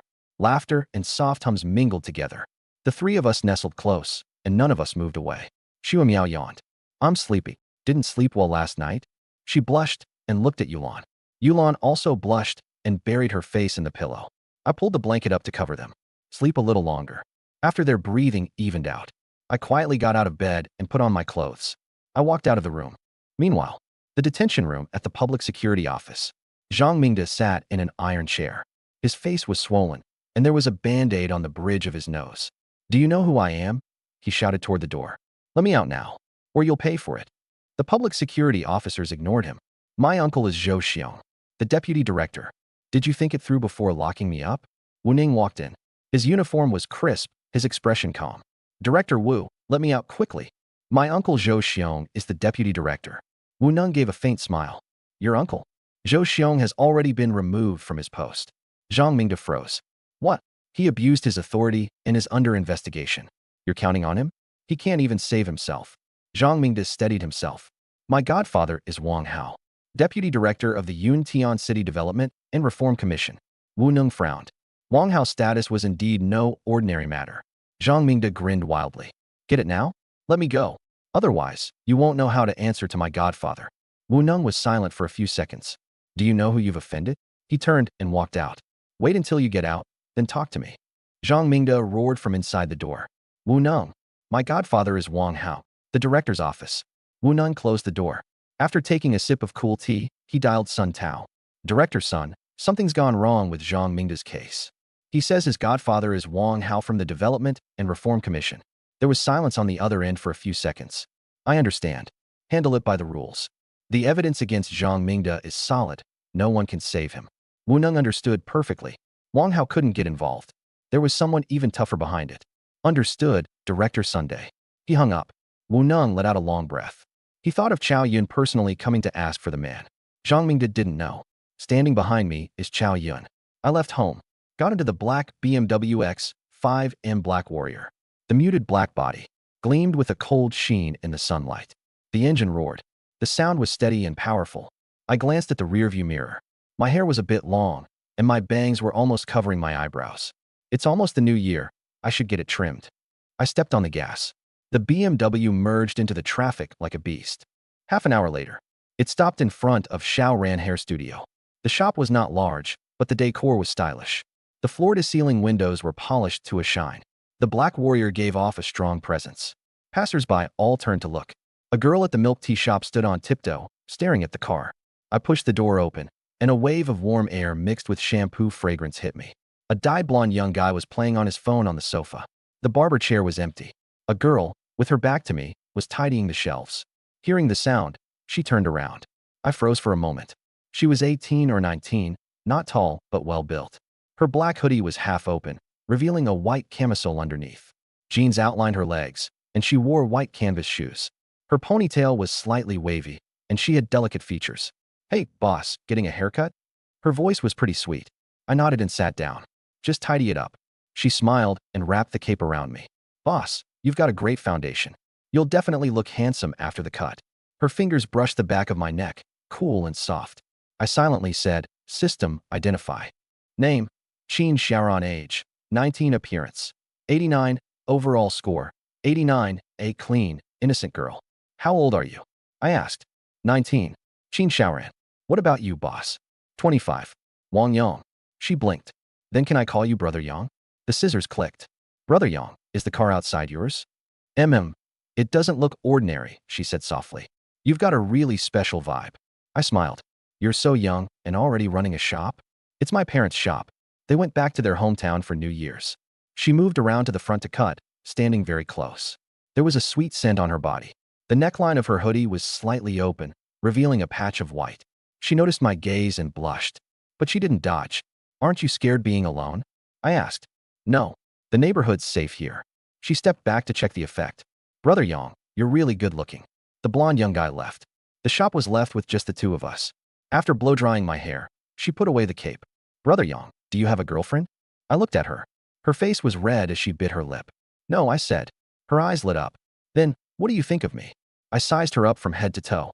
She straightened her chest and met my gaze. 19 isn't little anymore. Add me on WeChat. I pulled out my phone. She scanned the QR code so quickly her face turned as red as a ripe apple. Do you know what you need to do if you want to be my girlfriend? Her face grew even hotter. I know. Then show me first. She froze. I turned to leave. Don't. She grabbed my sleeve. She ran over and pulled down the rolling shutter. With a clang, the shop went dark. She slowly walked back and stood in front of me. I sat down and patted my thigh. Come here. She moved to the side of my legs. I pulled her onto my lap. Soft and light. Continue. She looked up at me and leaned in, lightly touching the corner of my lips. Like a dragonfly skimming the water. That's it. She leaned in again, this time lingering for a second. Too light. The third time, she didn't pull away in a hurry. I cupped the back of her head and kissed her. She stiffened in my arms, her hands clutching tightly at my clothes. Then little by little, she softened, leaning against my shoulder. Here is the first-person condensed version. I slid my other hand onto her waist, gently kneading it through her sweatshirt. Her waist was so soft it felt boneless. My hand moved downward, feeling her through her jeans. Her breathing quickened, and her face turned red all the way to her ears. Her body trembled lightly, and she let out a soft hum. I kissed her deeper and deeper. She pushed at me, trying to hide, but I didn't let go. I kissed her for a few more seconds before releasing her. She collapsed in my arms, panting. Her face was red as fire, with tears glimmering in her eyes. Still passing? I asked. She lowered her head, too embarrassed to look at me. Passing. I smiled and patted her butt. My phone rang. It was Chow Yun. I answered, still holding her. She tried to sit up, but I held her down. Xiaoyang busy? Not busy, Uncle Chow. Want to have dinner together tonight? Sure, you decide the place. After hanging up, I saw her sitting on my lap. She hadn't dared to make a sound just now, and her face was even redder. I have to go out tonight, I said. Her voice was a little disappointed. Oh, be good. Take a shower and wait for me in bed. Her face instantly flushed deep red. After a while, she looked up. Come back early. Then she leaned over and kissed me. I held her down from my lap. I'm leaving. I got into the X5M and started the engine. I rolled down the window and waved at her. As the car drove away, she was still standing at the door watching. At 5:30 in the evening, I drove into the Villa district. The security guard saw the license plate, saluted, and let me through. I brought gifts worth 20,000 yuan. Mao Tai, Zhonghua cigarettes, imported fruit. I couldn't skimp on etiquette. I knocked on the door, and a girl opened it. Cream white sweater, jeans. Long hair draped over her shoulders, her skin exceptionally fair. Hello, may I ask who you are? I'm a friend of Uncle Chow. She called out. Dad, your friend is here. Once inside, Aunt Chow was cooking. The aroma was overwhelming. Chow Yun came out. Xiaoyang, what did you bring? A small holiday gesture, Uncle Chow. The girl poured tea and Toto glanced at me. This is my goddaughter, Yi Shuiying. She said softly. Hello, Brother Wang. Then another little girl came out. Ponytail, pink sweatshirt. Dad, we have guests. Yao Yao, call him Brother Wang. Hello, Brother Wang. Her voice was crisp and bright. Chow Yun took out a chessboard. Do you know how to play? A little. After a few moves, he suddenly said, the matter of Zhang Mingda must be dealt with strictly. He won't get away. With your word, I'm relieved. His godfather Wang Hao is deputy director. I've long wanted to deal with him, just never had the chance. If he dares interfere this time, his position will have to move. I understood in my heart. This was the power of the system. The Secretary General had my back. With your support, I'm not afraid of anything. Chow Yun laughed loudly. You were never afraid to begin with. Chow Yao looked at me enviously. Brother Wang is amazing at chess. My dad usually rarely loses. I smiled. He did it on purpose. Chow Yao didn't believe it. No way. My dad never lets anyone win. Yi Shuiying lowered her head and smiled, her fingers pausing on her phone. Chow Yun played chess and glanced at Yi Shuiying. Xiaoyang, what do you think of Shuiying? Yi Shuiying blushed. Godfather. Don't be shy. Chow Yun raised an eyebrow. I smiled. Shuiying is quite pretty. Her face turned even redder, and she buried herself in the pillow. Chow Yao clapped her hands. Sister Shuiying is blushing. The two girls laughed and played around in a mess. Chow Yun shook his head. You should know who Shuiying's father is, right? I looked up. Yi Hong Yuan, mayor of Yuntian City. Chow Yun said lightly. I was shocked, Mayor Yi. Looking at how shy Yi Shuiying still was. Who would have thought she was the mayor's daughter? So she's Mayor Ye's daughter. I smiled. Yi Shuiying glared at me. I am just me. Chow Yun laughed. Well said. He added, Xiaoyang, spend more time with your parents during the new year, and call me if anything comes up. I nodded. Dinner's ready. Aunt Chow called from the kitchen. Chow Yun patted my shoulder. Come on, let's try Aunt Chow's cooking. As we passed Yi Shuiying, her face was red as she lowered her head, her fingers gripping the hem of her clothes. I smiled without saying anything. Chow Yi brought out pork rib and lotus root soup, her face glistening with sweat and a smile. The soup was milky white and fragrant. The table was full of good dishes: braised fish, steamed ribs, fermented black bean vegetables, broccoli, tomato soup, and boiled shrimp. Chow Yun called out, sit next to me. I sat down, with Chow Yao and Yi Shuiying across from me. Chow Yun added some ribs to me. Try it. I took a bite. It's much better than restaurant food. Chow Yi smiled. If it's tasty, eat more. Don't go hungry when you're out on your own. Chow Yao asked, what does Brother Wang usually eat? Mostly takeout. Takeout isn't healthy. Come over often for meals, Chow Yi said. My heart warmed. Thank you, Aunt Chow. Yi Shuiying picked at the fish and ate very little. Chow Yun asked with concern, Shuiying, eat a bit more. She gave a soft in response. Chow Yao asked, Sister Shuiying, are you feeling unwell? No, I just don't have much appetite, Yi Shuiying said. Chow Yun put down his chopsticks. How is the old man doing? Her hand froze. Not too well. The dining room fell silent. The doctor said Grandpa's organs are failing. He won't last much longer. Her eyes turned red. Chow Yun frowned, tapping the table with his fingers. My heart sank. Old Master Yi was Mayor Ye's father. If he fell, Yi Hong Yuan's foundation would become unstable. Chow Yun was one of Yi Hong Yuan's men, so if something happened to the old master, it would be bad for everyone. I thought of the longevity pills. The system had given me 3, each able to extend life by 10 years. I had originally planned to save them for my family, but now, my grandparents were still in decent health, and my parents were robust too. If I took out one, I could always get another from the system. Seeing Yi Shuiying's red eyes and clenched, bloodless hands, I spoke up. Uncle Chow, what illness does old Yi have? Chow Yun sighed. He's already in his 80s.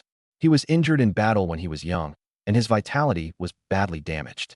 He fell and was hospitalized a while ago, and now he's bedridden. The doctor said his organs are failing. There's nothing they can do. After a moment of silence, I said, Uncle Chow, I might have a way. The dining room instantly went quiet. Everyone looked at me. Yi Shuiying suddenly looked up, her eyes red. Really? I have an heirloom prescription that's effective for regulating the body, I said. I didn't mention the longevity pills, afraid it would make things awkward. Chow Yun was silent for a few seconds. Shuiying, let Wang Yang give it a try. I trust him. Yi Shuiying bit her lip, torn inside. Even the best doctors had already seen him. What could this young man possibly do? But her godfather had never been wrong about people. Thinking of her grandfather's emaciated figure, she took a deep breath. All right, I trust you. A faint smile curved my lips. I'll go take a look tomorrow. I'll come pick you up, Yi Shuiying said. Okay, call me when you arrive. The atmosphere lightened up. Chow Yun raised his glass. Come on, eat. Chow Yao's eyes lit up. Brother Wang, can you really cure him? I'll do my best, I said with a smile. The meal lasted an hour. It was late at night. Chow Yun checked the time. Xiaoyang, head back early and rest. We have important things tomorrow. I stood up to say goodbye. Chow Yun smiled. Shuiying, send Xiaoyang off. It's on the way. Yi Shuiying blushed. I can just take a taxi myself. It's not safe so late at night, and Xiaoyang isn't an outsider. She glanced at me, then lowered her head to scroll on her phone. The tips of her ears turned red like rouge. Chow Yao snickered in secret and got glared at. I smiled. Okay, take Shuiying back. Yi Shuiying stood up with her bag and walked toward the door with her head down. Aunt Chow came out of the kitchen and handed her a bag of takeaway containers. Shuiying, take the ribs and shrimp home and eat them. Don't keep living on takeout by yourself. Yi Shuiying took it and hugged it tightly. Thank you, godmother. Aunt Chow looked at me. Xiaoyang, drive carefully. I nodded. Got it. The two of them changed shoes and went out. Chow Yun waved from the living room. Let me know when you get home. Yi Shuiying hummed in response and opened the door to leave. I followed behind and closed the door casually. The hallway was quiet, with only the sound of footsteps. She walked ahead, hugging the bag. Cream white sweater, light blue jeans, black hair hanging over her shoulders. I followed silently. When we got into the elevator, the mirror reflected the two of us. She lowered her head to look at the bag, the tips of her ears a little red. I had both hands in my pockets, staring at the elevator doors. The numbers changed floor by floor, 18, 17, 16. She suddenly said, "Brother Wong. Tomorrow, are you sure?" I looked at her. "I can't guarantee it, but I'll do my best." She nodded, then lowered her head again. The elevator arrived, and cold air rushed in. When we got downstairs, my black X5M was parked under a street lamp. I opened the passenger door, and she sat inside hugging the bag. As soon as the door closed, all the outside noise vanished. Warm air blew through the car, carrying a faint leather scent. She leaned back in the seat, gripping the bag tightly. I got in and closed the door. In the cramped space, I could smell the fragrance on her body. It wasn't perfume, more like the sweet scent of shampoo mixed with body wash. I glanced at her. She had her head down, her ears flushed red. Her eyelashes hung low like two small fans. The light fell on her face, making her skin glow white. She reached for the seat belt. She tried twice, and it got stuck. The more she pulled, the tighter it seemed, and her face turned even redder. I leaned over. "Let me." Her hand froze in midair. I took the seat belt from her hand. My fingertips brushed hers, cold and soft. Her hand shrank back slightly, but she didn't pull away. I half bent over in front of her, my breath brushing her ear. She could smell the faint tobacco scent on me. She held her breath and watched my hands. I straightened the belt and gave it a gentle pull. My arm almost encircled her as I inserted the buckle. Click. The seat belt was fastened. My hand didn't withdraw right away, and I looked down at her. Her face was burning red, her eyelashes trembling slightly. Her lower lip was bitten so hard it had gone pale, and even her earlobes looked translucent. She didn't dare look at me, gripping the corner of her clothes tightly. I sat back and started the car. "Where do you live?" Her voice was as light as a feather. "The municipal government compound." I nodded and shifted gears, driving off. Streetlights swept past one by one, their patches of light falling on her face. She leaned against the seat, hugging the bag. She stole a glance at me, then quickly looked out the window again. The car was very quiet. Her fingers gently rubbed the bag. I said, swaying, "What does your grandfather usually avoid eating?" She thought for a moment. "The doctor said he shouldn't eat anything too greasy. He used to love braised pork, but now we don't dare give it to him." I nodded. "Got it." She looked at me. "Brother Wong, is your friend really that effective?" I smiled. "There's no harm in trying." She hummed softly and lowered her head again. Thinking of the way her grandfather coughed, her eyes turned a little wet. She quickly blinked to hold it back. We drove for 40 minutes and reached the east side of the city. A gate appeared ahead, with 2 armed police officers standing guard. Yi Shuang rolled down the window and nodded, and the guards saluted and let us through. The car drove in, and the courtyard was very quiet. Several small buildings were hidden behind the trees. This was the Yuntian city government compound. It was my first time here. She pointed ahead. "Stop over there." The car stopped downstairs of a 3-story building. She unbuckled her seat belt, but didn't get out, still hugging the bag. "Brother Wong." She bit her lip. "Thank you for driving me here. Tomorrow, could you come see my grandpa?" I smiled. "You're welcome. I'll go tomorrow." Her eyes lit up like 2 stars. "No matter what happens, thank you." I looked at her, and a feeling I couldn't quite put into words welled up in my heart. Her eyes were so pure, her voice so gentle. "It's cold outside. Hurry back inside." She hummed in response and opened the door to get out of the car. Standing beside the car, she bent down to look at me. "Drive safe on the way." I nodded. "Okay, see you tomorrow." She turned with a smile and went into the building, then suddenly looked back. I lowered the window and waved. She waved back too, then disappeared into the stairwell. I watched her back vanish, then started the car and left. The black X5M pulled out of the compound and merged into the night traffic. Holding the steering wheel, I glanced at the location on my phone. It was sent by Qin Shaoran, a small alley in the old district. Not far.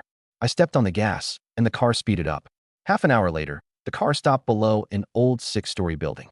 The wall paint was peeling, and the streetlights were dim and yellow. I tightened my coat and quickly went into the building. The stairwell was narrow, and the sound-activated light kept flickering on and off. I went up to the 4th floor and knocked on the door. The door opened. Qin Shaoran was standing there, her hair still wet. She was wearing a black lace nightgown, very short and very thin. "Brother Yang, you're here." Her voice was full of joy. I stepped inside and wrapped my arm around her waist, pinning her against the wall. She gave a soft in response. Her hands rested on my shoulders, her face burning red. Did you miss me? Yes. Her voice was as small as a mosquito's buzz. My hand slid from her wet hair to her cheek. Why are you dressed like this? I just finished showering. She blushed even more and buried her face in my neck. Is this for me to see?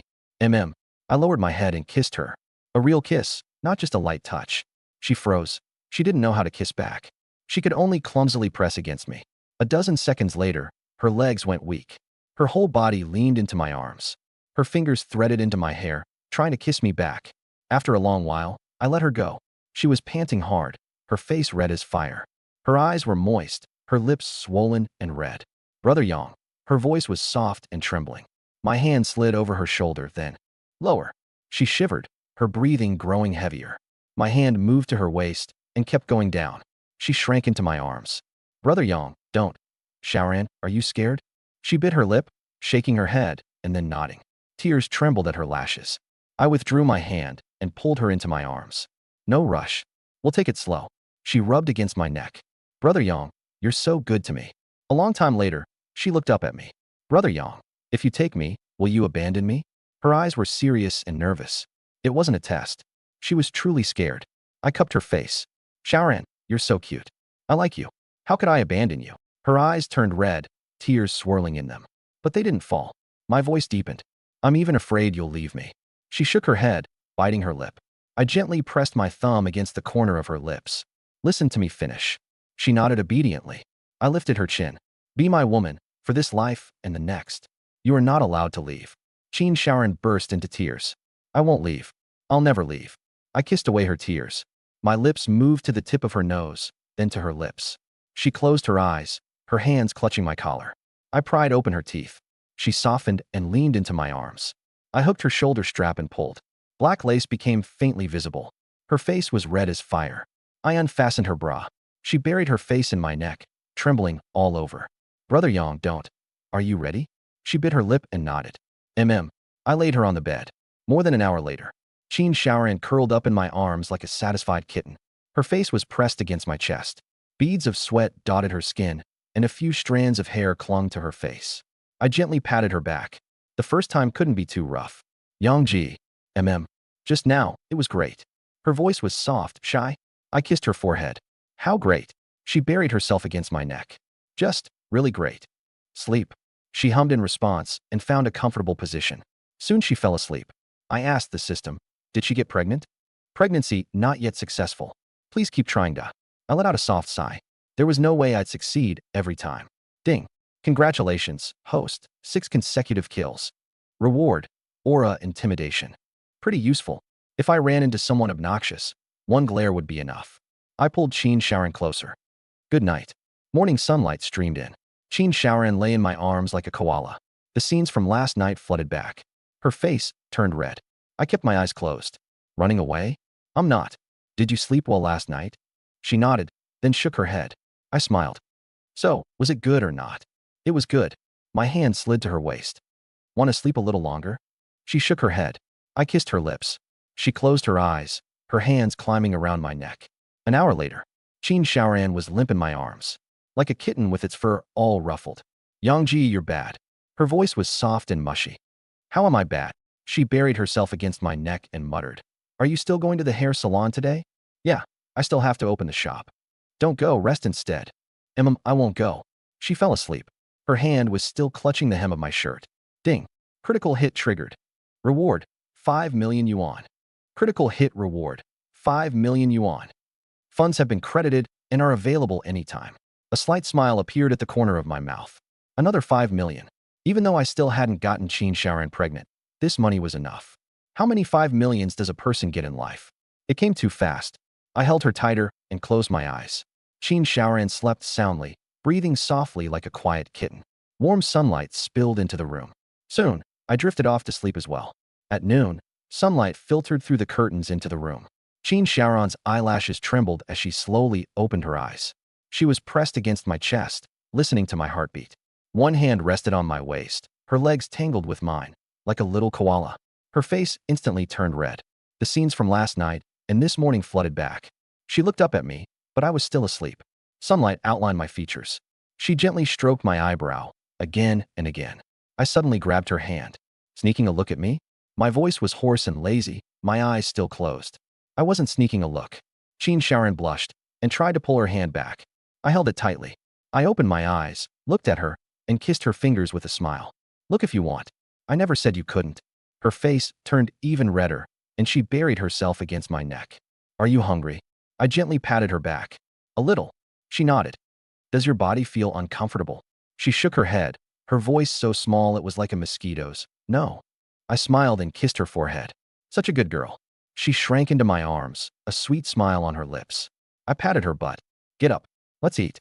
Qin Sharon sat up, and the blanket slid down. She hurriedly pulled it back up to cover herself. Close your eyes. You're not allowed to look. Leaning against the headboard, I laughed. What part of you haven't I seen? And after all this, you're still saying that. You're bad. Her face grew even redder. Be good, or I'll punish you next time. I smiled. She bit her lip, lifted the blanket, turned around, and put on her clothes with her back facing me. Her back was fair and straight, her waist slim and her hips round. She put on her bra, then slipped into a black lace nightdress. I watched her the whole time, feeling my gaze. Her whole body heated up. After she finished dressing and turned around, she glared at me, cheeks red. Have you looked enough? Not enough. I can't look enough, I said with a smile. Let's go eat. She bit her lip and smiled. Half an hour later, a black X5M pulled up in front of the restaurant. Hardwood tables and chairs, warm yellow lighting. The floor-to-ceiling windows were clean and bright. I held Qin Sharon's hand and walked in. She was wearing an off-white knitted sweater and a black pleated short skirt. Her legs, wrapped in black sheer stockings, were slim and straight. Black marten boots. Her high ponytail was slightly curled, her cheeks rosy. Hand in hand, her heartbeat quickened. With my hand holding hers, she felt full of confidence. We sat by the window. What do you want to eat? I opened the menu. Whatever you order. She leaned closer. I ordered a few dishes. After the server left, I held her hand and gently traced circles with my fingertips. Qin Sharon blushed and didn't dodge. Her phone rang. She looked at it, and her expression changed. Hello? Xiaoyi? What's wrong? A cry came through the phone. Shaoran. Come quickly. Someone is causing trouble. Don't panic. Where are you? Qin Shaoran said anxiously. At the shop. There's a customer who insists I drink with him. Wait for me. I'll be right there. She hung up. Her eyes reddened, and she looked at me. Brother Yang, something happened to my friend. What is it? I asked. The place where she works has a customer causing trouble. I stood up and took the keys. Let's go. I'll take you there. Brother Yang, don't be afraid. I'm here. I held her hand. Tears fell from her eyes as she nodded and followed me. Mayu Entertainment Club. On a bustling street, neon lights flashing. Luxury cars were parked all at the entrance. On the third-floor private room, the atmosphere was dim and ambiguous. 5 or 6 men were scattered around. The leader was in his 30s, with a crew cut. A green dragon tattoo was inked on his neck, and he was sitting with one leg crossed over the other. Bai Yuyan stood beside the tea table, the tray in her hands trembling. She was wearing a black bunny girl uniform. 18 years old, she had just graduated from high school and come out to work. Her features were delicate, her skin fair and clean. Her high ponytail made her look like a high school student. Today, a guest had specifically requested her service. While pouring wine, her hand shook, and red wine spilled onto the green dragon man's pants. The private room fell instantly silent. The man looked at his pants, then at Bai Yuyan. A smile appeared at the corner of his mouth, a smile that was creepy to look at. Little girl, these Armani pants of mine cost over 10,000. The other men joined in. That's half a month's salary gone. Just drink a few with us, and let it go. Bai Yuyan's face turned pale as she lowered her head and apologized. I'm sorry. I didn't mean to. The man stood up and walked over to her. He pinched her chin. What good is an apology? Can you afford to pay for it? Tears streamed down her face. I really didn't mean it. I'll pay. Pay. He let go. Then he took out his phone. 12,000. How much is your salary? Bai Yuyan bit her lip and said nothing. 200 a day, 6,000 a month. She still had to pay rent, eat, and send money home. The men heckled her. If you can't pay, then keep people company instead. Spend the night with us and forget about the pants. Bai Yuyan trembled all over, tears falling like rain. The door was pushed open, and Sister Chen came in. She was in her 40s, wearing a black business suit. Seeing Bai Yuyan crying, her heart tightened. She forced out a smile. Bosses, I'm sorry. She's new and doesn't know any better. I'll pay for the pants. The green dragon man glanced at her. You'll pay? How? I'll compensate according to the receipt, and tonight all drinks are on the house, Sister Chan said with a smile. What's the use of free drinks? These pants are a limited edition, and you can't buy them in China. Sister Chin's expression changed slightly. Then what do you want us to do? The man looked at Bai Yuyan and smiled. Simple. Spend the night with us, and we'll let it go. Sister Chin's smile stiffened. Boss, that's not appropriate. She's still a child. A child? Working here and still pretending to be pure. The man's face darkened. Either pay up or keep us company. Pick one. Sister Chin opened her mouth to speak, then swallowed her words back. Watching Bai Yuyan trembling all over, tears streaming down her face, she looked like a little rabbit backed into a corner.